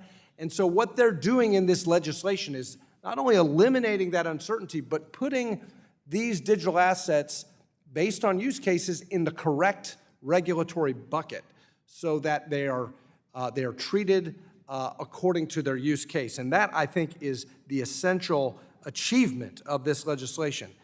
Now to the Horsford amendment. I will support the underlying bill for the reasons I just outlined, but also this amendment to insert a study on expanding financial literacy among digital asset holders, because along with the uncertainty in the marketplace, this nascent market, we also see confusion. We see new investors, new participants, a lot of curiosity, but a lot of questions as well. And so it certainly doesn't hurt, and I think will certainly help to provide additional literacy, financial literacy, as part of the assistance to this developing marketplace. And again, one of the primary goals of the Fit for 21st Century Act is to apply much-needed consumer protections to the digital asset ecosystem. Arguably, one of the best forms of consumer protection is bolstering financial literacy. By the way, I think the underlying bill achieves this just by promoting competition but certainly by adding the Horsford Amendment to this, I think can only help. Indeed, informed consumers are more likely to use financial products and services effectively and responsibly when they understand them. And that's why we are encouraged by Representative Horsford's amendment and support its inclusion in the Fit for 21st Century Act. If digital asset users better understand the products and services that they are using, which have, as members on both sides of the aisle have explained, have enormous, enormous potential in reducing friction, in increasing the speed with which financial transactions occur, providing convenience. If they understand those products and how they work better, then those consumers will be less likely to fall prey to frauds or scams that happen when we don't have a regulatory framework that Mr. Hill is actually providing in this legislation. We saw that with FTX. And by the way, FTX is not an argument against this bill. FTX is an argument for this bill. Sam Bankman-Fried is why we need this legislation, to have a functional, competitive, innovative market. It's no secret that there are plenty of scams out there, and this amendment could go a long way towards combating these scams because it would lay the groundwork for a more educated consumer base. So I thank my friend from Nevada for this constructive amendment. I certainly encourage my colleagues on both sides to support the amendment and the underlying legislation. With that, I yield. Gentleman yields. Mrs. Beatty of Ohio is recognized for 5 minutes. Strike the last word. Move to strike the last word, Mr. Chairman. Gentlelady is recognized. Mr. Chairman, and to our ranking member, thank you, and especially to our ranking member for allowing us to have a voice that stands up for our consumers, that also makes us pay careful attention to all the information and lack of information in the underlining bill, especially as we think of how it affects our consumers and in this new world that we are all exploring. Even one of my colleagues on the other side of the aisle said we need more education on this underlining bill.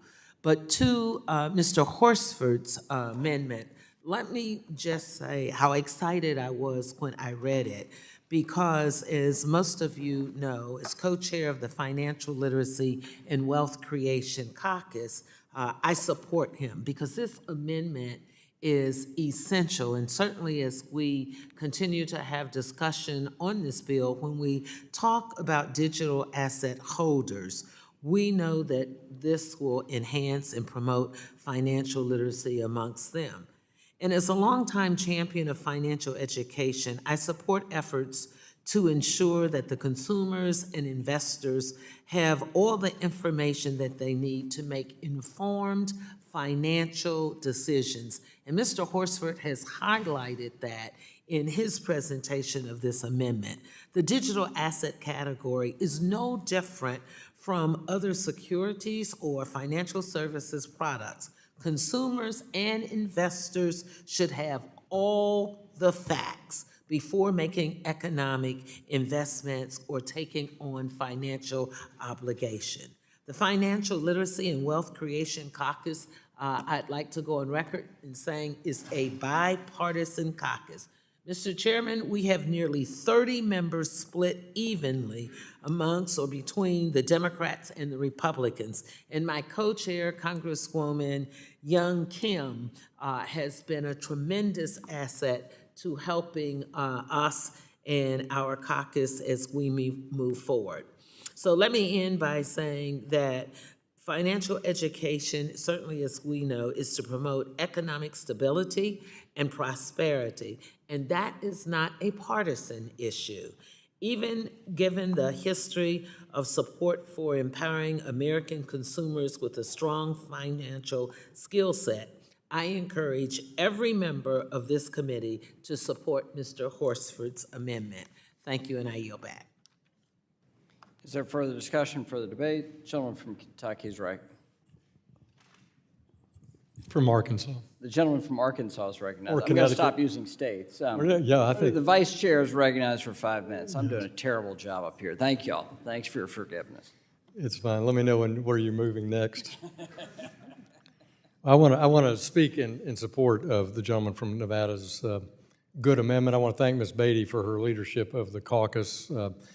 and Dr. Foster's work in the past on this. He and I have had several bills over the years on financial literacy. It was such an important part of what I tried to do when I was in private business and community banking to try to bring literacy to the schools and the neighborhoods in Little Rock. And I was really fired up about 3 weeks ago when the famous SIFMA stock market game award, they call it something else now. It's maybe Joyce, I can yield to you and you can tell me what the new name of it is. It's not the stock market game anymore, but North Little Rock High School in my district won the nationwide competition.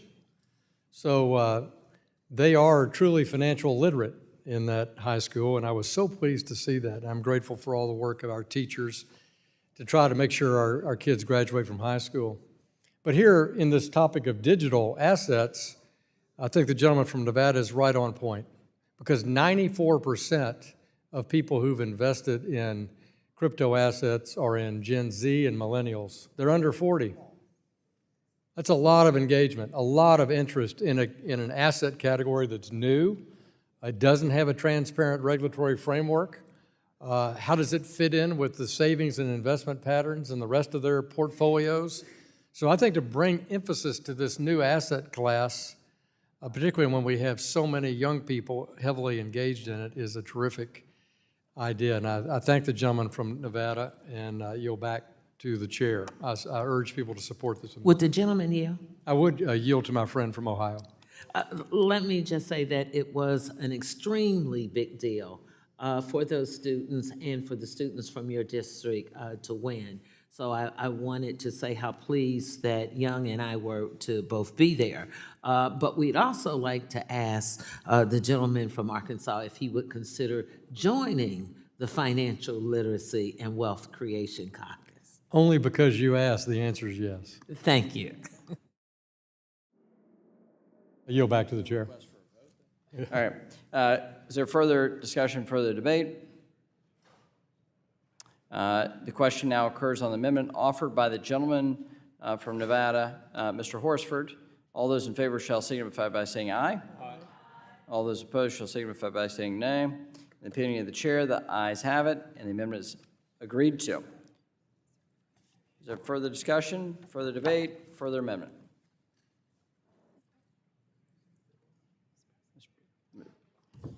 The gentlelady from Massachusetts has an amendment at the desk. Will the clerk distribute? Did you raise your hand? Okay.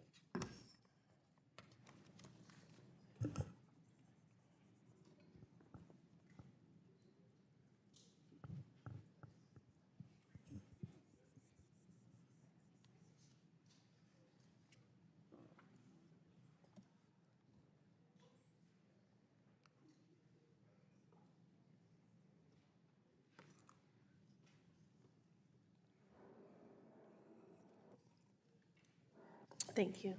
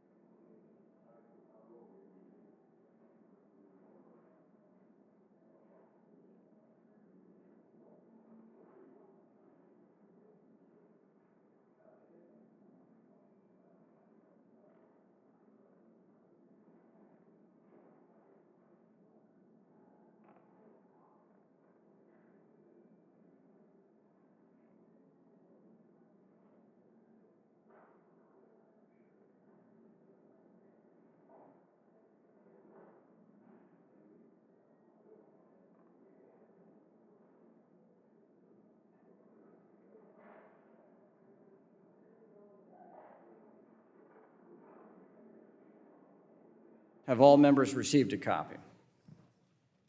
Clerk will report. Amendment to the amendment in the nature of a substitute to H.R. 4763, offered by Ms. Presley of Massachusetts. Without objection, the amendment is dispensed with. The gentlewoman is recognized to explain her amendment. Thank you, Mr. Chairman. I disagree with passing what is a very industry-friendly regulatory framework for digital assets. I think it's ripe for abuse. And that is why I'm putting forth this very simple and straightforward amendment to this bill that bans insider trading. My amendment adds Title VI on the duty of members and employees of Congress and makes clear that none of us who are entrusted by voters or our staff will trade digital assets while in possession of material, non-public information. My amendment builds upon the Stock Act, the Stop Trading on Congressional Knowledge Act, which was signed into law in 2012 to ban insider trading by members of Congress or their employees. Members of Congress already comply with the Stock Act. My amendment will simply include digital assets in the ban against insider trading. This strengthens ethics, it strengthens the public trust, something I know is important and matters to all of us. And I urge my colleagues to support my amendment and signal to the American people that members of Congress continue to have integrity and are against insider trading in stocks and crypto. Thank you, and I yield. Gentlelady yields back. I move to strike the last word, recognize myself for 5 minutes in opposition. The gentlewoman's intent here, in connection with the contents of the Stock Act, it was here on committee when we passed it, the specific definitions of the Stock Act and the specific definitions of the Fit for the 21st Century Act adhere to one another. Members of Congress are obligated to follow the Stock Act disclosures and enforcement as a result of the Stock Act, and that is unchanged by this bill. Furthermore, the definitions of this bill, we do not change the definition of a security. So an investment contract offering is captured under the Stock Act. That is the definition that we accept that has been longstanding for the last 90 years in the underlying Securities and Securities Exchange Act and the 1940 Act as well. We accept those and we do not rewrite securities laws. So members will be obligated to disclose their digital asset involvement.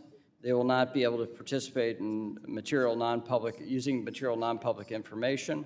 They will have all the full enforcement mechanisms of the Stock Act. That is clear under the statute. It is clear under the Stock Act statute. It is clear under the plain text of the bill we're debating today. This amendment is unnecessary. It is not appropriate to this bill. Congressional ethics should be dealt with by the Ethics Committee and by the House Administration Committee. The Stock Act was a broader debate in this committee about insider trading, on whether or not members of Congress are under the insider trading regime. And that was a way to say, yes, we are. Section 746, the Dodd-Frank Act, is the Eddie Murphy rule. It's illegal to trade commodities using government info. So we have a separate regime for commodities, not just the Stock Act. So this language could, in fact, weaken the Stock Act by putting further definitions on that broad definitions of the current Stock Act and the obligation for members to adhere to that ban on insider trading. This bill could potentially weaken that. At the very least, it complicates the Stock Act.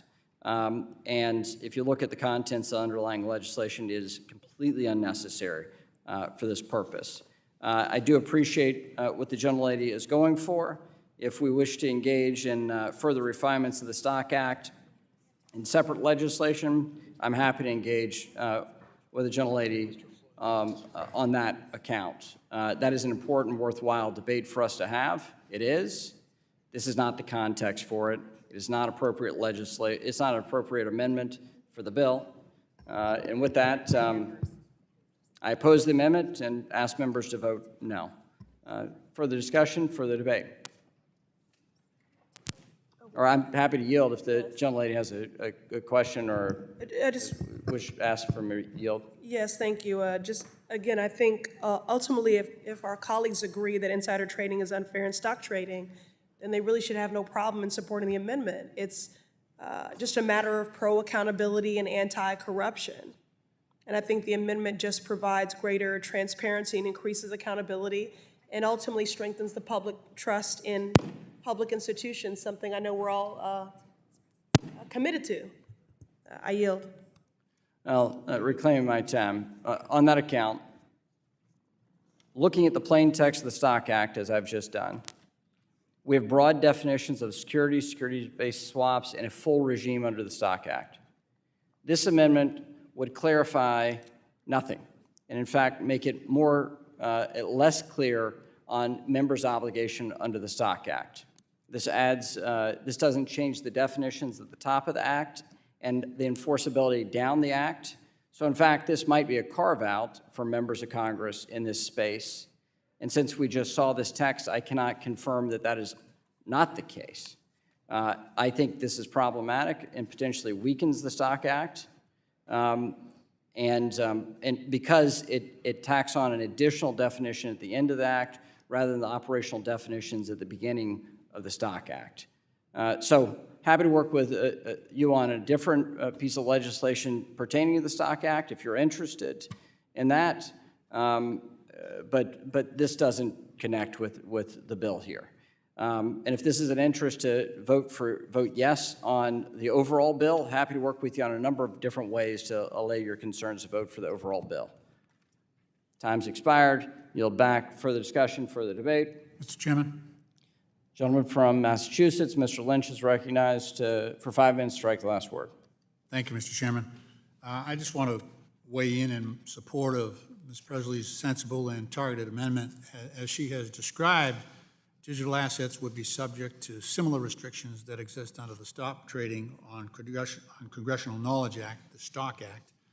Ms. Presley's amendment would simply apply the same restrictions and investor protections that exist under the STOCK Act for stocks to now also be treated equally as digital assets. The STOCK Act and Ms. Presley's amendment deters insider trading among members of Congress and government employees. This has been an industry up to now where there has been a decided advantage of first movers in this industry and those who are early insiders. And insider trading, when non-public information is used to gain unfair trading advantages, can have a serious impact on market fairness and the way our markets are perceived by others. The Act and Ms. Presley's amendment levels the playing field by ensuring government officials cannot use their privileged positions and inside knowledge for personal financial gain when they trade digital assets. We must remember that oftentimes when these digital assets are offered, they come with very little disclosure. Oftentimes it's a white paper with limited ability to discern the underpinnings of those assets. In many cases, they are foisted upon the public by commercials offered in the past, by commercials offered by professional athletes and actors, movie stars, and there's an exorbitant amount of hype around these products.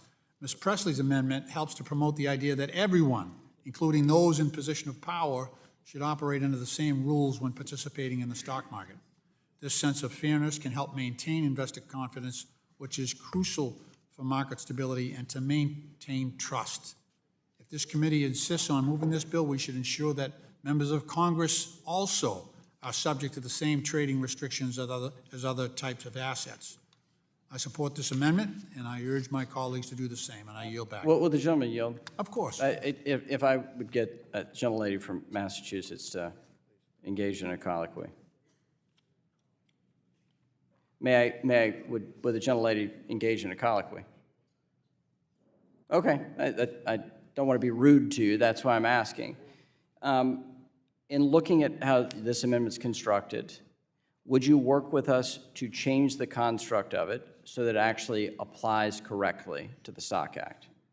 Otherwise, what I will recommend is a no vote, because this tax language onto the end of the Stock Act, and if we look at the fullness of the Stock Act, where you want to do this is the definitional piece at the top, where we say that securities and we define what the operable functions are of the Act. And if we can amend that and add a digital asset to that, then I think we actually fix this problem, because, okay, it's a functional problem. So if the gentlelady would withdraw, we can work on this, and if we can get to good, if we can't get to good, we'll come back to this and we'll reoffer and everything else. But if we can get to good, I would accept what we can come up with. Is that okay? Thanks. Sorry to awkwardly engage like that. I yield back. Okay. So does the gentlelady from Massachusetts withdraw her amendment? Gentlelady withdraws her amendment. Further discussion, further debate?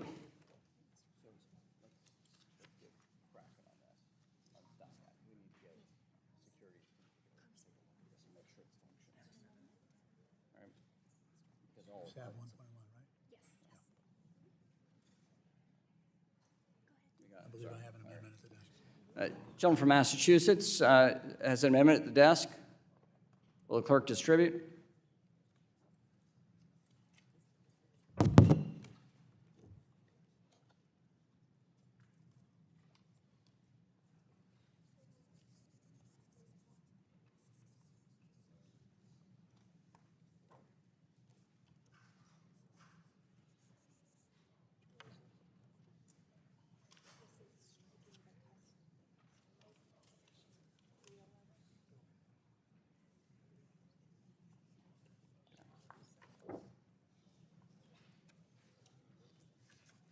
Thank you. 311. All right. So all members have the amendment. Clerk will report. Amendment to the amendment in the nature of a substitute to H.R. 4763, offered by Mr. Lynch of Massachusetts. Without objection, the amendment is considered as read. The gentleman from Massachusetts is recognized for 5 minutes.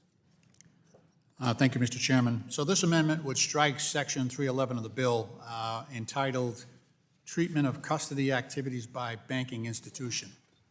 So this section is attempting to overturn guidance from an agency through legislation and should not be included in this bill.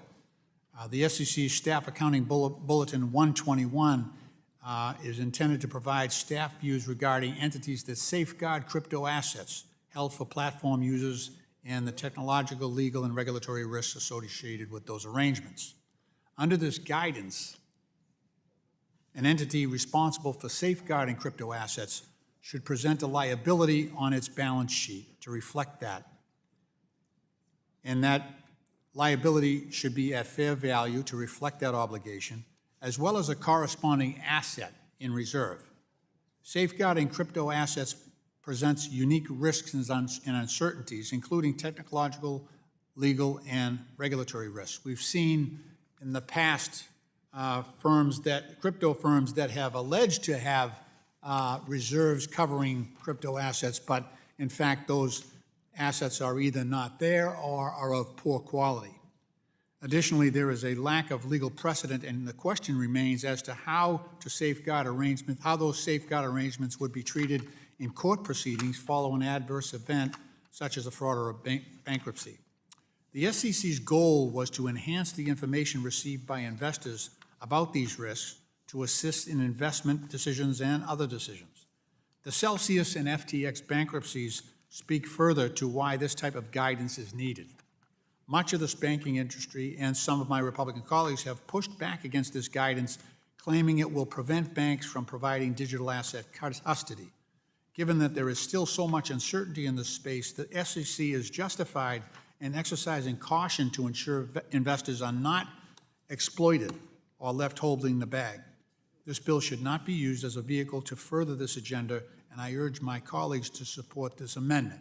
Now, the importance here is that this deals with the situation where banks are taking cryptocurrencies into custody of those banks.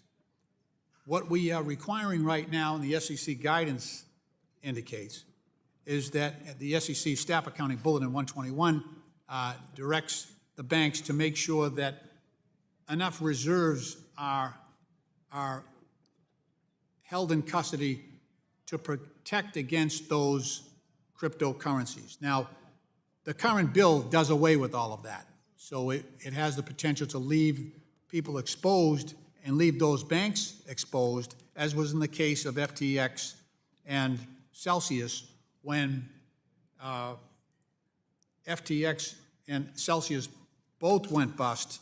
And so those investors had to go to bankruptcy court to try to get to recover their assets, and that's where they are today. So this guidance, this SEC SAB 121, should be upheld. It should be included, that requiring that those reserves to be in place, that should be maintained if this bill is to go forward. And that's all I have on that right now, and I'll yield back. Gentleman yields back. The gentleman from Nebraska, Mr. Flood, is recognized for 5 minutes. Thank you, Mr. Chairman. I move to strike the last word. Gentleman is recognized. This amendment would remove custody provisions that repeal the impact of SOB 121. Staff Accounting Bulletin 121 is a guidance released by the SEC staff that requires banks and other custodians providing custody of digital assets to hold such assets on their balance sheets. In March, I sent a letter to Chair Gensler of the SEC highlighting my serious concerns with SOB 121. In April, the chairman and Senator Loomis sent a letter to the Fed, the FDIC, the OCC, the NCUA, expressing concerns about the implications of this SOB 121. In that letter, we asked about the level of input that our prudential regulators had, or if they were even consulted. All 4 agencies said they were not consulted by the SEC. When Mr. Gensler testified in front of this committee, I asked him 2 questions. Did he receive my letter, which he did, and why didn't he respond? And then I also asked him, did the SEC, did he talk to any prudential regulators about the effects of SOB 121? And the answer, on the record, under oath, is no. This alone shows that SOB 121 was not properly fleshed out to better understand the impact on financial institutions' balance sheets. Any financial institution would be required to hold more capital against the newly created liabilities. It absolutely does not make sense. This would effectively eliminate the ability for custodians to provide this service in a cost-effective manner. Furthermore, custody standards are properly under the remit of prudential regulators and not the SEC. I think that bears repeating. Custody standards are properly under the remit of prudential regulators and not the SEC. In sum, the effect of SOB 121 is to deny millions of Americans access to safe and secure custodial arrangements for digital assets, and it must be repealed. For that reason, I urge my colleagues to oppose this amendment and feel strongly. Will the gentleman yield? Yes. I appreciate how succinctly and well you said this. In a bankruptcy proceeding, what we don't want are for people that are holding in custody your assets to have a bankruptcy court decide whether or not they're yours. This is not what we do with stocks. It's not what we do with bonds. It's not what we do with any other financial instrument.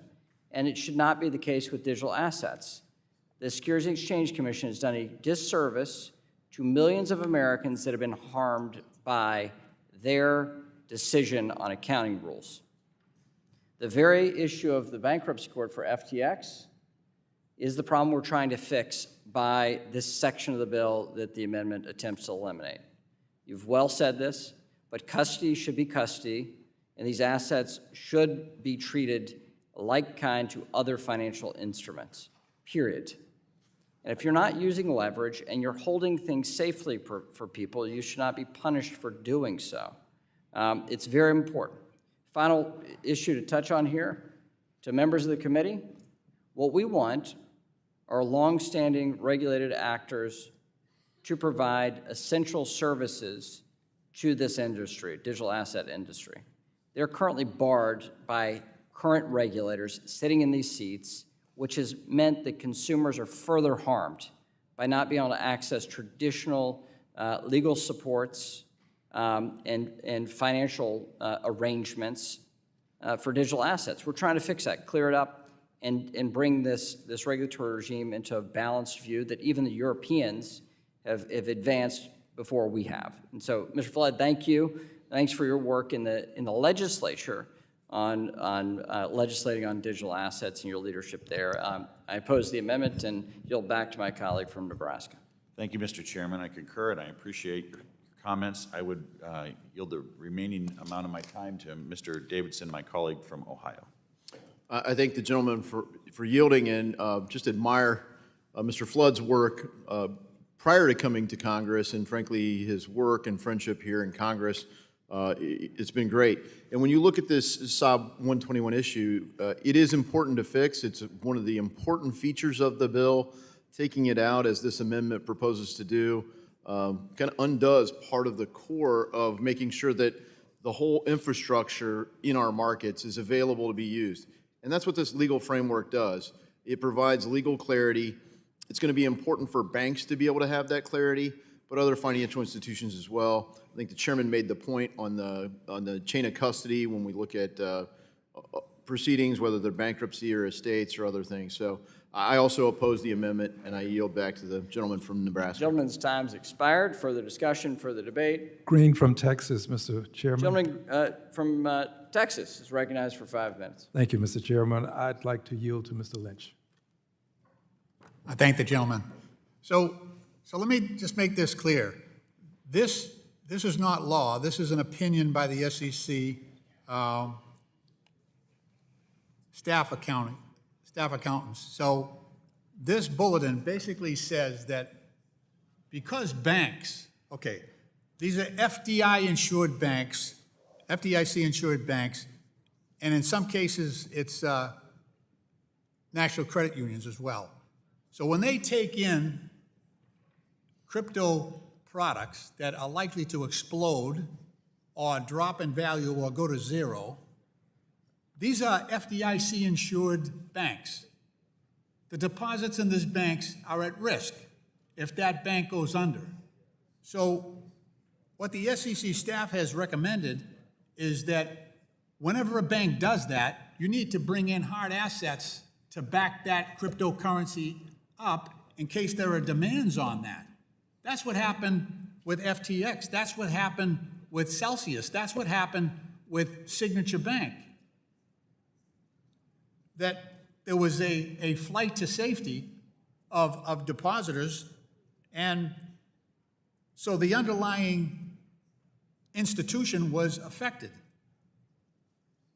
What we're asking is to make sure that those reserves remain in place. I realize it's not a cost-effective model. It's not, because you have to put in assets to protect against those cryptocurrencies going to zero. But it is to protect. So these are FDIC-insured deposits and banks, and that's why we need to make sure that those institutions are protected. That's the reasoning behind SAB 121. It's intended to provide a safeguard in the case of banks that hold crypto assets for various platform users and to guard against the technological, legal, and regulatory risks associated with those special arrangements. Safeguarding crypto assets presents unique risks and uncertainties, unlike other assets. And crypto assets are rapidly changing. They present new and changing risks. They're not present with other arrangements to safeguard assets. And additionally, there's a lack of legal precedent, and questions remain to how safeguard arrangements would be treated in court proceedings. So in the FTX example, many of those people had to march into bankruptcy court, get in line, and then try in some way to get their money back. Many of them are still waiting. I guess there were 1 million different investors in FTX. Thankfully, 99% of them are outside the United States. But those bankruptcies speak further to why this type of guidance is needed. Much of the bankruptcy industry and some of my Republican colleagues have pushed back against this guidance, claiming that it will prevent banks from providing digital asset custody. There's a reason for that. There's a reason for that. We don't want bank failures. We're afraid that the risk associated, look, these cryptocurrencies are very volatile. Very volatile. The values go up and down day to day. They're very unstable. Coins are very unstable.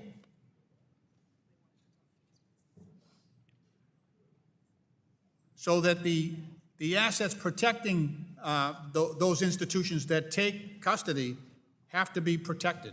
And that's what the Staff Accounting Bulletin 121 does. It should not be stricken from this bill. It's odd in a way. We usually don't legislate opinions out of existence, but that's what this section is trying to do. It's the Staff Accounting Bulletin 121 opinion of the SEC staff that banks should undertake these protections. And this section of the bill is trying to eliminate the SEC's staff opinion in this case. That's all I have. My time has almost expired, and I yield back. Gentleman yields back. Gentleman from Ohio is recognized for 5 minutes to strike the last word. I do strike the last word.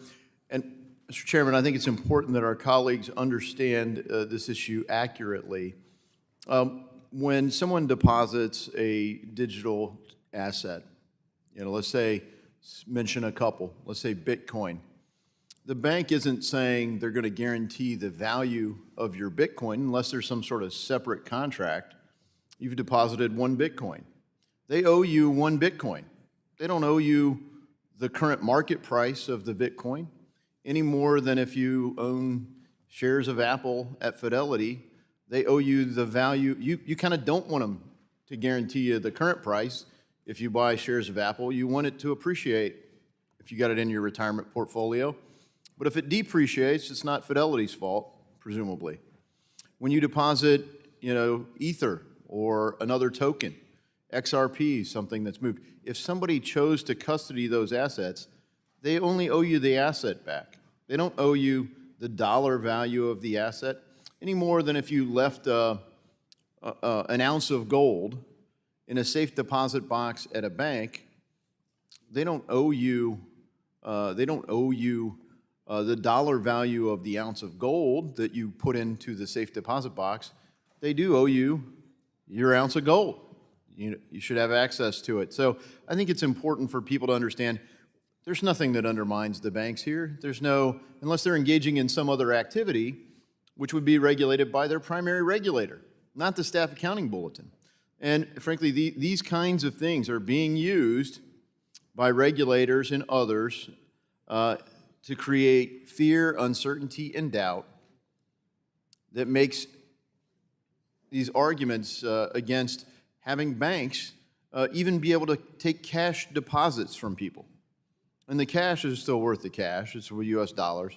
And if somebody deposited pound sterling somewhere, and the pound sterling would be owed back, you put in, 10,000 British pounds into the bank, you're owed 10,000 British pounds.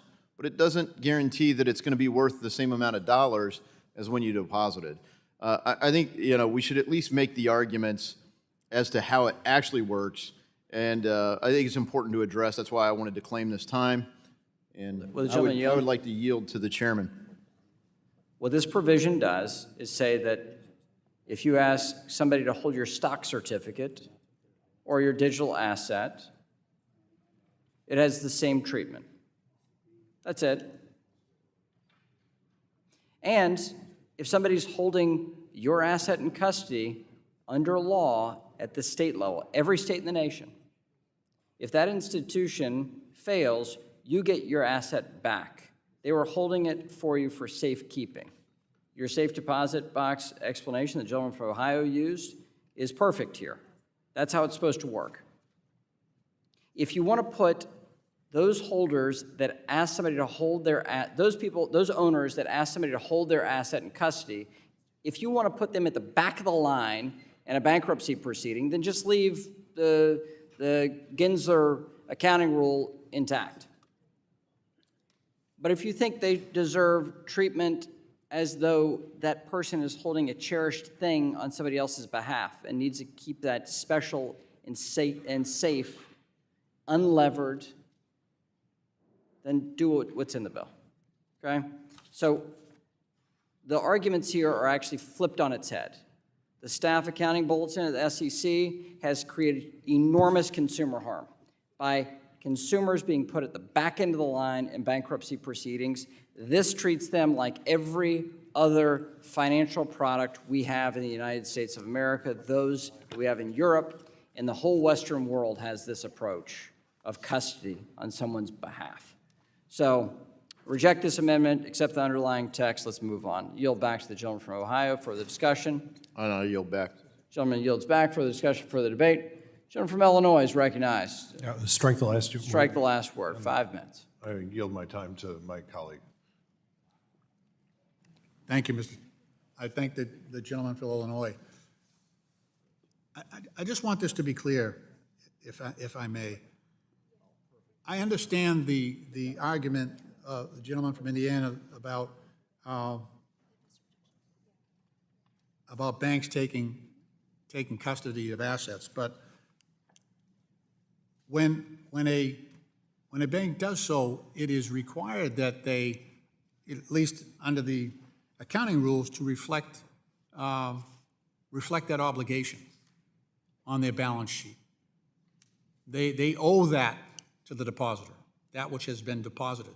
And what this provision is saying, that will not continue. If the gentleman will yield. I will.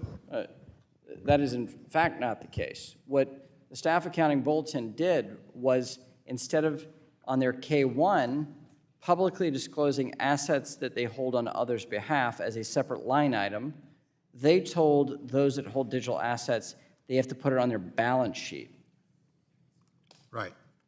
And what we're saying is, no, you have to separately account for those that you're holding on for custody. You cannot touch those, you cannot lever those, and you cannot treat it as though it is your asset. The corporation can't treat it as though it's your asset, it's your customer's asset. I see. But the SAB 121 would require both, right? It would require that it be reflected on the balance sheet as an asset of the corporation, not as the consumer's asset. I think that what the gentleman is arguing for is the intention of the language of this bill, rather than what the accounting bulletin is from the Securities and Exchange Commission. I want to make sure that customers are treated the same way, whether it's a digital asset or a stock certificate, or your trading card that you put in a safe deposit box at a bank. Okay. That's the intention. Okay. So going back to the language of the bill. That's the best starting point. It says here that the Federal Deposit Insurance Act or the National Credit Union Administration and the Securities and Exchange Commission may not require or take supervisory action that would cause a depository institution, national bank, federal credit union, state credit union, or trust company, or any affiliate, as such term is defined under Section 2 of the Banking Holding Company Act, to include assets held in custody or safekeeping, or the assets associated with a cryptographic key held in custody or safekeeping as a liability on such institution's financial statement or balance sheet.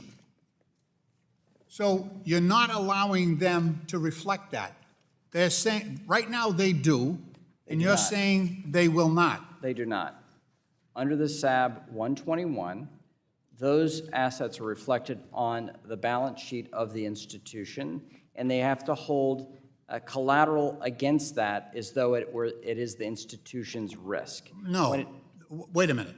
It also prevents them from holding additional regulatory capital against those assets in custody or safekeeping, or the assets associated with the cryptographic key held in custody or safekeeping. And this, So this you're not allowing them to hold additional regulatory capital, which is advisable under SAB 121.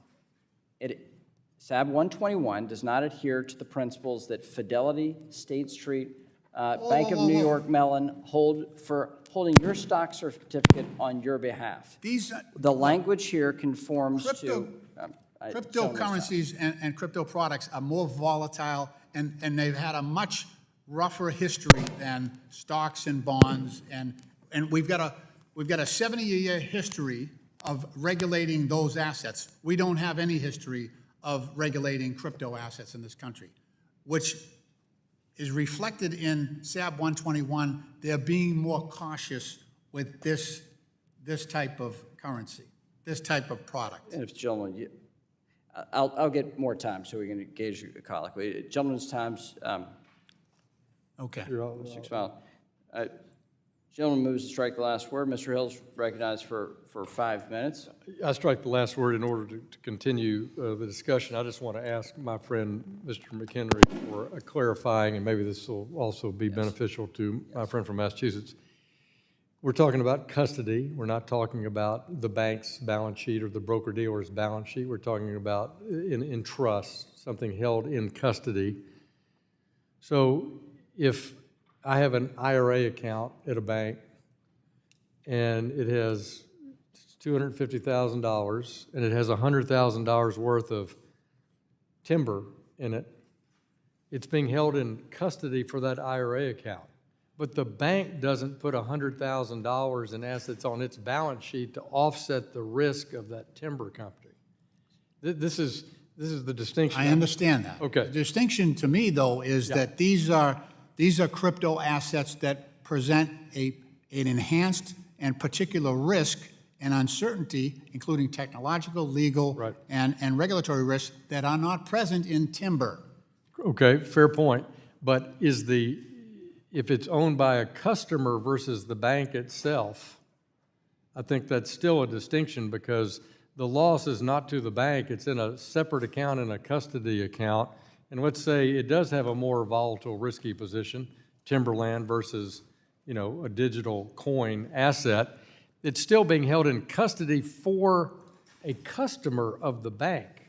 So the loss potential is not to the financial institution or the broker-dealer, but to the customer. Is that we are talking about a customer loss risk, are we not? I yield to my friend.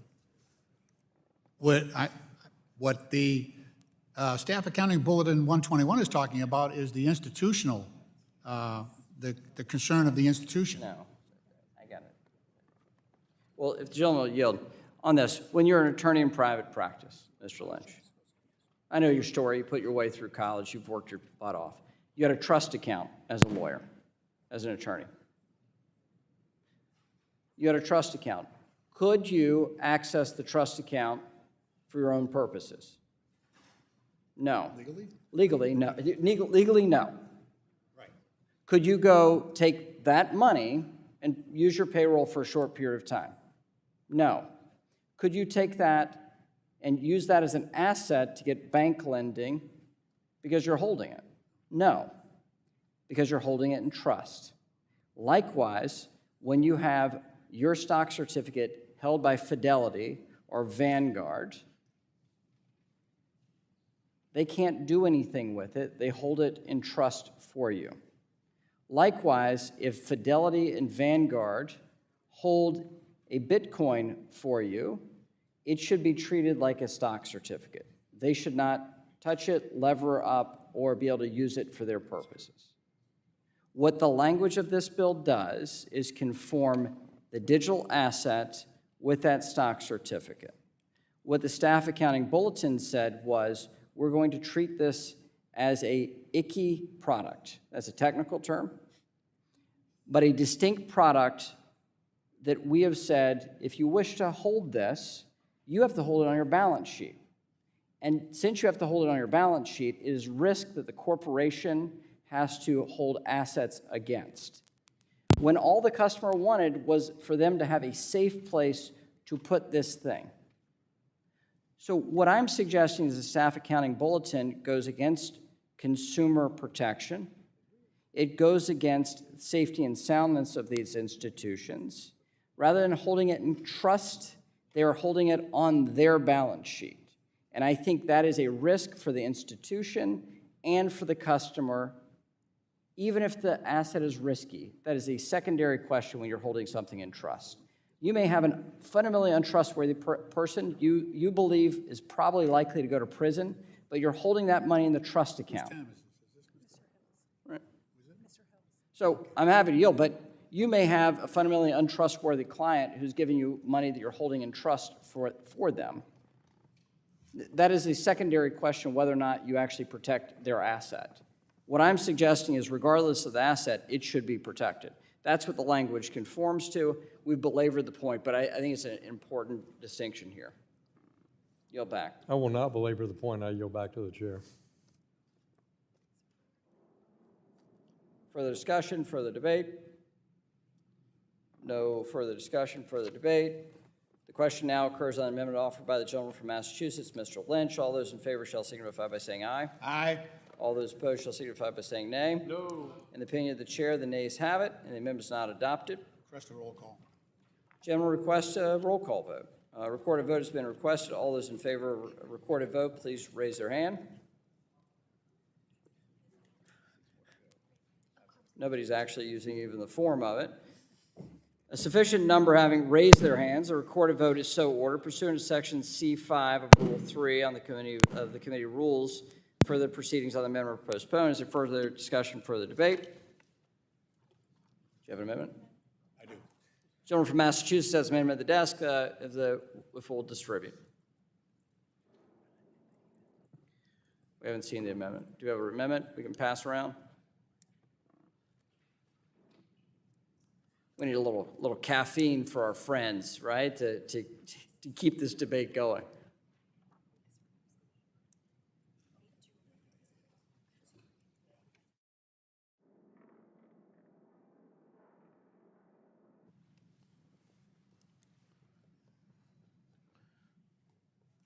Mr. Chairman, reserve a point of order. Gentleman reserves a point of order. Gentleman from Ohio reserves a point of order.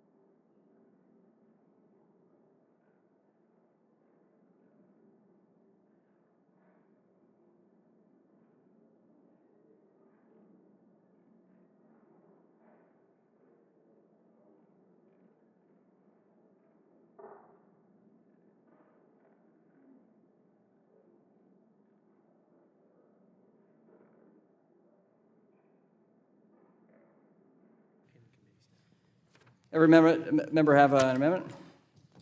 Clerk will report. Amendment to the amendment in the nature of a substitute to H.R. 4763, offered by Mr. Lynch of Massachusetts.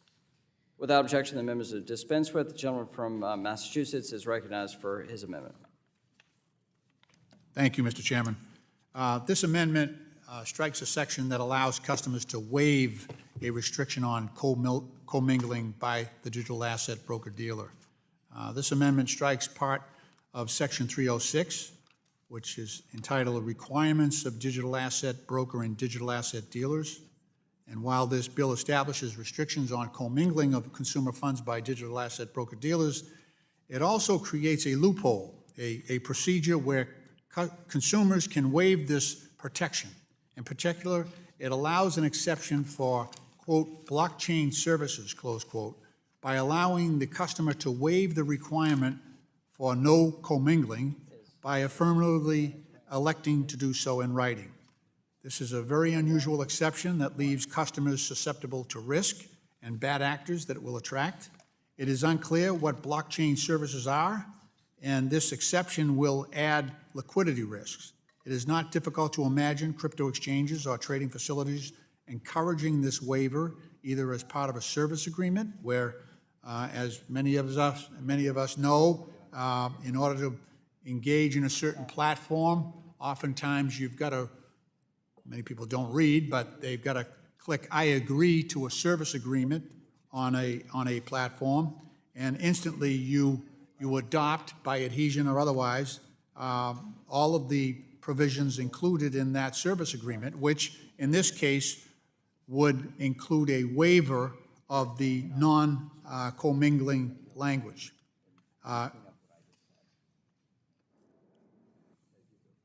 It may also make it easy, unlike the forced up, may also encourage this waiver either as part of a service agreement or making it easy for consumers or investors to check a box without realizing that doing so gives the trading firm ability to commingle customer assets with that of the firm or its affiliated hedge funds. In 2022, various digital asset platforms went bankrupt, often leaving users locked out of their accounts and unable to withdraw their hard-earned money, with approximately $3.9 billion lost to these type of hacks and fraud incidents alone. One prominent example, again, was FTX, which commingled customer funds to make undisclosed investments and trade against its own customers. The high-level collapse of FTX demonstrated the scale of harm possible, with over 1 million users being owed a total of $8.7 billion in bankruptcy proceedings. This language is so broad and will allow bad actors to have free range to commingle customer assets beyond the intended use. It would legitimize this practice for crypto firms and create a process for customer funds to be put at risk. So, Mr. Chairman, not only is commingling allowed, but there's a whole structure laid out in this bill that allows commingling to occur. For that reason, I urge my colleagues to vote against this bill. Thank you. And vote for the amendment. Gentleman yields back for the discussion, for the debate. Gentleman from Ohio, the Vice Chair of the Digital Assets Subcommittee is recognized. Mr. Chairman, I move to strike the last word. Gentleman's recognized. And I think it's important to understand what the language of the bill does. Under the Fit for 21st Century Act, digital asset brokers and dealers may not force customers to participate in this arrangement. Rather, the decision lies with the customer. This ensures that the risk is assumed by the customer and that no other digital asset holders are susceptible to additional risk by claiming this exception from segregation. How does the Commission limit that? Well, on page 104, lines 11 through 17, it states the Commission may, by rule, establish notice and disclosure requirements and any other limitations and rules related to waiving any restriction under the subparagraph that are reasonably necessary to protect consumers. So the consumer is protected. That's the default setting. But why does it do this? Well, because certain activities are inherently vital to the functionality of a blockchain system, including staking or validating. That's how transactions are processed on the chain. And it's important to do that because that's how many of these use cases achieve decentralization. Because if a lot of people choose to use one platform, or two, let's say Coinbase and Robinhood, if they couldn't do this, they would all just be seen as all the assets of Coinbase or Robinhood, and there wouldn't be, the thousands, hundreds of thousands, or maybe millions of people that actually own the asset, and so it would look more concentrated than it is. So it's important that the function of the blockchain do that. So removing the exception could greatly restrict many blockchain systems and discourage consumers from interacting with them. It would likely, or frankly almost certainly, have a material effect on the market. So we've had two-page flips of this legislation. We've had numerous legal experts weigh in for months on the bill now. And with that, I'd like to yield time to the chairman. Thank you. I want to thank the gentleman for explaining the technology reason for this. It is not for the broader purposes of leverage. It is not handing away your asset. What is in fact it's doing is on page 104, line 18 through 25, it defines what a blockchain service is defined. It's validating transactions on the blockchain system, providing security for the blockchain system, or similar activity required for the ongoing operation of a blockchain system. These are ongoing live instruments, and so you have to ensure that the network functions. In order for you to have network functionality, the asset needs to be functional. If you lock it away and put it in a cave somewhere, it's not functional, so you need to make sure there's a pool to make sure you can work that and use that asset so the network functions. That's the purpose of this. It is a technology-specific piece of language we have here. There's a general prohibition of commingling, except in this circumstance of how you actually utilize the asset to protect the network and ensure it functions. Happy to yield back to the gentleman to clean up my technological explanation. Appreciate the chairman for clarifying. And I just think a lot of the things that we hear from people opposed to the bill, as we talk about it, it just hopefully is further providing member education. I recognize by the diminished attendance as the day has worn on that we may not be doing much member education, but I hope we're doing some. And hopefully people will understand, yeah, we have thought of that. It is in the bill, and it is essential for the market function. So with that, again, I oppose the gentleman's amendment. I support the text of the bill as drafted. I urge opposition to the amendment, and I yield back. Gentleman yields back. Further discussion, further debate. Green from Texas, Mr. Chairman. Recognized for 5 minutes. Thank you, Mr. Chairman. I yield to Mr. Lynch. I thank the gentleman from Texas. Thank you, Mr. Chairman. The idea here of commingling funds and basically introducing a procedure in this bill that would allow broker-dealers to use the funds of their clients. They could do so by inducement. They could do so by enticing a waiver. They could do so by including it in terms of it just requires that it be in writing and that it be quote-unquote voluntary. The problem that we had with FTX was that the very act of commingling funds with company funds was that the client's funds were at risk. And so when FTX collapsed and went bankrupt, the commingled funds went with it. And that's why you have 1 million investors who are in bankruptcy court trying to get their money back. And I just find it very, very reckless to take as volatile a product as some of these cryptocurrencies are, and as much volatility as we've seen, and as many disasters as we've seen, and the lack of consumer protections throughout this bill, and now we're going to allow the investors' funds to be commingled with the company. Look, this isn't just allowing a financial disaster. This is manufacturing one, where the funds of these investors will be put at risk. Now, the object of this bill is to try to legitimize this business. They've had such a cascading series of failures that I mean, obviously, the 1 million people that were invested in FTX are no longer customers. I think they've learned. I think some of the people that were out there that were promoting and hyping cryptocurrency. Tom Brady, I think he's in the red for $30 million. He was once supposedly an expert in cryptocurrencies. If the gentleman will yield. I'm on a roll. I'm sorry. Yeah. Because there was once an era where Tom Brady you couldn't speak of him that way in New England. That's changed. But look, we know the hype around this issue. Think about this now. This is a private sector entity and industry.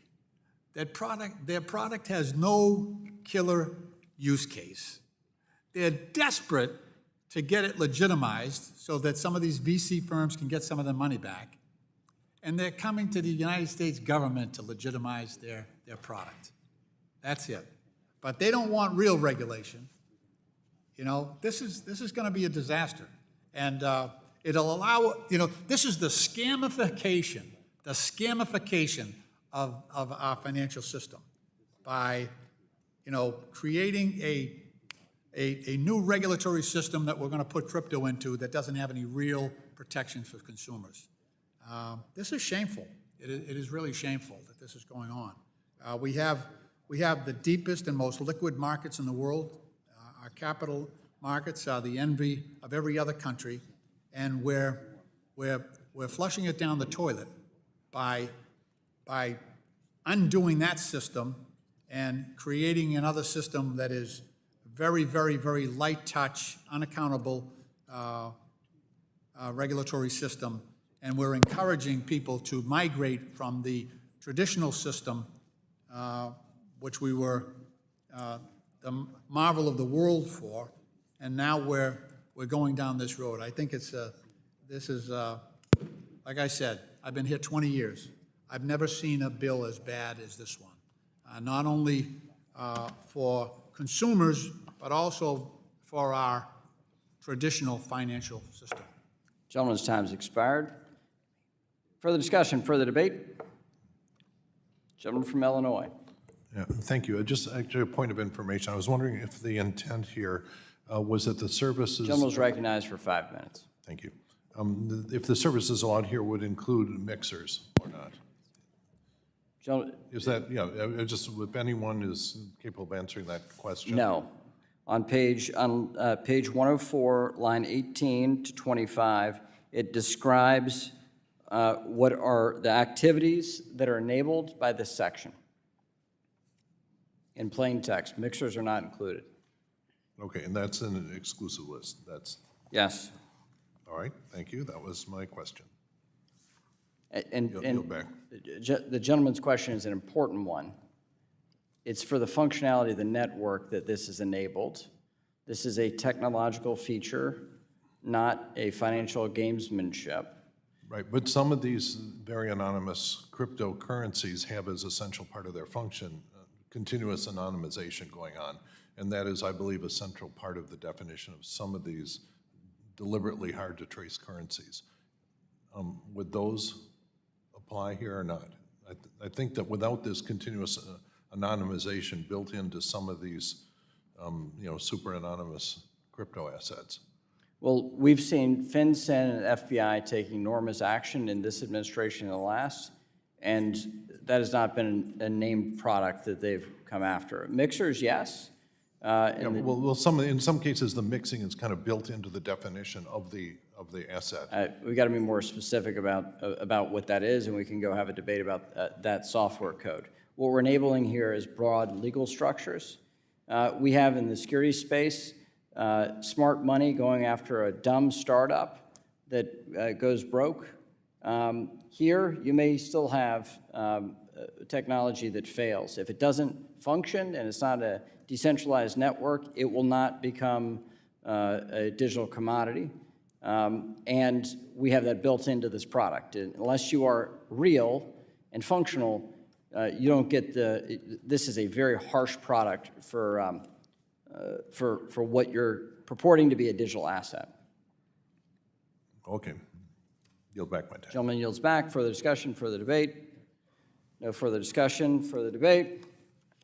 Mr. Chairman, on behalf of Mr. Davidson of Ohio, I withdraw his point of order. The gentleman withdraws a point of order. The question now occurs on the amendment offered by the gentleman from Massachusetts, Mr. Lynch. All those in favor shall signify by saying aye. Aye. All those opposed shall signify by saying nay. In the opinion of the chair, the nays have it. The nays have it. For what purpose? Do we have further discussion? For the gentleman from Massachusetts has an amendment at the desk. May we distribute it? How are you, Adrian?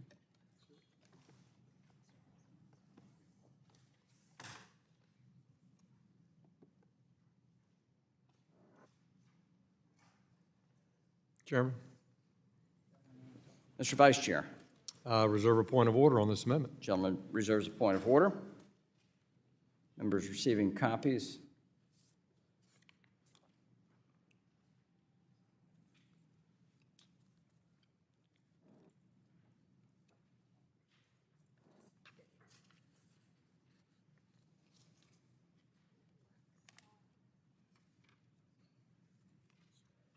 Thank you.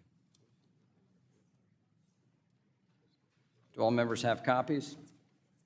Clerk will report. Amendment to the amendment in the nature of a substitute to H.R. 4763, offered by Mr. Lynch of Massachusetts. Without objection, the amendment is considered as read. The point of order is reserved, and the gentleman from Massachusetts is recognized to explain his amendment. Thank you, Mr. Chairman. So this amendment, we've talked a lot today about consumer protections and how they are not present in the new bill.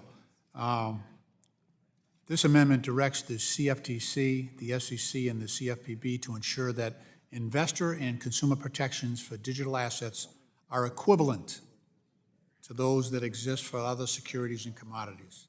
This would really make a huge difference here in this bill. It would, I think, calm a lot of the fears that many Americans have. A fundamental issue with this bill is the complete lack of investor and consumer protections with respect to digital assets.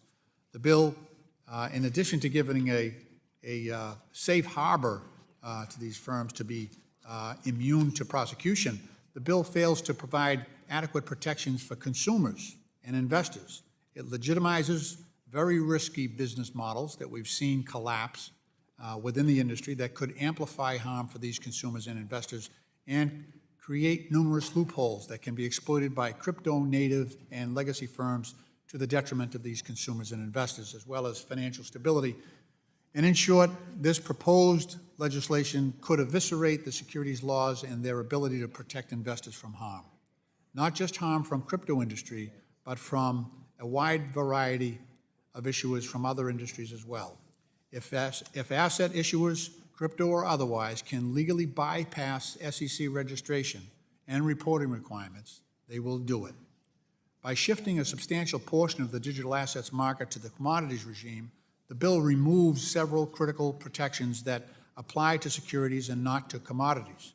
Specifically, the Commodity Exchange Act does not provide equivalent protections to investors trading digital commodities compared to securities under law when it comes to liability for false statements and omissions in registrations and prospectuses or oral communications, best interest or best execution standards that apply to broker-dealers, the fiduciary standards for commodity trading advisors that applies to investment advisors, and regulations of pools of assets that apply to investment companies.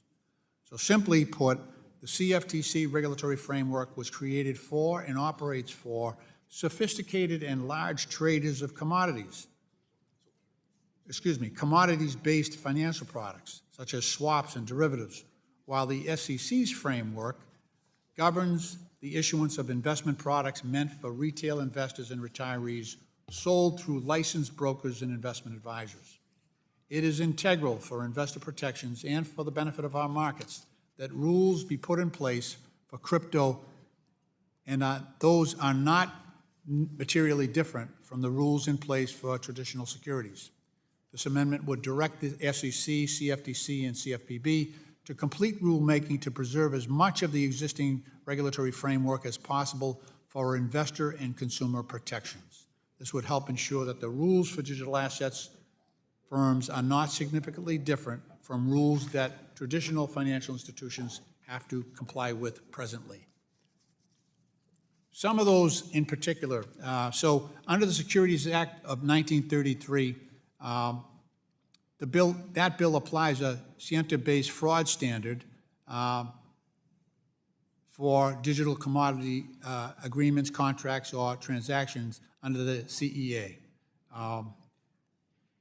Under the Securities Act, Section 12A1 and 2, any person who offers or sells a security in violation of Section 5, or 2, offers to sell a security by means of an untrue statement of a material fact or omission, or a material fact, shall be liable to the purchaser for the cost of the security.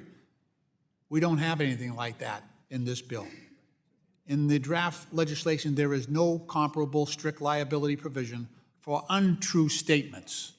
And we have seen crypto firms issue untrue statement after untrue statement. It's the way it's their business model. Under the Securities Act, Section 11, that Section 11 imposes strict liability upon issuers and signatories of registration statements and negligence liability upon underwriters if at the time of registration becomes effective, the statement either contained an untrue statement or a material fact, or omitted a material fact required to make the registration statement not misleading. There's no comparable standard in the CEA, which is not a disclosure-based statute or in draft legislation.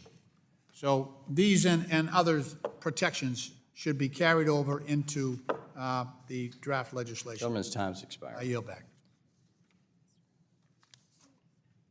The author of the bill, Mr. Hill, is recognized for 5 minutes.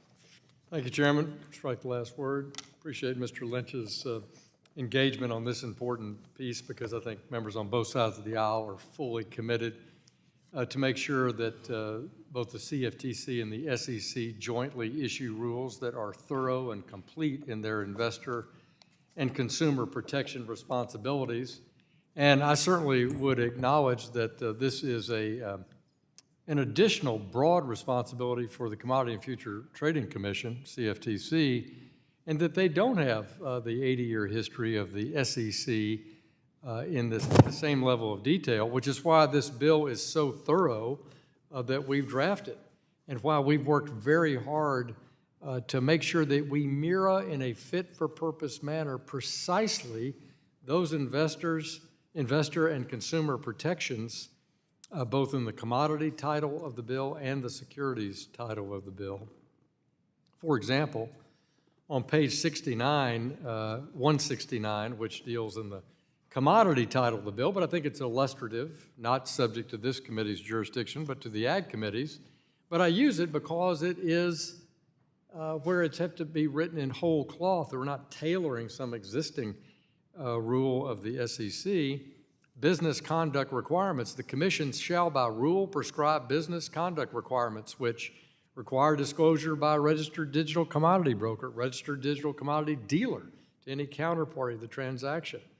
Information about material risk, characteristics of the digital commodity. Information about material risk and characteristics of the individual transaction. Establish a duty for such digital commodity broker and such digital commodity dealer to communicate in a fair and balanced manner based on principles of fair dealing and good faith. That language is exactly going back to the 33 and 34 Acts on the obligations of a broker or on an exchange to have fair and balanced principles based on fair dealing and good faith. That was at the heart of the Securities Act. Establish standards governing digital commodity platform marketing and advertising, including testimonials and endorsements. They have to have standards for that. Establish such other standards as requirement as the commission may determine that are 1, in the public interest, 2, appropriate for the protection of customers, or 3, otherwise in furtherance of the purpose of this act. And I read that one section, but throughout this bill, these entities being registered by the CFTC and SEC are subject to the same requirements to protect customers as anybody else in the traditional securities or commodity business. These dealers, they have to be members of the Futures Association or FINRA, or both if they're duly registered.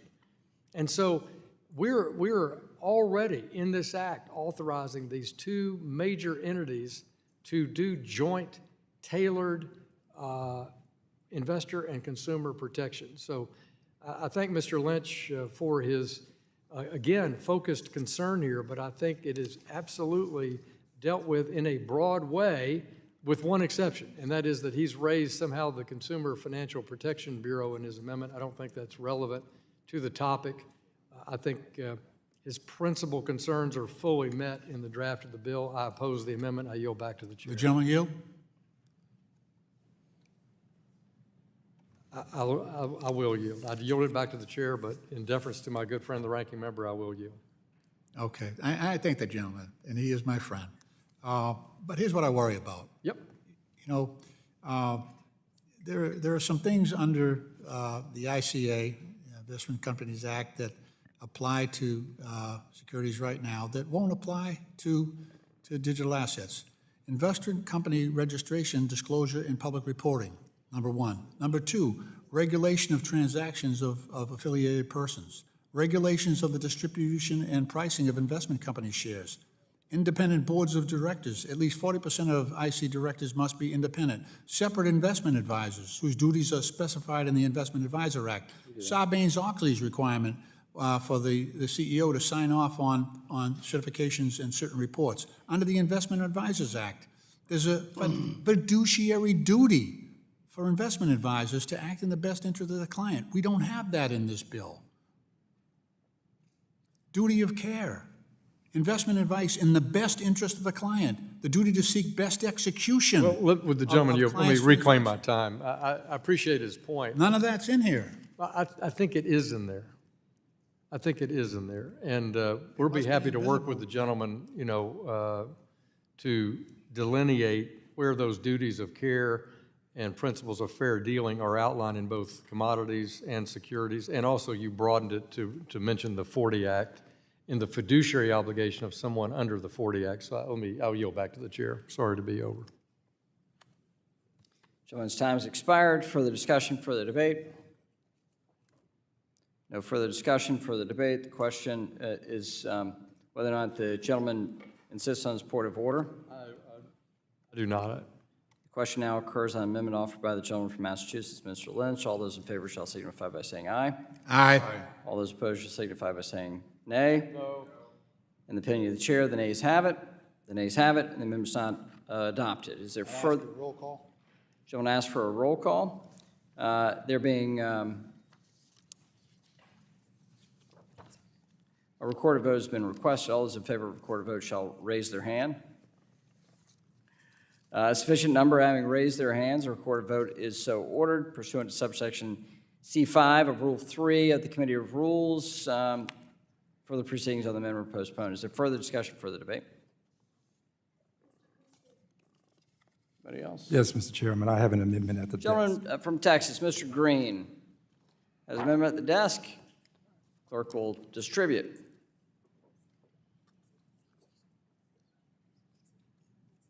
We have an amendment?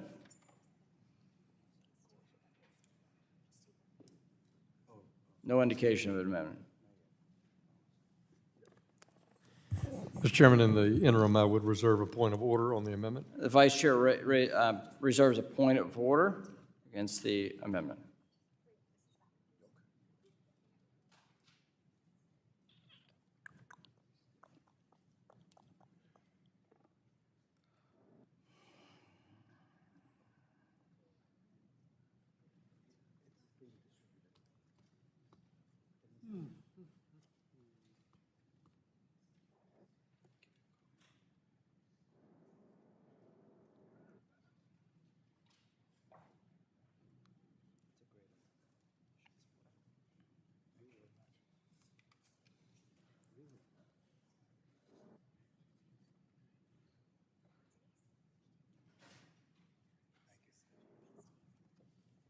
Thank you. If all members have the amendment, clerk will report. Clerk doesn't have the amendment. Mr. Chairman, I ask that the amendment be considered as read.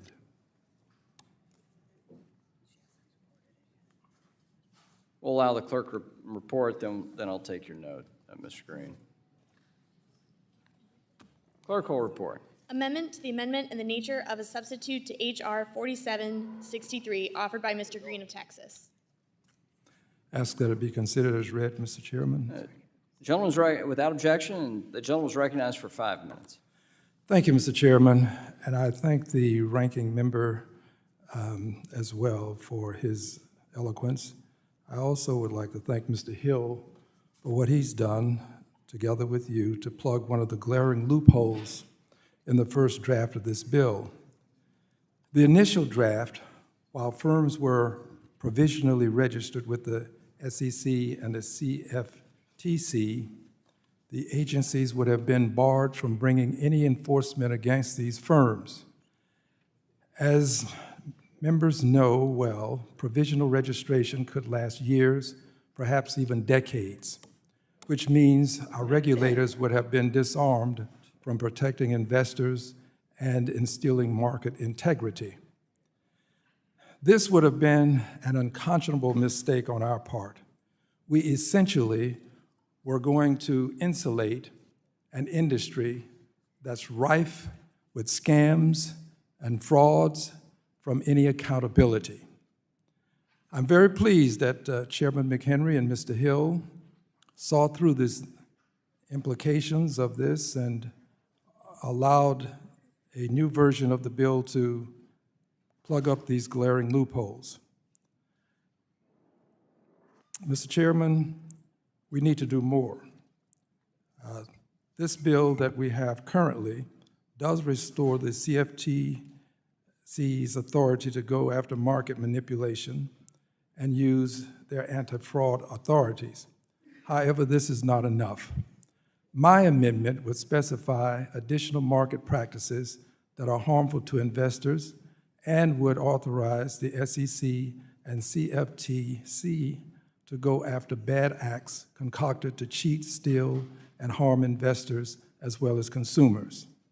This amendment also ensures that the SEC can pursue enforcement in illegal market activities such as price manipulation, insider trading, Ponzi schemes, fraud, wash trading, common ownership of tokens trading on an exchange against consumers, and prop trading. Additionally, my amendment would protect whistleblowers against retaliation who go to the SEC and CFTC and expose wrongdoing by provisionally registered firms. As the chairman well knows, I have long advocated for protection of whistleblowers, as I think they often put themselves at great risk when they offer their services to our country by exposing wrongdoing. Mr. Chairman, I was here when we had the Bernie Madoff scandal, and I realized then how difficult it is to prevent criminality, even with strong enforcement protections. Without these strong enforcement provisions, investors will be without that which we can provide.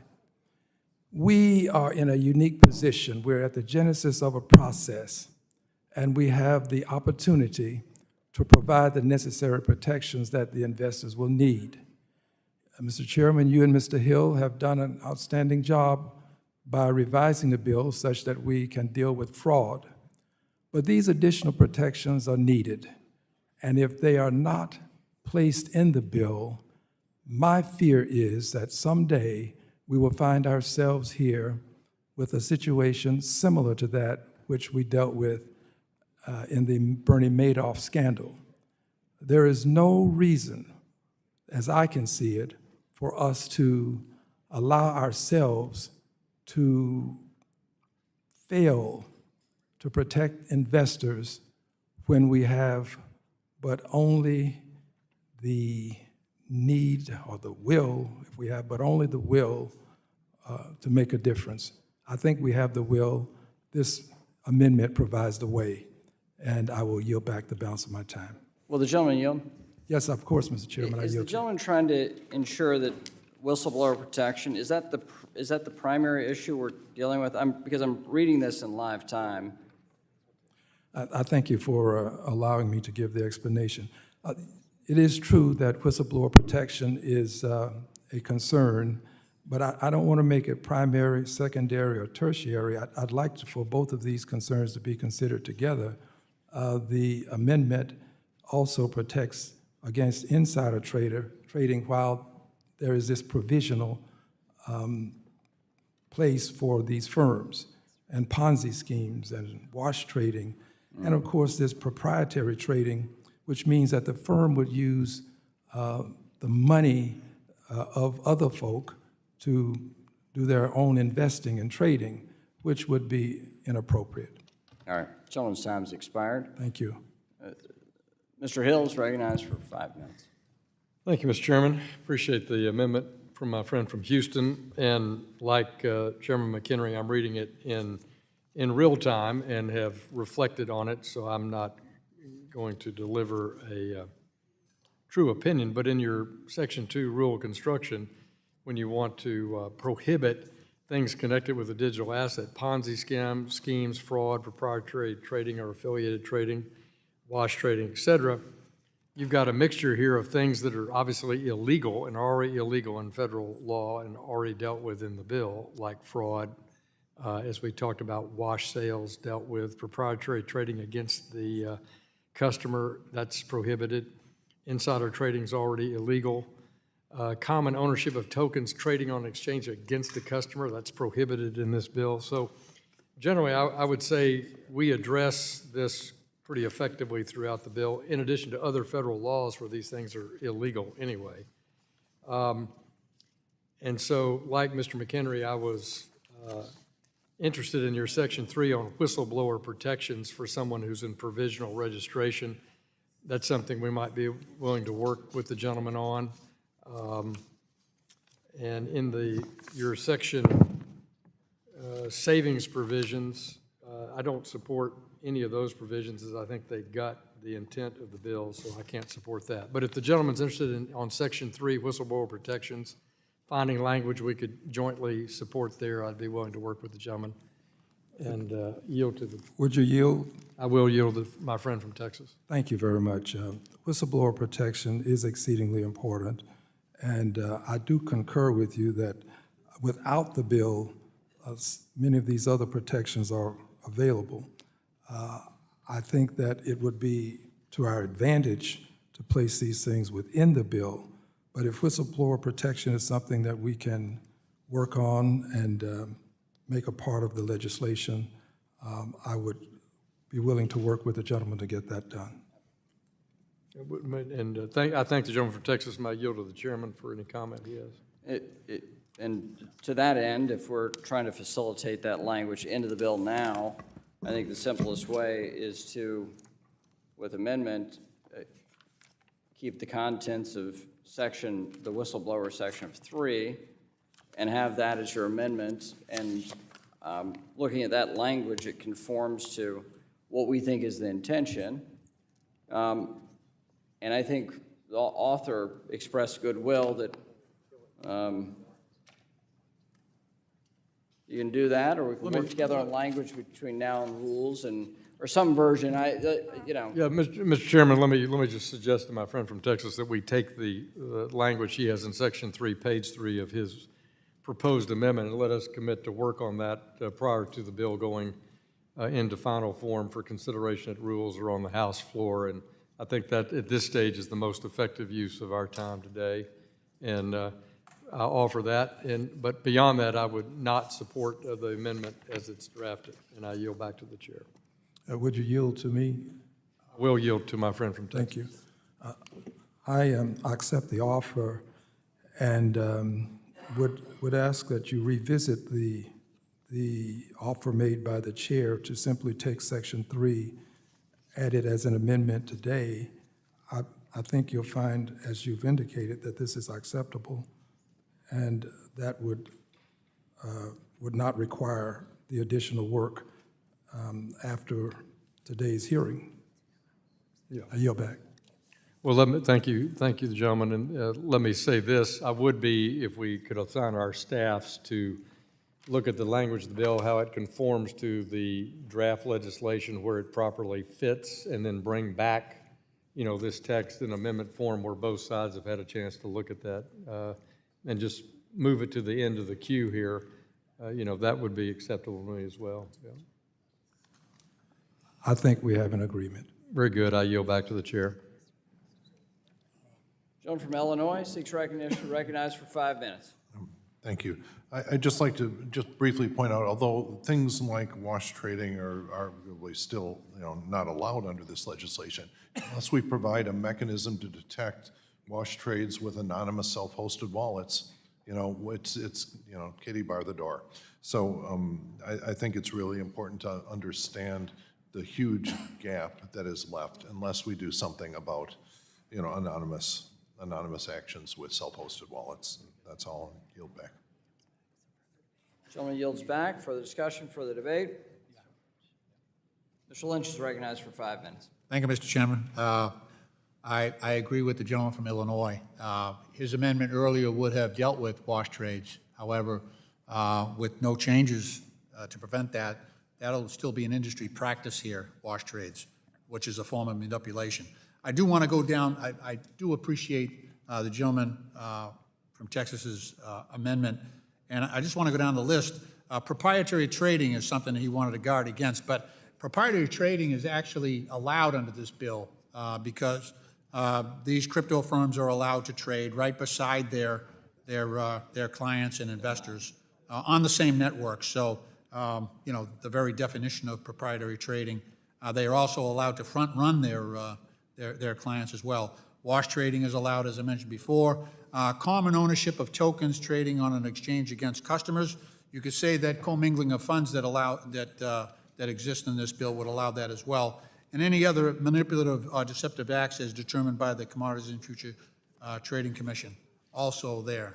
Mr. Green's amendment adds a few more important and specific practices and authorities for the SEC so it could stop bad actors from harming investors in digital assets.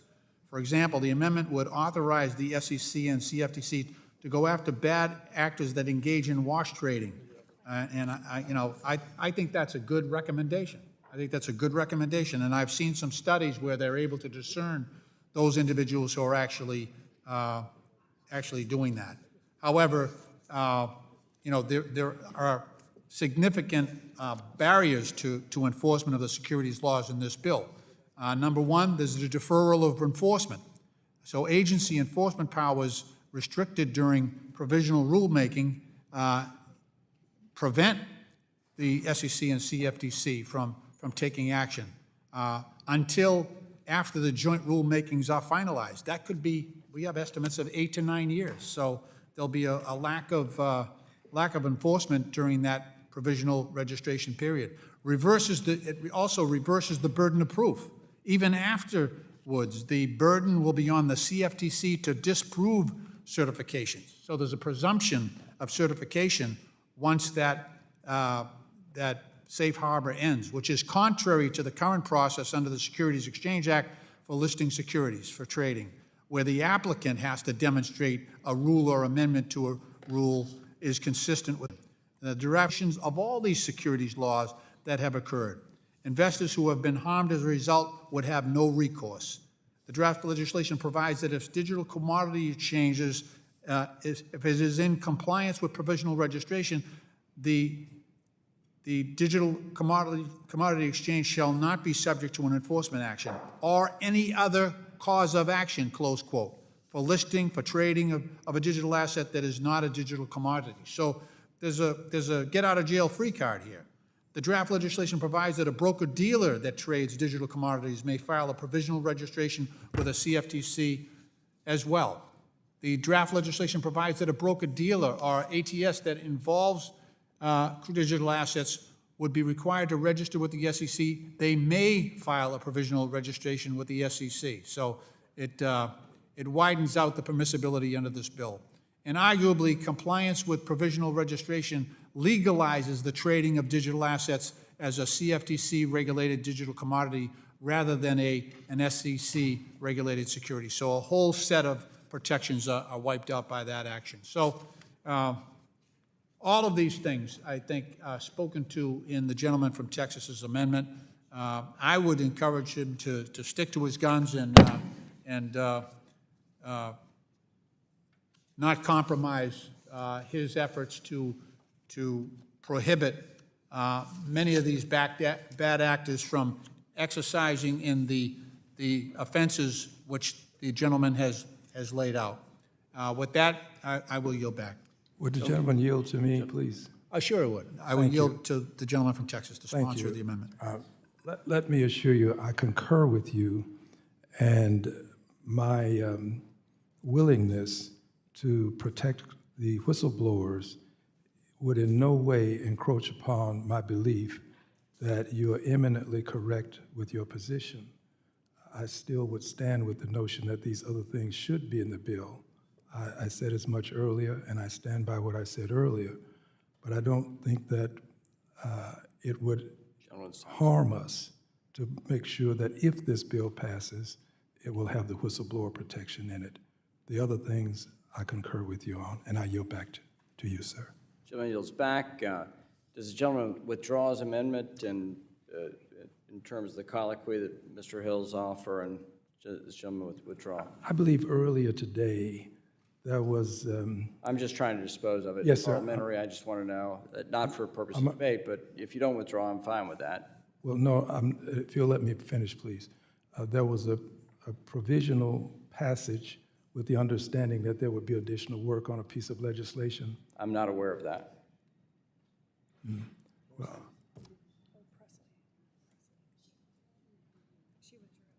She withdrew, the Presley Amendment, she withdrew, and we're working to get the language correct so it is enforceable. I see. Well, withdrawing, yes, with the understanding that we will work in good faith with Mr. Hill to reach an agreement on whistleblowers. Thank you.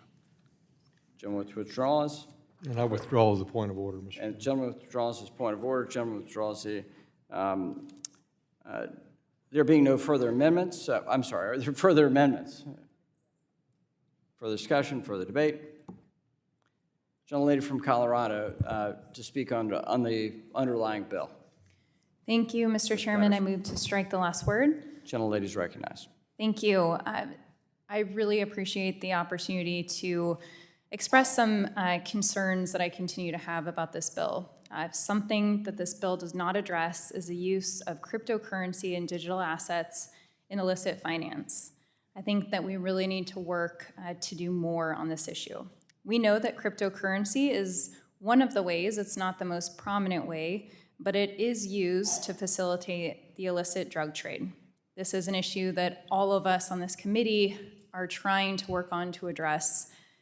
And if the advocates for this bill are correct, and we can expect innovation in the digital asset and cryptocurrency space to explode if this bill passes and brings the regulatory certainty that they're asking for, then we can also expect that what will come with that is additional fraud, money laundering, and other illicit uses of digital assets. So not enough is said in this bill about how the SEC and the CFTC will be able to handle the influx of new businesses, new opportunities, and additionally, unfortunately, new scams. With that, I want to ask for a commitment from the chair to work with me to ensure that this bill can be implemented in a safe and sound manner, and recognizing that we have worked on some language, but right now we don't have an amendment that is ready. So we know that this is not a question of whether this will be a problem down the line. We know that it already is. So I want the commitment that you will continue to work with me on developing amendments for the floor that will focus on this aspect of the committee's bill. Gentlelady yields. Mr. Hill, if you wish to. Of course, and I thank the gentlewoman from Colorado for expressing this important constraint. This is important topic. This is something this committee's had as a preeminent work in our National Security Subcommittee that Mr. Lynch and I have worked on a long time, which is countering terror finance, countering illicit finance internationally. We certainly want to make sure that this bill reflects that priority, to make sure that now digital assets are not used, and take examples from other things that we can add to this bill that will make that stronger. Appreciate your interest in it, particularly in ransomware.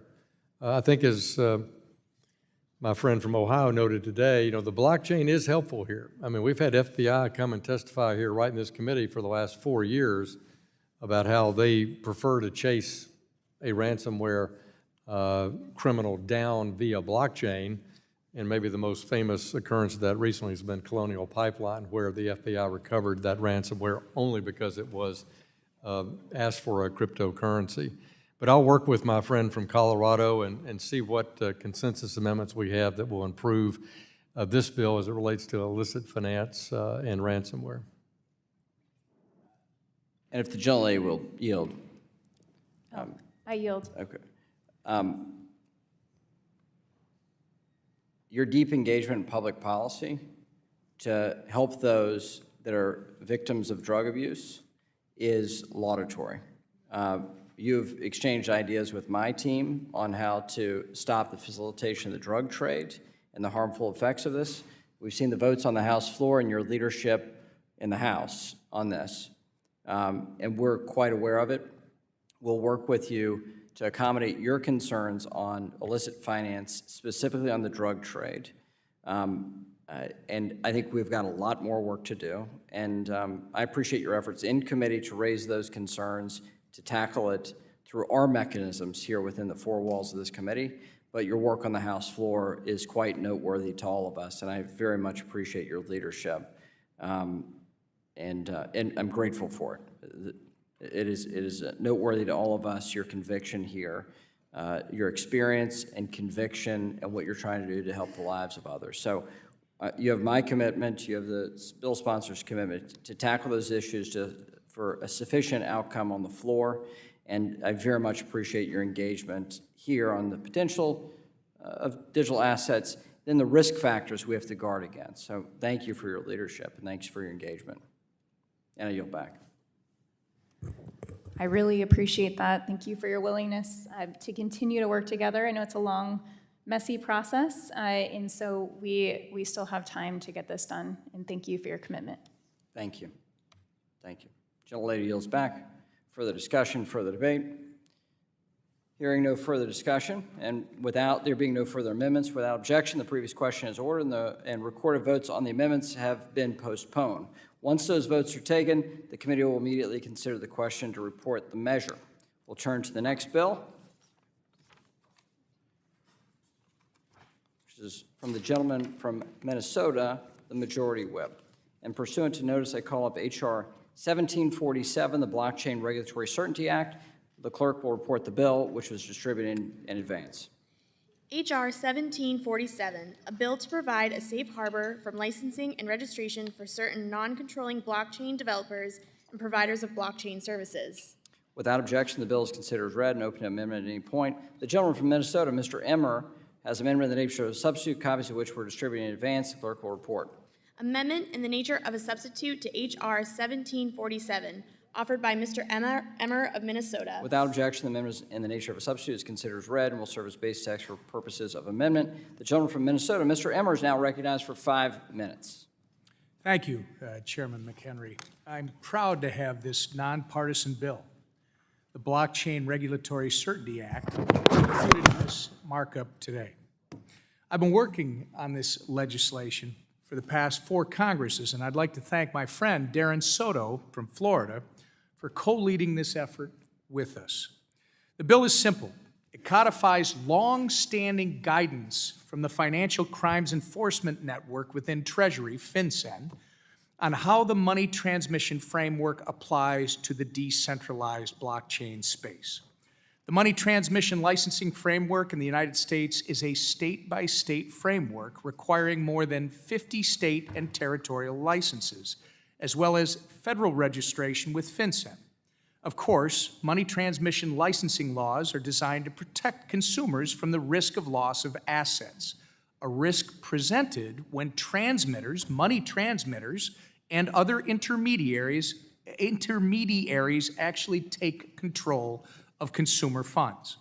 However, with state regulations varying on what type of blockchain-related entities qualify as money transmitters, major discrepancies in the state-by-state framework create uncertainty for providers who never have custody of customer funds and, in fact, even provide extra layers of protection for the very consumers that money transmitter laws are designed to protect.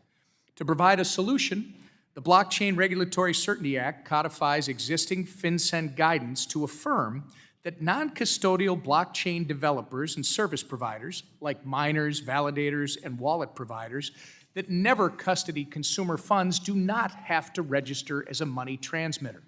This guidance was published in 2013 under the Obama administration. It was republished in 2019 under the Trump administration, and it remains the guidance FinCEN follows today under the Biden administration. Codifying this guidance from FinCEN cements in statute a well-agreed-upon interpretation of how money transmitter laws are applied to the decentralized blockchain ecosystem, which will allow the next iteration of the internet to be designed by Americans with American values. The markup today and the markup tomorrow in this committee are focused on providing regulatory certainty for the digital asset ecosystem as a new, emerging innovation that has the potential to redesign the digital economy and provide the economic boom the United States needs to climb out of our $32 trillion national debt. Guidance is not as concrete as statute. Statute gives certainty. Guidance can change at the political whim of a new administration. Fortunately, that has not been the case with this FinCEN guidance, but we need to give this industry certainty in the form of statutes if we're going to stand a chance in developing the next iteration of the internet and the digital economy so that it reflects our values, American values. Again, thank you, Chairman McHenry, for holding this markup today. Thank you again to my friend Darren Soto for his continued nonpartisan collaboration with us on this bill and other digital asset legislation. I'd also like to recognize Ranking Member Waters and her staff for their open dialogue with our office on this bill in the days prior to this markup. I understand the time constraints haven't allowed for committee Democrats to gather feedback from the Treasury, but I appreciate your team's attention to the bill, and I'd like to offer to work with you and your team once this bill passes out of committee to make alterations you need so that we can continue to move this legislation forward in the nonpartisan fashion that is being offered. And I yield back the balance. Will the gentleman yield? Yes, to the chair. I'd like to thank the member for his leadership on this bill, this bipartisan bill between he and Mr. Soto. When the infrastructure bill passed last Congress, I think all of us heard from market participants about the overly broad language and how it can impact blockchain technology generally. But let's go back in time. From the moment my colleague came to Congress, he was a committed advocate for a smart regulatory pathway for digital assets. He's an OG to this space. And has been, since I've known him, even before being a member of Congress, he's been a leader in this space. We are at the culmination of years of work that he has been about in a piece of legislation that is a culmination of his work. Others have joined along the way. Mr. Davidson certainly has, Mr. Hill, Ms. Waters. But I know the OG in this space is Tom Emmer, and I want to thank you for your leadership, not just on the market structure bill and this important bill, but generally speaking for digital assets. Thank you for yielding the time. And thank you, and I yield back. Gentleman yields back. I said OG, didn't I? All right. Further discussion, further debate. Mr. Lynch is recognized for 5 minutes. Thank you, Mr. Chairman. I must admit I'm a little surprised that the chairman and our colleagues across the aisle would put this bill forward today. As you know, we're here for the markup of 4 national security bills that focus on illicit finance and its uses by bad actors like fentanyl traffickers and terrorists and the Russian war machine working to destroy Ukraine and food security around the globe. One Republican bill, in fact, is focused on the use of emerging technologies like digital assets by terrorists and sanctioned evaders. Yet, while we vote on those other well-crafted bipartisan bills to target the abuse of the financial system, we have Mr. Emmer's bill, which would carve a hole in our defense against financial crimes that could be abused by the very same fentanyl traffickers, terrorists, and Russian war criminals. The only distinction here is the use of the blockchain. I'll also note that Republicans added this bill to the markup list at the last minute. Not only was this in violation of our longstanding informal agreement to provide a list of markup bills at least 7 calendar days ahead of markup, but it denied members, including myself and our committee staff, the time to confer with stakeholders like the Financial Crimes Enforcement Network and the Consumer Financial Protection Bureau. So I'm a past chairman of the Financial Crimes Task Force that we had here in Congress for many years. I've worked closely with FinCEN, and you know, the one thing that I see as a pattern is this bill includes a provision that it basically says that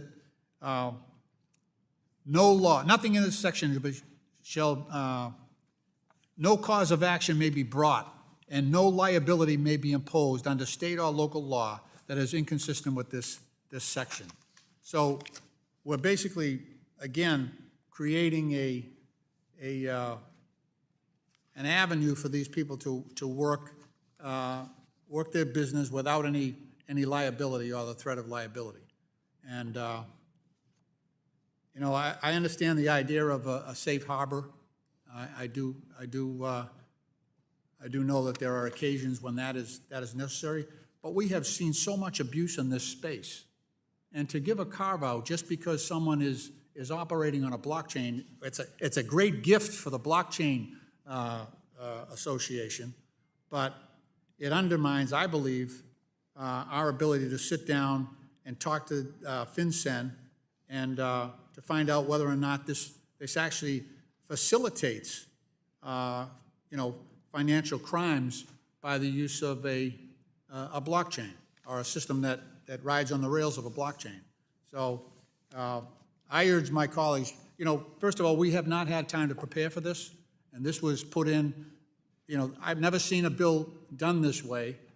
We've usually had an informal agreement where, you know, we get notice of bills well in advance. We have time to prepare. Staff has time to prepare. We get a chance to talk to the stakeholders. That has not happened here. That has not happened here.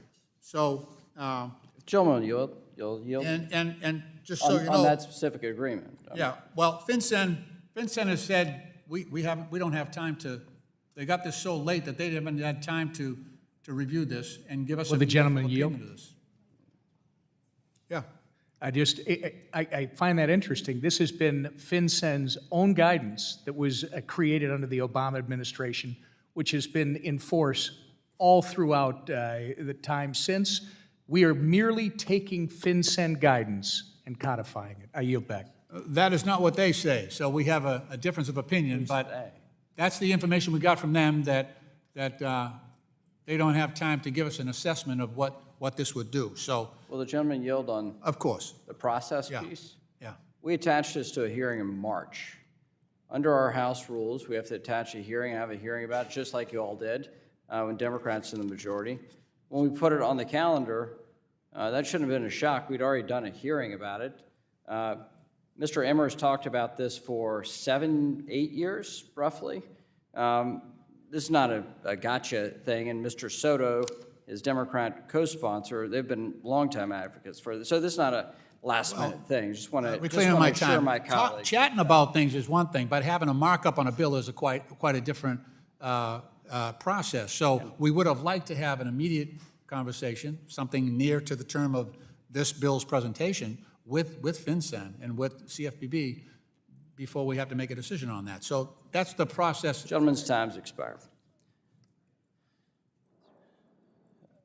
Gentleman from Nebraska, Mr. Flood's recognized for 5 minutes. I move to strike the last word, Mr. Chair. Gentleman's recognized. Thank you, Chairman. I'd like to express my support for this legislation. I'd like to thank my colleague and the Majority Whip, Mr. Emmer, for offering it.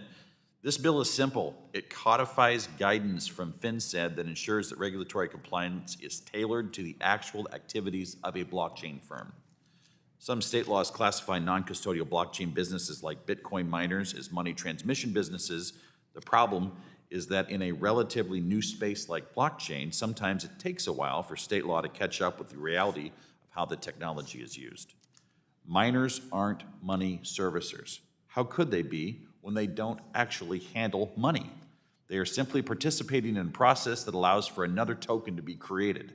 That's very different than the work someone does in the money service business does. One of the challenges we are taking on in this committee is modernizing our laws to ensure that we don't lose out on innovative jobs simply because of misalignment between our existing regulatory structure and the way blockchains actually work. This bill is an important step in that iterative process. It is in order to position the United States as a destination in the coming innovation economy, we need to ensure that our regulations are fit for purpose. That takes work on behalf of legislators and regulators, both in the federal and state governments. This bill is a result of just that kind of work. Whip Emmer has been a leader in Congress on blockchain and digital asset issues. For years, he's worked to better understand the technology and the industry. We're lucky to have that kind of champion on this committee. When paired with the committee's other efforts to provide regulatory clarity for market actors and regulate stablecoins, this committee is making it clear that it is working to advance the innovation economy in America. With that, I'm proud to support this bill. I'm proud to work with my colleagues in advancing legislation that will create innovation jobs for the next generation. I urge the adoption of the bill, and I yield back. Gentleman yields back. Further discussion, further debate.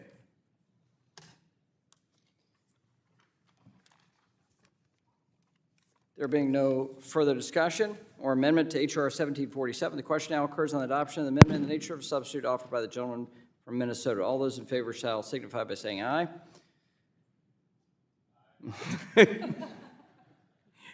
Those opposed shall signify by saying nay. Nay. There we go. In the opinion of the chair, the ayes have it.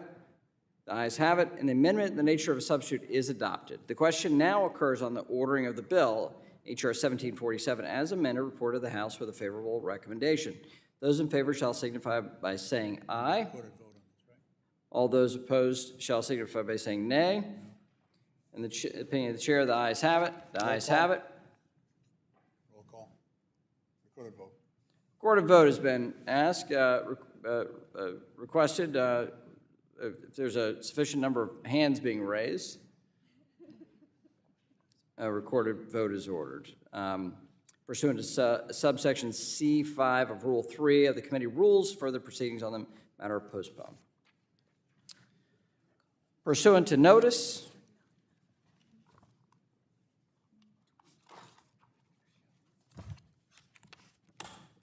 I call up H.R. 2969, the Financial Technology Protection Act of 2023. The clerk will report the bill, which was distributed in advance.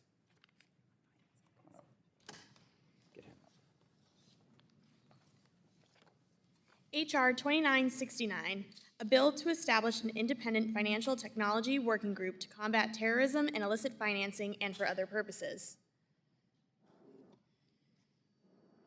Be it enacted by the Senate and House of Representatives of the United States of America in Congress assembled. Section 1, short title. Without objection, the bill is considered read and open to amendment at any point. I will now recognize myself for an amendment in the nature of a substitute, copies of which were distributed in advance. The clerk will report. Amendment in the nature of a substitute to H.R. 2969, offered by Mr. Nunn of Iowa. Thank you, and I move to strike the last word. Thank you to both the members on the majority and the minority for your incredible help in both leading this effort as well as that of addressing the Financial Technology Protection Act of 2023. Blockchain technology and the digital assets are here to stay and need an environment where they can grow in the United States but not be taken advantage of by our adversaries. Though the transparency of cryptocurrency, law enforcement now has a unique insight into the movement of illicit funds that help them track down and ultimately reclaim illegal profits and stop those from going to those who pose a direct threat to the United States. For instance, the Department of Justice seized $1 million of Bitcoin that was funding Al-Qaeda. As a nearly 20-year veteran of the United States Air Force myself, I've flown intelligence operations over both Russia and China and deployed 3 times in the Middle East, with combat hours serving in both Iraq and Afghanistan. There we have seen firsthand the threat stemmed to the United States. Later, I served as the Director of Cybersecurity at the White House National Security Council, and I've seen the direct need to further explore and leverage blockchain technology as a countermeasure to combat illicit financing by terrorist groups while also maintaining America's freedom to utilize this new technology. And so that is why I introduced the bipartisan Financial Technology Protection Act of 2023 with my friend and colleague from Connecticut, Representative Himes, who also serves on the House Select Committee on Intelligence. Together, this bill helps establish an independent financial technology working group to combat terrorism and illicit financing through the use of financial technologies, including digital assets. These will be led by subject matter experts who are combating these threats on the front line. This working group, complete with the intelligence community members and private industry leaders, would be required to develop a plan to tackle money laundering, combat financial terrorism, and counter illicit financial threats to the United States while ensuring that Americans have access to these technologies, its innovation, and can be protected marching forward. I'm happy that this bipartisan bill will also help ensure the United States is prepared to address the security risks and prevent illicit money laundering while also protecting freedoms for all Americans that we enjoy. We must do both simultaneously to ensure the long-term integrity of our digital assets. With that, I thank the committee for those who have worked on it, my co-sponsor, Mr. Himes, and I urge my colleagues to support this important legislation. I yield back. Is there any further debate?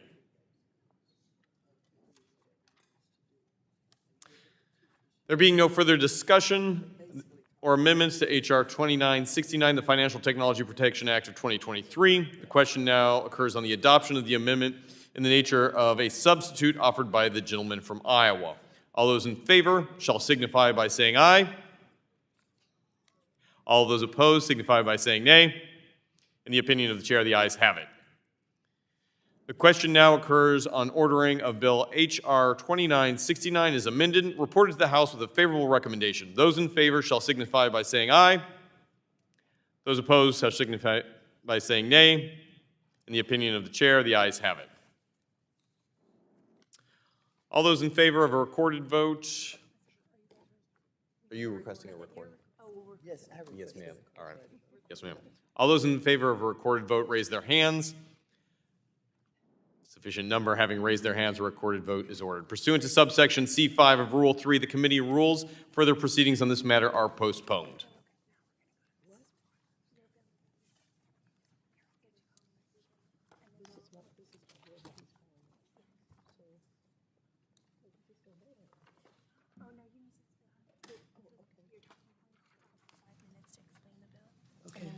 Now pursuant to notice, I call up H.R. 4768, No Russian Agriculture Act. The clerk will report the bill, which was distributed in advance. H.R. 4768, a bill to require the Secretary of the Treasury to instruct the United States executive directors at the international financial institutions to advocate for investment in projects that decrease reliance on Russia for agricultural commodities. Without objection, the bill is considered read and open to the amendment at any point. The gentleman from California, the ranking member, has an amendment in the nature of a substitute, copies of which were distributed in advance. The clerk will report. Thank you very much. Last week, An amendment in the nature of a substitute to H.R. 4768 offered by Ms. Waters of California. Without objection, the amendment in the nature of the substitute considered as read and serve as basis for text proposed amendments. The gentlewoman is now recognized for 5 minutes. thank you. Thank you, ma'am. Last week, I introduced the No Russian Agricultural Act with my co-sponsor, Representative Nunn.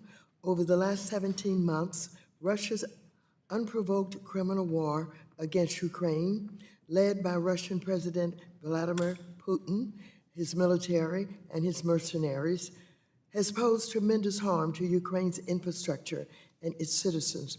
Among its bad acts, Russia has endeavored to strangle Ukraine's economy by restricting the country's exports, including those of its agricultural sector, which is critical to maintaining the world's food supply. My bill responds to this serious issue, both by confronting Russia and strengthening global resiliency. H.R. 4768 would require the Secretary of the Treasury to use our voice, vote, and influence at the World Bank and the IMF and other multilateral development banks to support projects that decrease the reliance that countries have on Russian agricultural commodities, particularly fertilizer and grain. My bill is particularly timely as Russia recently withdrew from the Black Sea Grain Initiative, which had allowed Ukraine to ship essential agricultural products to other nations. Russia has also begun bombing ports and grain stores used for shipping agricultural products into the global market. This has endangered market stability, provoked spikes in food prices, and as Russian leadership knows, it will potentially propel millions of people into hunger. Indeed, the effects on market stability and food prices following these attacks have already been significant, with wheat prices increasing 8.6% just last Wednesday. Russia has benefited from a crippled Ukrainian agricultural sector, having eliminated a chief competitor from the market and potentially allowing Russia to weaponize its wheat exports by allowing hikes in export taxes and using proceeds to fund the war against Ukraine. This bill will reduce the world's reliance on Russian food and eliminate the country's leverage in the world. Russia's unprovoked, brutal invasion of Ukraine threatens people around the globe by intentionally disrupting the world's food supply. Putin is knowingly causing pain and threatening nations with food scarcity and hunger. This bill is significant because it will help push back on these Russian bad acts while increasing grain resiliency in the face of the shocks that Russia is causing in the world's agricultural markets. So I would urge my colleagues to vote in favor of this critical bill. Thank you. I yield back. The woman yields back.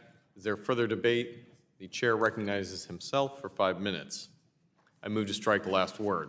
I want to begin by thanking a great leader, Maxine Waters here, who has been a strong fighter, both for the defense of agriculture, but also for that in standing up to a totalitarian regime in Russia.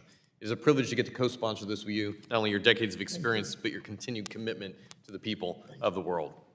Over the past 3 years, the global economy has experienced enormous disruption, prompting the need for the United States to diversify its supply chain, both for economic and national security reasons, which brings us to H.R. 4768, No Russian Agriculture Act.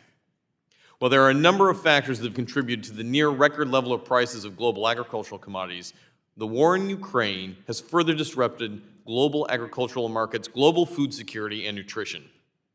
Despite my home state of Iowa being far from the front lines of battle in Eastern Europe today, the effects of war in Ukraine are rippling across the fields of the Midwest. It is notable that when Russia first invaded Ukraine, not only did it strike population targets, but it focused on striking fertilizer that provided food for the rest of the world to be able to survive. For decades, Russia has been a prominent player in the agricultural sector, serving as a major producer of key fertilizer nutrition. Farmers in the United States, who were already absorbing an increased price due to the pandemic-related factors, saw fertilizer prices climb more than 40% in the month after the fighting began with Ukraine, reaching a record high. To ensure its own domestic food security, Moscow imposed export taxes and quotas. In another overt action to threaten global food supplies, Russia withdrew from the Black Sea Grain Initiative, exacerbating uncertainty, disruption in the regional grain field, and the fertilizer trade, including its most recent decision to send drone strikes on grain silos throughout Odessa. The ripple effects of Russia's decision to reach far beyond the borders of the Black Sea region, the global economy is interconnected, and disruptions in one region certainly reverberate across the world. To be clear, failure to diversify our own supply chain and continued reliance on countries like Russia for key inputs will result in ongoing long-term disruptions that put farmers across the United States, including Iowa row croppers, at risk. Simply stated, Moscow's willingness to weaponize agricultural trade makes the need to diversify and de-risk the global supply chain from Russia even more essential. The United States agricultural sector does not want, nor should it be, reliant on foreign adversaries. International financing institutions, the IFIs, can play a pivotal role in responding to and addressing these challenges. And that is why joining Ranking Member Waters in introducing the No Russia Agriculture Act to decrease reliance on Russian agricultural commodities and inputs and ensures a resilience of our global grain supplies. The benefits of this legislation are twofold. First, it encourages the international financing institutions to provide financial and technical assistance to cultivate agricultural sectors in developing countries, including through improvement in vital infrastructure like rural roads, irrigation, and mechanization. Second, this legislation underscores how reducing U.S. dependence on Russia requires a strong backing for our farmers and our agricultural businesses right here in the United States. While the United States does not borrow from developed banks or any serious strategy against Russia recognizes the need for a robust food production in both the developing and developed countries alike. Resilience must be our watchword, particularly when it comes to the food supply meant to support U.S. agriculture. Food security is indeed national security. I thank you, Ranking Member Waters, for your service, for your leadership, and your co-lead on this important legislation. I urge my colleagues to support passage, and I yield back the balance of my time. Is there any further debate?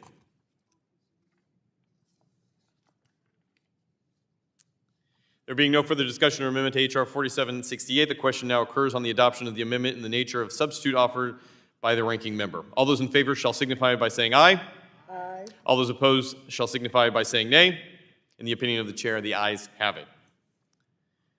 The question now occurs on the ordering of Bill H.R. 4768 as amended, reported to the House with a favorable recommendation. Those in favor shall signify by saying aye. Aye. Those opposed shall say nay. In the opinion of the chair, the ayes have it.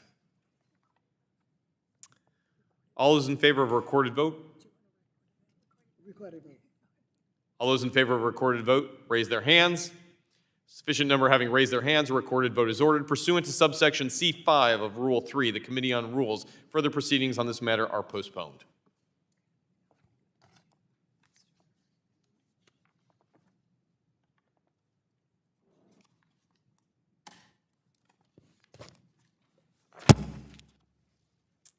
Now pursuant to notice, I call up H.R. 4765, exposing China's support for the Taliban Act.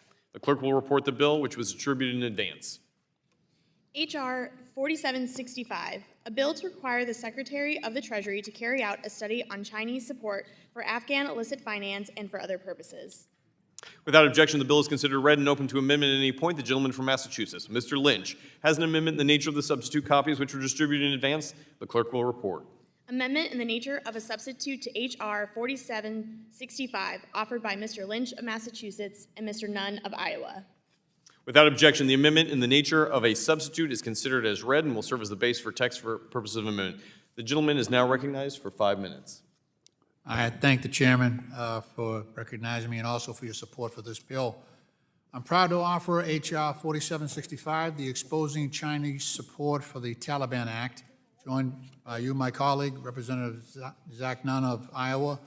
In the interest of U.S. national security, the bipartisan legislation will require the Secretary of the Treasury to examine and report to Congress on the activities undertaken by the People's Republic of China and Chinese regulated companies in support of illicit financial networks in Afghanistan and the so-called Taliban government.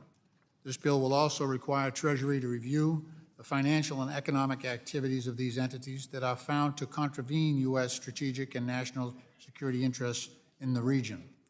Even prior to the U.S. withdrawal from Afghanistan in 2021, the International Financial Action Task Force highlighted the illicit role of the Chinese registered import-export companies in transferring funds into Afghanistan through trade-based money laundering schemes for the production and trafficking of Afghan opiates, a primary source of Taliban income. According to the report, several operators of money or value transfer services specifically articulated the importance of China to their services, which FATF described as critical capability for opiate trafficking networks.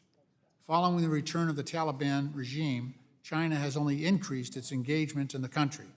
While the United States has not yet recognized the Taliban as the official government of Afghanistan, China's foreign minister has described the group as a pivotal military and political force. Moreover, the government of China is engaging in active diplomacy with Sirajuddin Haqqani, the supposed Afghan interior minister who also happens to lead the Haqqani network.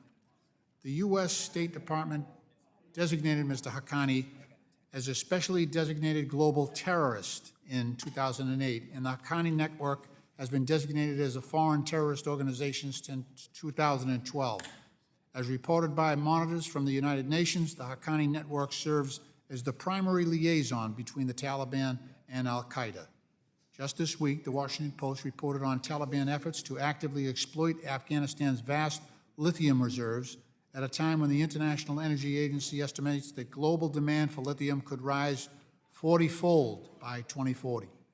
Currently, multiple Chinese registered companies have already aggressively positioned themselves to reap a windfall and further tighten China's grasp on much of the global supply for electric vehicle minerals, to the great detriment of the U.S. and international efforts to address the Taliban's ongoing human rights violation, the particular repression of women in Afghanistan, and continued links to terrorist organizations.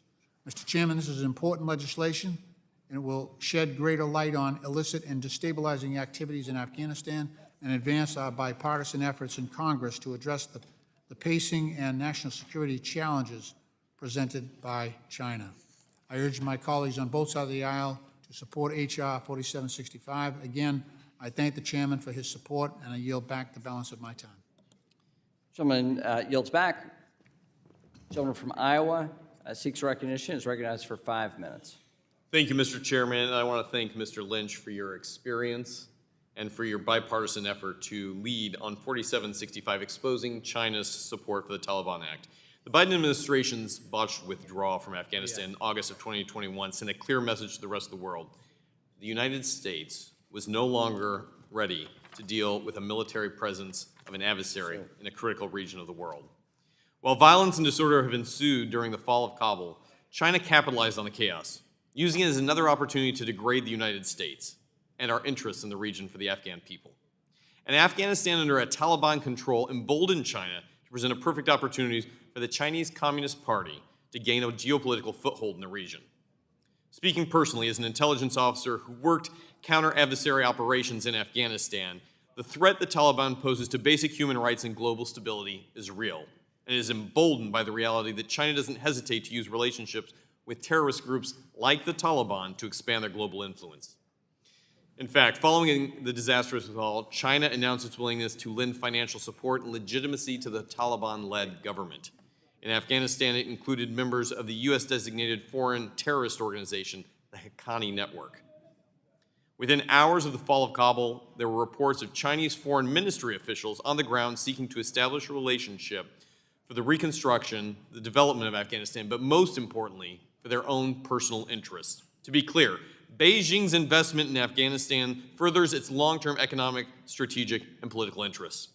Afghanistan is a key to China's Belt and Road Initiative because it is at the crossroads of these three regions: South Asia, Central Asia, and the Middle East. Beijing's long-term strategic objectives cannot be achieved without a stable Afghanistan firmly under their grasp.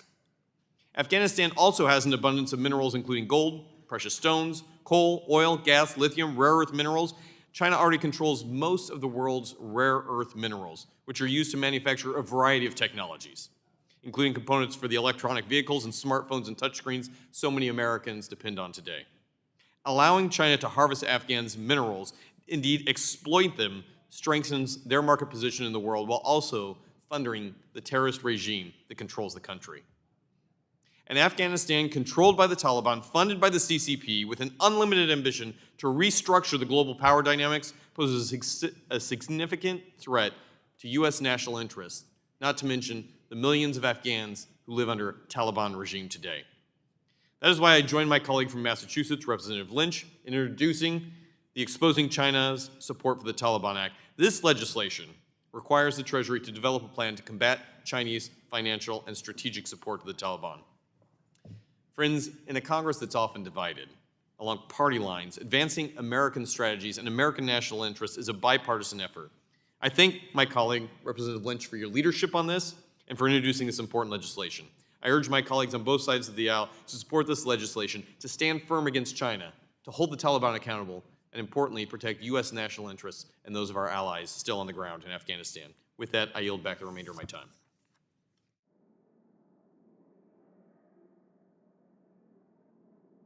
Is there further discussion, further debate? Hearing no further discussion or debate or amendment to H.R. 4765, the Exposing China's Support for the Taliban Act. The question now occurs on adoption of the amendment in the nature of a substitute offered by the gentleman from Massachusetts. All those in favor shall signify by saying aye. Aye. All those opposed shall signify by saying nay.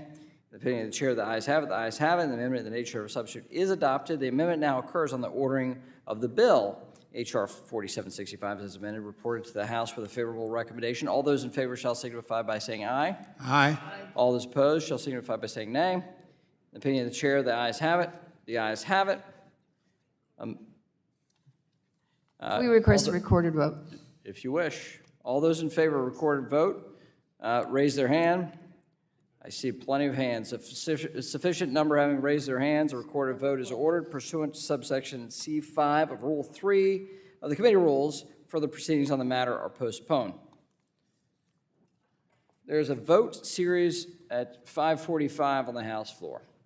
The goal was for us to finish up debate. The next bill sponsor is not here in accommodation of him. It's my intention to recess until 7 p.m. We'll debate Mr. Lukemeier's bill then, which should go pretty expeditiously. And then pursuant to the chair's previous announcement, we'll roll votes until that time. So we'll recess until 7 p.m. And the committee will stand in recess until that time. Thanks so much.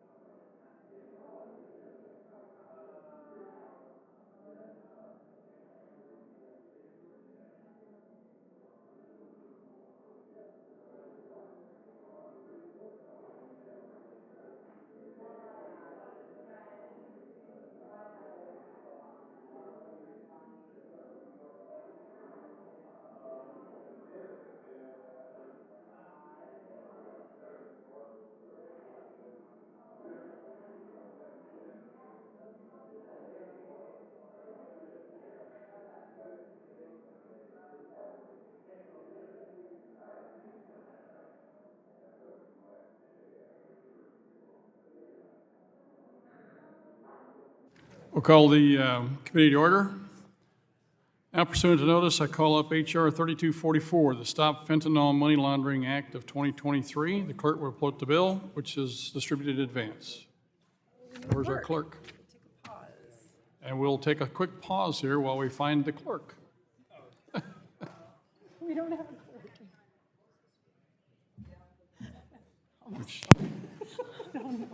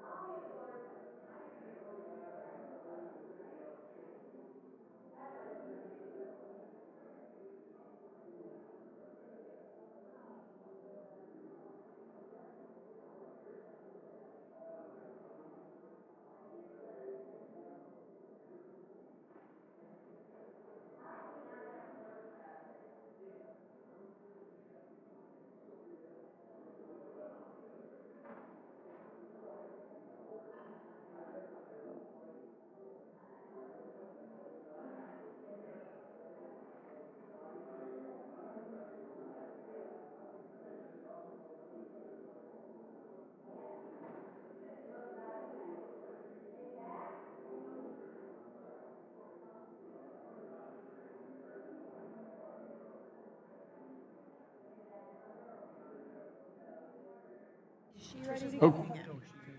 I know, but do they want?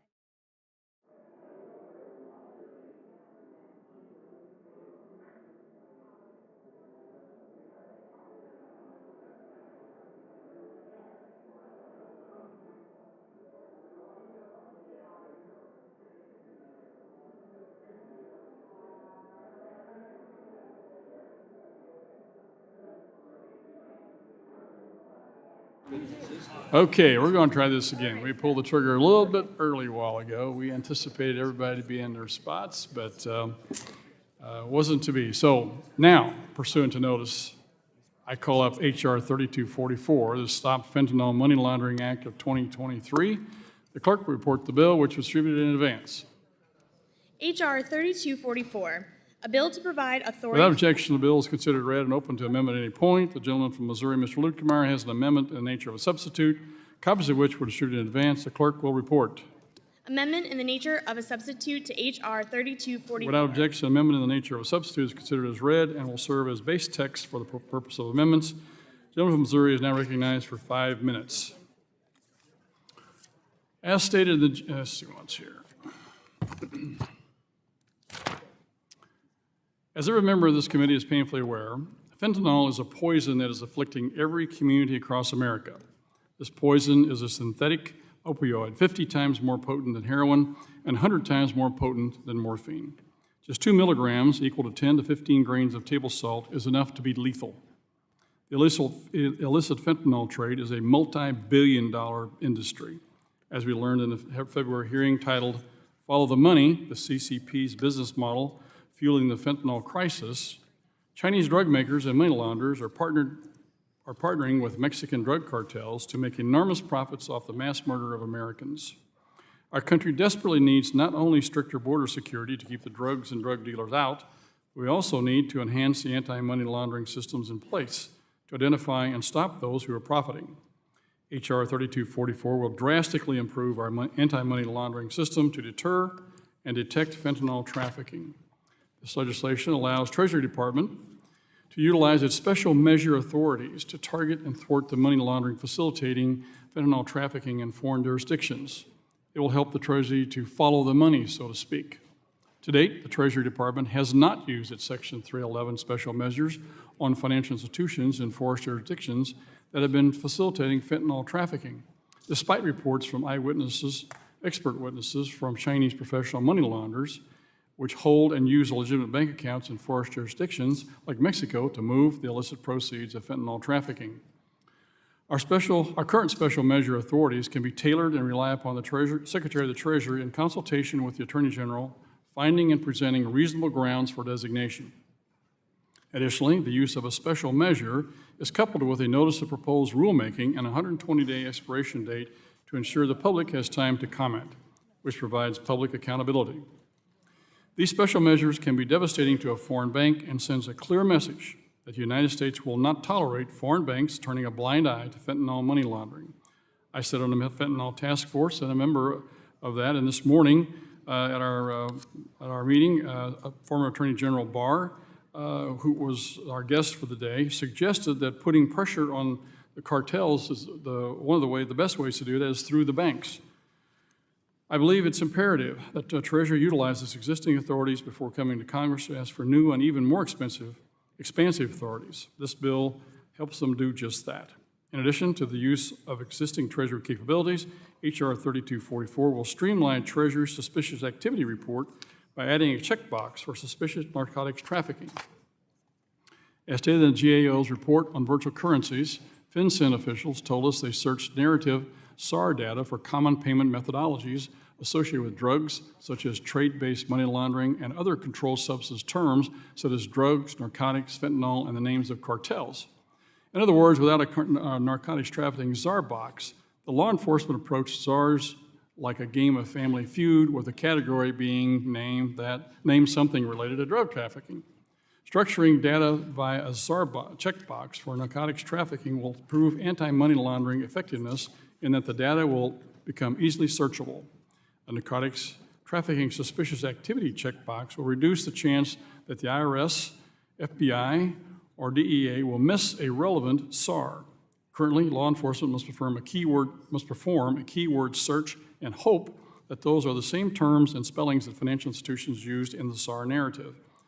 These are common sense changes which will streamline law enforcement investigations and ultimately limit the burden on financial institution BSA AML teams. I thank Chairman Barr and Reps Nunn and Kim for joining H.R. 3244 as co-sponsors, and Rep. Pedersen for her support as the lead Democrat co-sponsor. We have no time to waste. This bill will have an immediate impact on disrupting the business model of the fentanyl trade. I urge my colleagues to support the bill, and with that, I yield back. Is there further debate? Recognize Ms. Pedersen. Thank you, 5 Mr. minutes. Chairman. I want to thank you for being the chairman of the National Security and Illicit Finance and International Financial Institutions Subcommittee and for working with me on this bill, as well as Congresswoman Kim, Barr, and Nunn for their work on this important issue. This bill seeks to stop money laundering of fentanyl by directing FinCEN to use its authorities to review possible targets, including Chinese entities, to review fentanyl trafficking related to activities and participants and determine if FinCEN should use its special measures authority. This bill also provides updated information for financial institutions so they can better identify suspicious activity related to drug traffickers and their proceeds. I look forward to continuing to work with my colleagues on this committee to strengthen FinCEN's ability to track drug trafficking and human trafficking organizations and crack down on bad actors utilizing America's financial system. Once again, I thank Chairman Luetkemeyer for his efforts on this bill, and I urge my colleagues to vote yes on the Stop Fentanyl Money Laundering Act. I yield back my time. Gentlelady yields back. With that, we go to the gentleman from, or the gentlewoman from California. Ms. Kim is recognized for 5 minutes. Thank you, Chairman. I strike the last word, and I want to speak in strong support of H.R. 3244, the Stop Fentanyl Money Laundering Act of 2023, introduced by Chairman of the National Security and Illicit Finance Subcommittee, Representative Luetkemeyer. I was happy to join him and my colleagues, Representative Barr and Nunn, as a co-lead to introduce this important piece of legislation. As a mother and grandmother, it pains me to see that our youth, the future of our country, is being damaged by the rampant fentanyl crisis. According to HHS, rates of illicit prescription pill use are now the highest among people ages 18 to 25. And to make matters worse, DEA says that about 4 out of 10 illicit pills contain lethal doses of fentanyl. In California's 40th District, Orange County Sheriff Barn Darnes says that from 2021 to 2022, seizures of fentanyl had more than quadrupled to 450 pounds.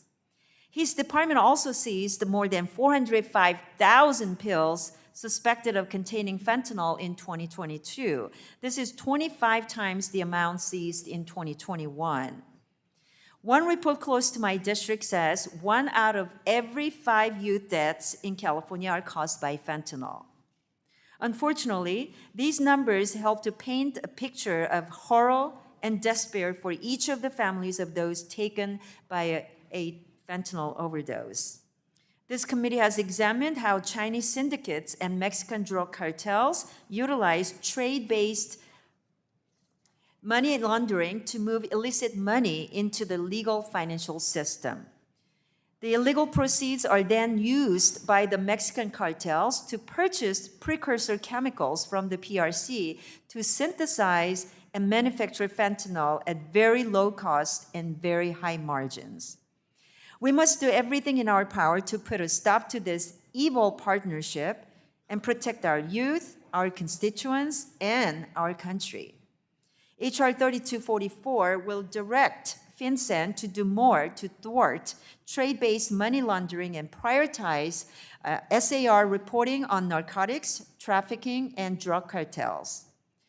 H.R. 3244 empowers FinCEN to improve reporting by financial institutions and improve data that could help us better shed light on the partnership between Chinese criminal syndicates and Mexican drug cartels. I urge my colleagues to support H.R. 3244, and with that, I yield the balance of my time. The gentlelady yields back. With that, for what purpose does the gentlelady from Ohio, Ms. Beatty, want to be recognized? I move to strike the last words. Lady moves to strike last word. She's recognized for 5 minutes.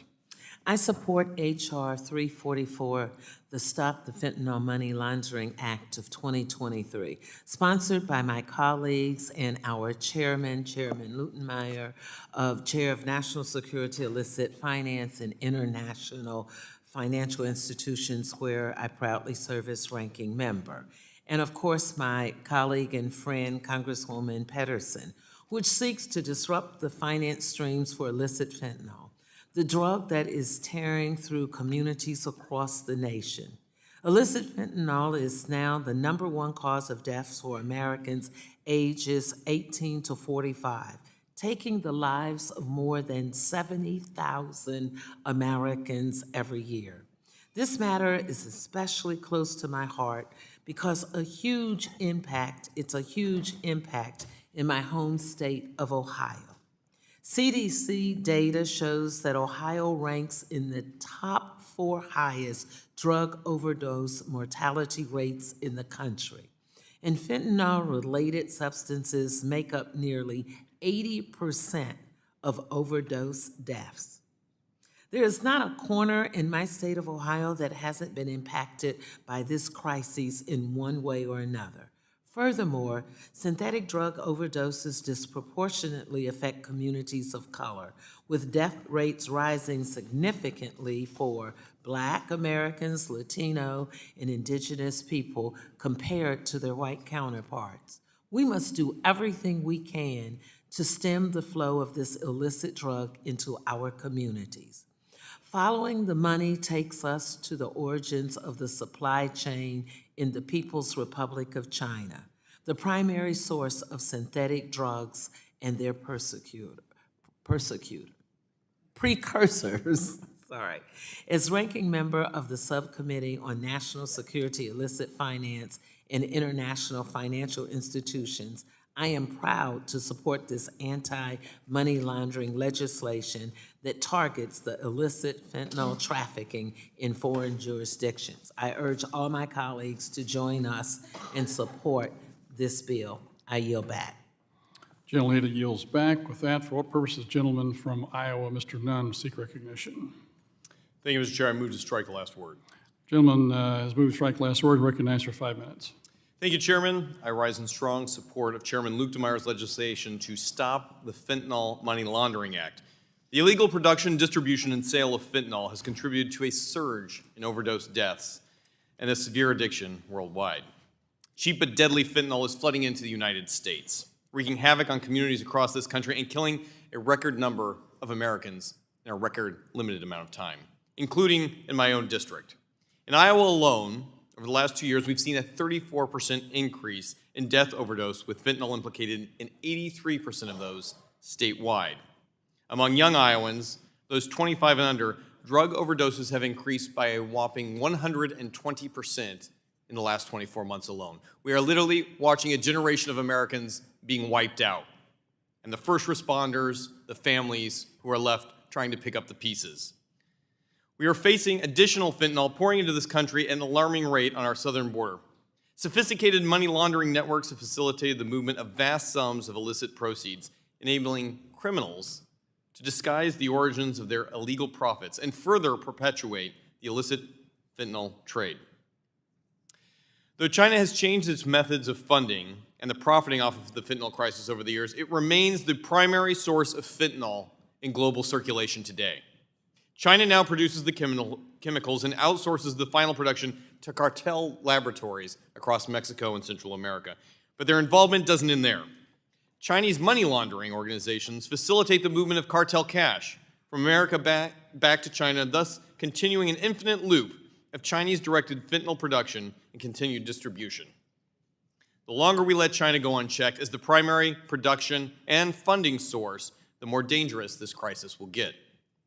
That is why I am proud to co-sponsor the Stop Fentanyl Money Laundering Act with my colleagues, Chairman Lukemeyer, Chairman Barr, and Congresswoman Kim.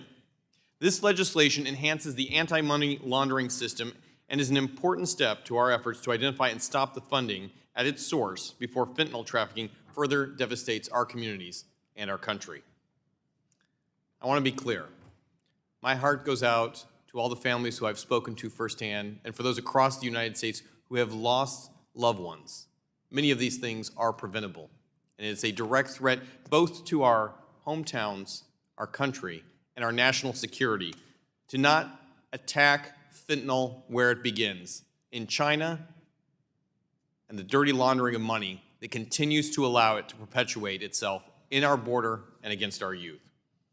Let's hold these offenders accountable. I urge my colleagues to support this legislation and yield back the balance of my time, Mr. Chair. Gentleman yields back. For what purpose does the gentlelady from Texas, Ms. Garcia, seek recognition? I move to strike the last word. Gentlelady's moved to strike last word. She's recognized for 5 minutes. The Stop Fentanyl Money Laundering Act of 2023, sponsored by Representative Lukemeyer and Pedersen, would require FinCEN to focus more intently on drug trafficking, including the trafficking of illicit fentanyl and other synthetic drugs. This legislation is critical as agile traffickers, with the help of Chinese money laundering organizations, scheme to lower prices, increase dependency, and evade interdiction. This pattern has led to a rise in the drug-related harm, and the United States now has the world's highest overdose death rate. Importantly, this legislation includes focus on trade-based money laundering, a primary method used by traffickers and Chinese money laundering organizations to launder the proceeds of U.S. drug sales.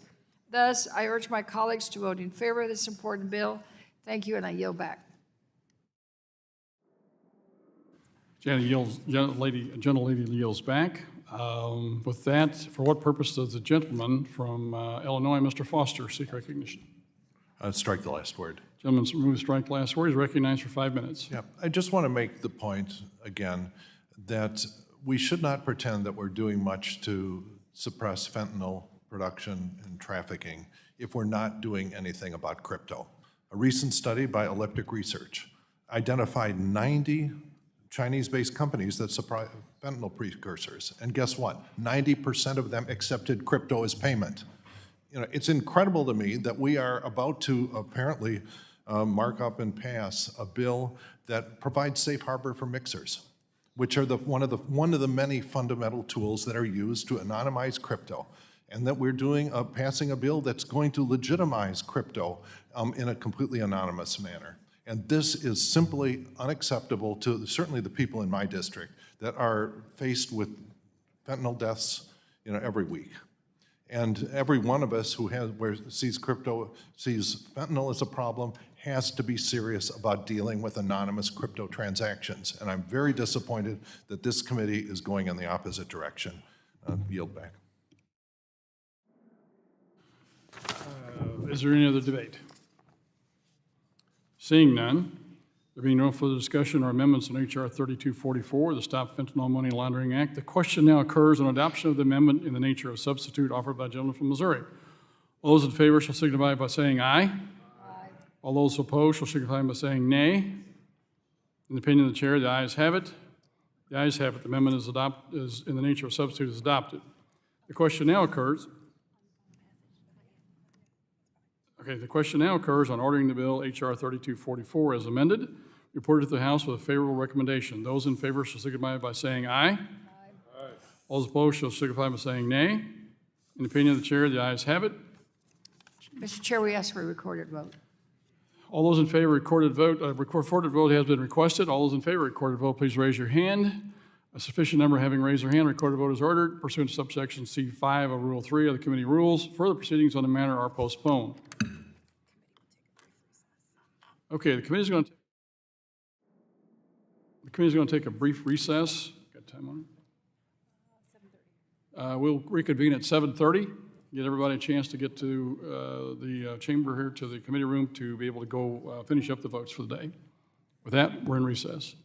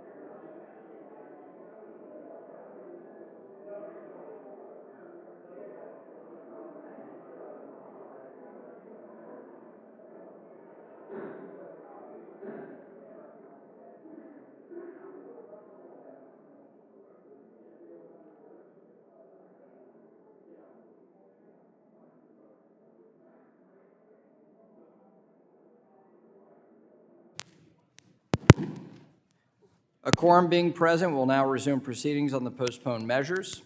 We'll turn to those pending issues. I love the sound system here. If anybody has their mic on, we turn it off. This is great. We pay extra for the background noise. Maybe it's my microphone. All right, now it seems to be better. For what purpose does the gentleman from Nevada seek recognition? Mr. Chair, I ask unanimous consent that Horsford Amendment Number 1 to H.R. 4763 be modified in the form I have placed at the desk, and the question on the amendment as modified be put de novo. The question is on the amendment offered by Mr. Horsford. All those in favor say aye. Aye. All those opposed say nay. In the opinion of the chair, the ayes have it, and the ayes have it, and the amendment is agreed to. Thank you, Mr. Horsford. Well, without objection, we will en bloc the following amendments. Waters Amendment, Lynch Amendment number 3, Lynch Amendment number 5. The clerk will call the roll. Mr. Hill. Mr. Hill votes aye. Mr. Lucas. No. Sorry, no. Mr. Hill off aye on no. Mr. Lucas. Mr. Lucas votes no. Mr. Sessions. Mr. Sessions votes no. Mr. Posey. Mr. Posey votes no. Mr. Lukemeyer. Mr. Lukemeyer votes no. Mr. Huizinga. Mr. Huizinga votes no. Mrs. Wagner. Mrs. Wagner votes no. Mr. Barr. Mr. Barr votes no. Mr. Williams. Mr. Williams votes no. Mr. Emmer. Mr. Emmer votes no. Mr. Loudermilk. Mr. Loudermilk votes no. Mr. Mooney. Mr. Davidson. Mr. Davidson votes no. Mr. Rose. Mr. Rose votes no. Mr. Stile. Mr. Stile votes no. Mr. Timmons. Mr. Norman. Mr. Norman votes no. Mr. Muser. Mr. Muser votes no. Mr. Fitzgerald. Mr. Fitzgerald votes no. Mr. Garbarino. Mr. Garbarino votes no. Mrs. Kim. Mrs. Kim votes no. Mr. Donalds. Mr. Flood. Mr. Flood votes no. Mr. Lawler. Mr. Lawler votes no. Mr. Nunn. Mr. Nunn votes no. Ms. De La Cruz. Ms. De La Cruz votes no. Mrs. Houchin. Mrs. Houchin votes no. Mr. Ogles. Mr. Ogles votes no. Ms. Waters. Ms. Waters votes aye. Mrs. Velasquez. Mr. Sherman. Mr. Sherman votes aye. Mr. Meeks. Mr. Meeks votes aye. Mr. Scott. Mr. Scott votes aye. Mr. Lynch. Mr. Lynch votes aye. Mr. Green. Mr. Green votes aye. Mr. Cleaver. Mr. Himes. Aye. Mr. Himes votes aye. Mr. Foster. Aye. Mr. Foster votes aye. Mrs. Beatty. Aye. Mrs. Beatty votes aye. Mr. Vargas. Mr. Vargas votes aye. Mr. Gottheimer. Aye. Mr. Gottheimer votes aye. Mr. Gonzalez. Aye. Mr. Gonzalez votes aye. Mr. Caston. Mr. Caston votes aye. Ms. Presley. Ms. Presley votes aye. Mr. Horsford. Mr. Horsford votes aye. Ms. Talib. Mr. Torres. Ms. Garcia. Ms. Garcia votes aye. Ms. Williams. Williams votes aye. Ms. Williams votes aye. Mr. Nickel. Ms. Pedersen. Ms. Pedersen votes aye. Mr. Chairman. Mr. Chairman votes no. Mr. Mooney. Mr. Mooney votes no. Mr. Stile. Mr. Stile votes no. Mr. Timmons. Mr. Timmons votes no. Mr. Donalds. Mr. Donalds votes no. Mrs. Velasquez. Mr. Cleaver. Ms. Talib. Ms. Talib votes aye. Mr. Torres. Mr. Nickel.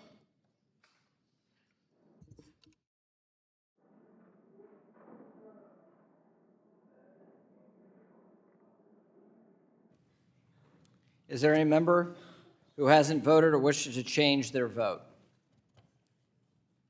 The clerk will report.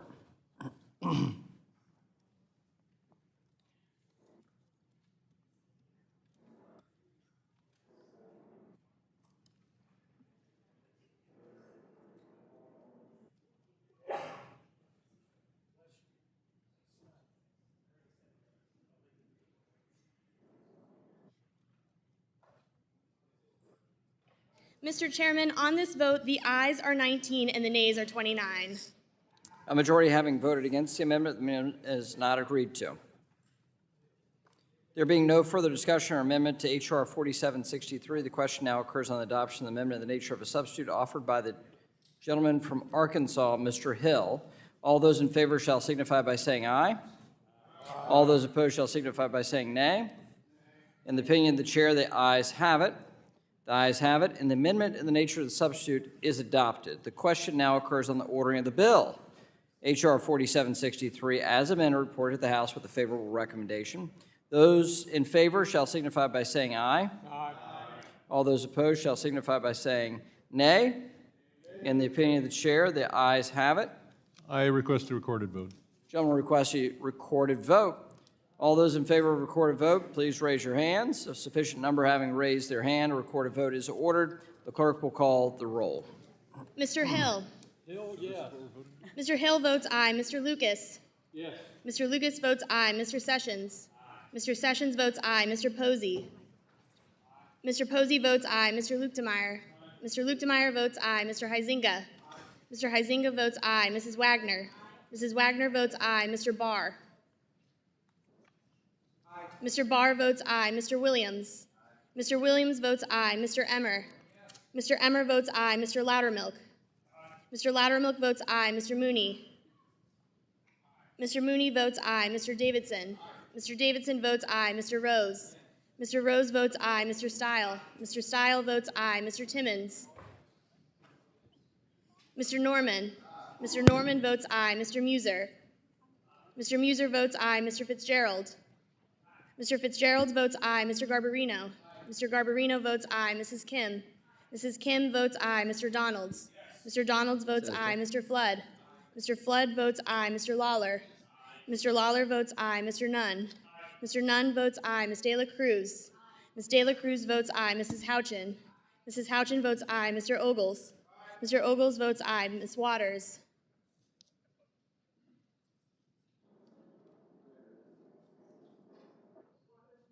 Ms. Waters votes no. Mrs. Velasquez.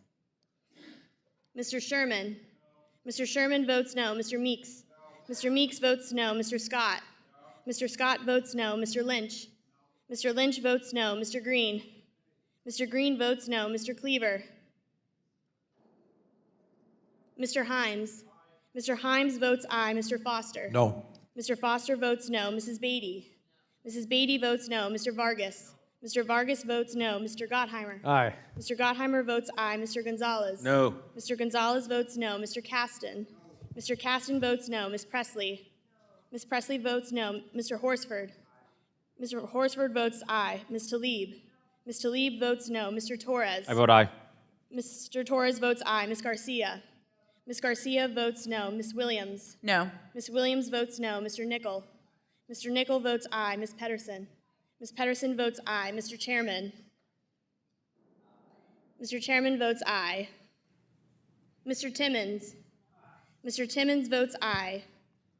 Mrs. Velasquez. Mr. Cleaver.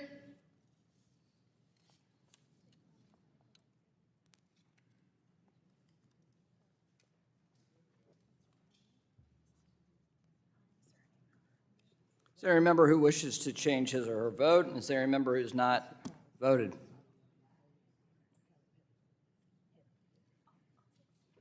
Clerk will report.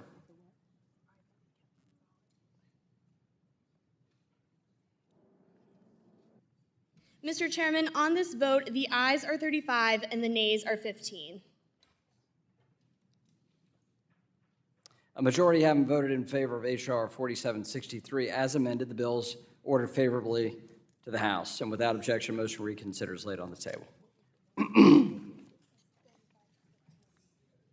Pursuant to the chair's previous order, we'll now take the votes pending on ordering H.R. 1747 favorably reported. Clerk will call the roll. Mr. Hill. Aye. Mr. Hill votes aye. Mr. Lucas. Aye. Mr. Lucas votes aye. Mr. Sessions. Mr. Sessions votes aye. Mr. Posey. Mr. Posey votes aye. Mr. Lukemeyer. Mr. Lukemeyer votes aye. Mr. Huizinga. Mr. Huizinga votes aye. Mrs. Wagner. Mrs. Wagner votes aye. Mr. Barr. Mr. Barr votes aye. Mr. Williams. Mr. Williams votes aye. Mr. Emmer. Mr. Emmer votes aye. Mr. Loudermilk. Mr. Loudermilk votes aye. Mr. Mooney. Mr. Davidson. Mr. Davidson votes aye. Mr. Rose. Mr. Rose votes aye. Mr. Stile. Mr. Stile votes aye. Mr. Timmons. Mr. Timmons votes aye. Mr. Norman. Mr. Norman votes aye. Mr. Muser. Mr. Muser votes aye. Mr. Fitzgerald. Fitzgerald votes aye. Mr. Garbarino. Mr. Garbarino votes aye. Mrs. Kim. Mrs. Kim votes aye. Mr. Donalds. Mr. Donalds votes aye. Mr. Flood. Mr. Flood votes aye. Mr. Lawler. Mr. Lawler votes aye. Mr. Nunn. Mr. Nunn votes aye. Ms. De La Cruz. Ms. De La Cruz votes aye. Mrs. Houchin. Mrs. Houchin votes aye. Mr. Ogles. Mr. Ogles votes aye. Mrs. Waters. Ms. Waters.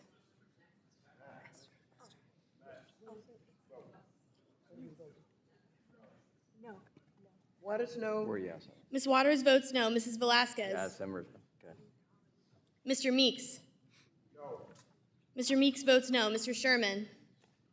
Mr. Sherman votes no. Mr. Scott. Mr. Scott votes no. Mr. Lynch. Mr. Lynch votes no. Mr. Green. Mr. Green votes no. Mr. Cleaver. Mr. Himes. Mr. Himes votes no. Mr. Foster. No. Mr. Foster votes no. Mrs. Beatty. No. Mrs. Beatty votes no. Mr. Vargas. Mr. Vargas votes no. Mr. Gottheimer. Mr. Gottheimer votes no. Mr. Gonzalez. Mr. Gonzalez votes no. Mr. Caston. Mr. Caston votes no. Ms. Presley. Ms. Presley votes no. Mr. Horsford. Mr. Horsford votes no. Ms. Talib. Ms. Talib votes no. Mr. Torres. No. Mr. Torres votes no. Ms. Garcia. Ms. Garcia votes no. Ms. Williams. No. Ms. Williams votes no. Mr. Nickel. Mr. Nickel votes no. Ms. Pedersen. Ms. Pedersen votes no. Mr. Chairman. Aye. Mr. Chairman votes aye. Mr. Mooney. Mr. Mooney votes aye. Mrs. Velasquez. Mr. Cleaver.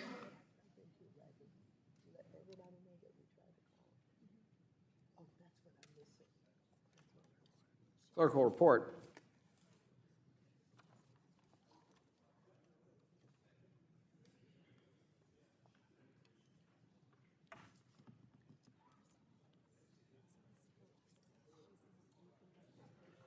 Mr. Chairman, on this vote, the ayes are 29 and the nays are 21. A majority having voted in favor of H.R. 1747 as amended, the bill is ordered favorably reported to the House. Without objection, a motion to reconsider is laid on the table. Pursuant to the chair's previous order, we'll now take the votes pending on ordering H.R. 2969 favorably reported. The clerk will call the roll. Mr. Hill. Mr. Hill votes aye. Mr. Lucas. Mr. Lucas votes aye. Mr. Sessions. Mr. Sessions votes aye. Mr. Posey. Mr. Posey votes aye. Mr. Luetkemeyer. Mr. Luetkemeyer votes aye. Mr. Huizinga. Mr. Huizinga votes aye. Mrs. Wagner. Mrs. Wagner votes aye. Mr. Barr. Mr. Barr votes aye. Mr. Williams.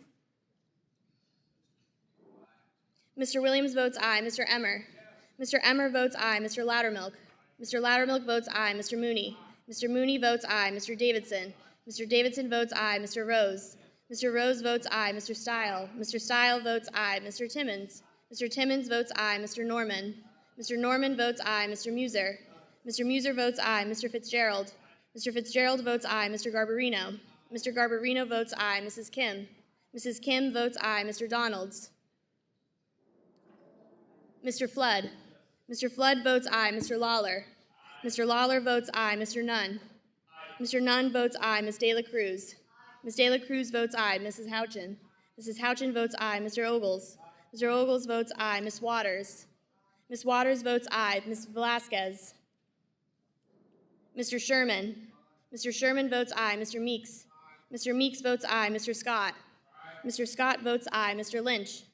Mr. Lynch votes aye. Mr. Green. Mr. Green votes aye. Mr. Cleaver. Mr. Himes. Aye. Mr. Himes votes aye. Mr. Foster. Aye. Mr. Foster votes aye. Mrs. Beatty. Aye. Mrs. Beatty votes aye. Mr. Vargas. Mr. Vargas votes aye. Mr. Gottheimer. Aye. Mr. Gottheimer votes aye. Mr. Gonzalez. Aye. Mr. Gonzalez votes aye. Mr. Caston. Mr. Caston votes aye. Ms. Presley? Ms. Presley votes aye. Mr. Horsford? Mr. Horsford votes aye. Ms. Talib?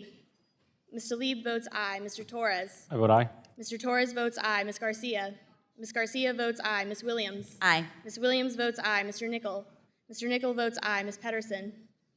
Ms. Pedersen votes aye. Mr. Chairman? Mr. Chairman votes aye. Mr. Donalds? Mr. Donalds votes aye. Mrs. Velasquez?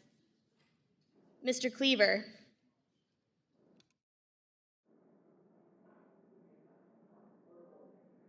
Clerk will report.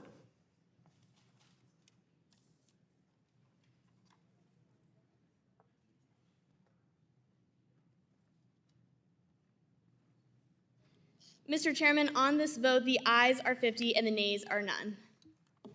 A majority voting in favor of H.R. 2969 as amended, the bill is ordered favorably reported to the House. Without objection, motion to reconsider is laid on the table.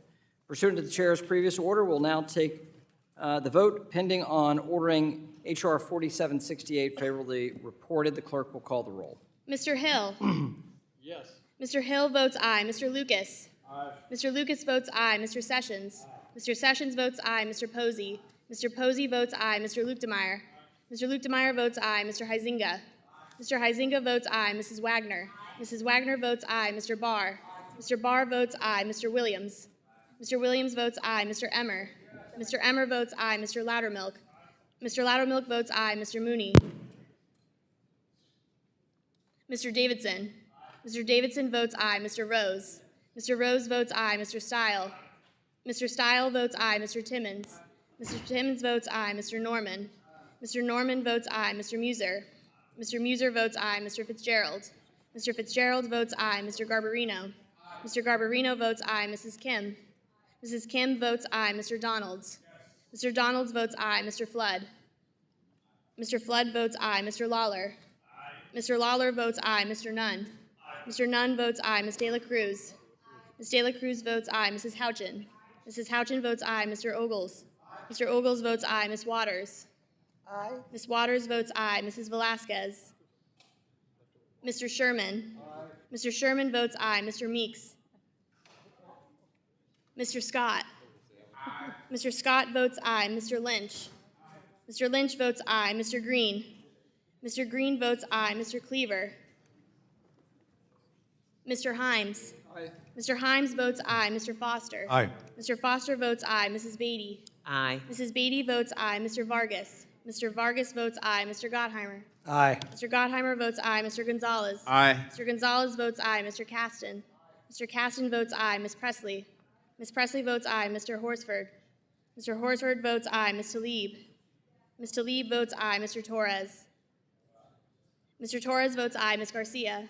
Ms. Garcia votes aye. Ms. Williams? Aye. Ms. Williams votes aye. Mr. Nickel? Mr. Nickel votes aye. Ms. Pedersen? Ms. Pedersen votes aye. Mr. Chairman? Aye. Mr. Chairman votes aye. Mr. Mooney? Mr. Mooney votes aye. Mrs. Velasquez? Mr. Meeks? Mr. Cleaver?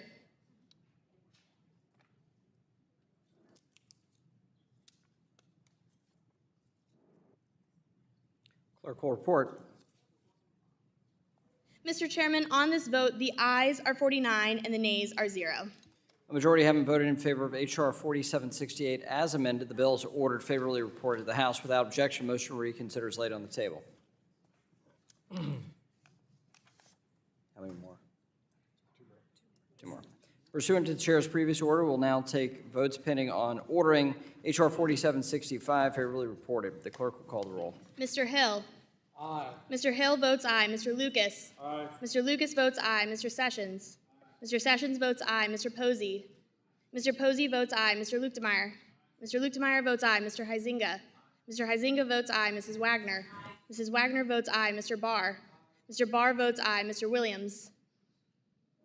Mr. Williams votes aye. Mr. Emmer?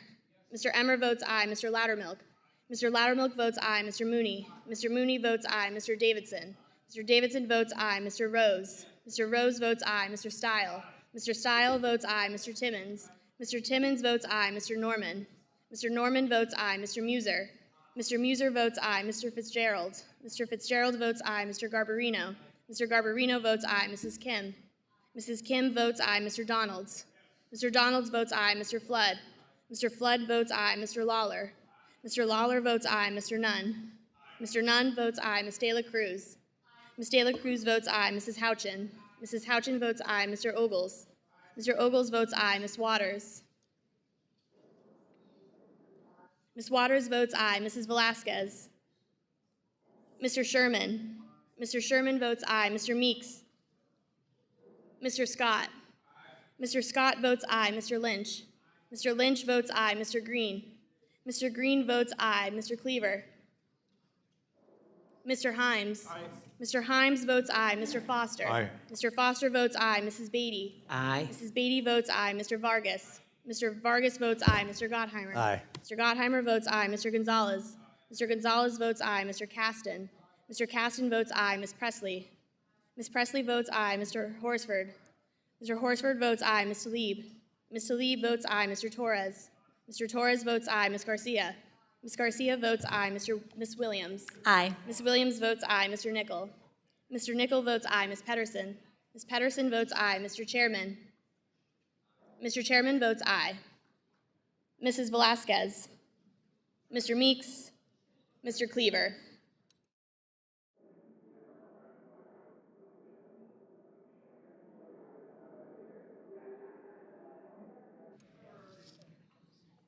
Any member wish to change his or her vote?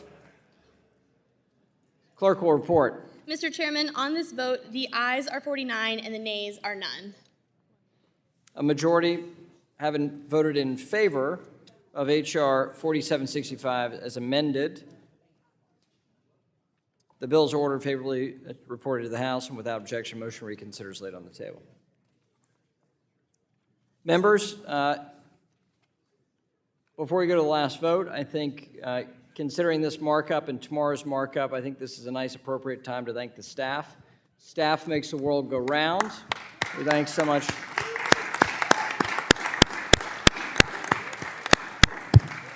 I hope everyone's been fed with pizza tonight, at least to get them through. It makes this a little smoother when everybody's a little fed. The tummies are full. If we'll be respectful of the committee staff and Madam Clerk, Madam Trish, so when you step out after your vote on this last vote, do so quietly. I want to thank the members' indulgence today. This is a significant amount of legislating, so thank you. Madam Clerk, pursuant to the chair's previous order, we'll take up votes pending on ordering H.R. 3244 favorably reported. The clerk will call the roll. Mr. Hill. Aye. Mr. Hill votes aye. Mr. Lucas. Aye. Mr. Lucas votes aye. Mr. Sessions. Aye. Mr. Sessions votes aye. Mr. Posey. Mr. Posey votes aye. Mr. Luchtenmeyer. Mr. Luchtenmeyer votes aye. Mr. Huizinga. Mr. Huizinga votes aye. Mrs. Wagner. Mrs. Wagner votes aye. Mr. Barr. Mr. Barr votes aye. Mr. Williams. Mr. Williams votes aye. Mr. Emmer. Mr. Emmer votes aye. Mr. Loudermilk. Mr. Loudermilk votes aye. Mr. Mooney. Mr. Davidson. Mr. Mooney votes aye. Mr. Davidson. Mr. Davidson votes aye. Mr. Rose. Mr. Rose votes aye. Mr. Stile. Mr. Stile votes aye. Mr. Timmons. Mr. Timmons votes aye. Mr. Norman. Mr. Norman votes aye. Mr. Muser. Mr. Muser votes aye. Mr. Fitzgerald. Mr. Fitzgerald votes aye. Mr. Garbarino. Mr. Garbarino votes aye. Mrs. Kim. Mrs. Kim votes aye. Mr. Donalds. Mr. Donalds votes aye. Mr. Flood. Mr. Flood votes aye. Mr. Lawler. Mr. Lawler votes aye. Mr. Nunn. Mr. Nunn votes aye. Ms. De La Cruz. Ms. De La Cruz votes aye. Mrs. Houchin. Mrs. Houchin votes aye. Mr. Ogles. Mr. Ogles votes aye. Ms. Waters. Aye. Ms. Waters votes aye. Mrs. Velasquez. Mr. Sherman. Aye. Mr. Sherman votes aye. Mr. Meeks. Mr. Scott. Aye. Mr. Scott votes aye. Mr. Lynch. Aye. Mr. Lynch votes aye. Mr. Green. Mr. Green votes aye. Mr. Cleaver. Mr. Himes. Mr. Himes votes aye. Mr. Foster. Aye. Mr. Foster votes aye. Mrs. Beatty. Aye. Mrs. Beatty votes aye. Mr. Vargas. Mr. Vargas votes aye. Mr. Gottheimer. Mr. Gottheimer votes aye. Mr. Gonzalez. Mr. Gonzalez votes aye. Mr. Caston. Mr. Caston votes aye. Ms. Presley. Ms. Presley votes aye. Mr. Horsford. Mr. Horsford votes aye. Mr. Lieb? Mr. Lieb votes aye. Mr. Torres? Mr. Torres votes aye. Ms. Garcia? Ms. Garcia votes aye. Ms. Williams? Williams of Georgia votes aye. Ms. Williams votes aye. Mr. Nickel? Mr. Nickel votes aye. Ms. Pedersen? Ms. Pedersen votes aye. Mr. Chairman? Aye. Mr. Chairman votes aye. Mrs. Velasquez? Mr. Meeks? Mr. Cleaver? Thank you. Thank you. Anyone wish to change his or her vote? Clerk will report. Mr. Chairman, on this vote, the ayes are 49 and the nays are 0. A majority having voted in favor of H.R. 3244 as amended, the bills are ordered favorably reported to the House. Without objection, a motion to reconsider is laid on the table. Staff are authorized to make technical or conforming changes to all measures ordered to be reported today. Members will have 2 days to file views on each reported measure considered today. There being no further business pending, announcement to our friends here, we're going to gavel in at 9 a.m. tomorrow. The more expeditiously we move tomorrow, and the better your schedule will be. The committee stands adjourned until 9 a.m. tomorrow.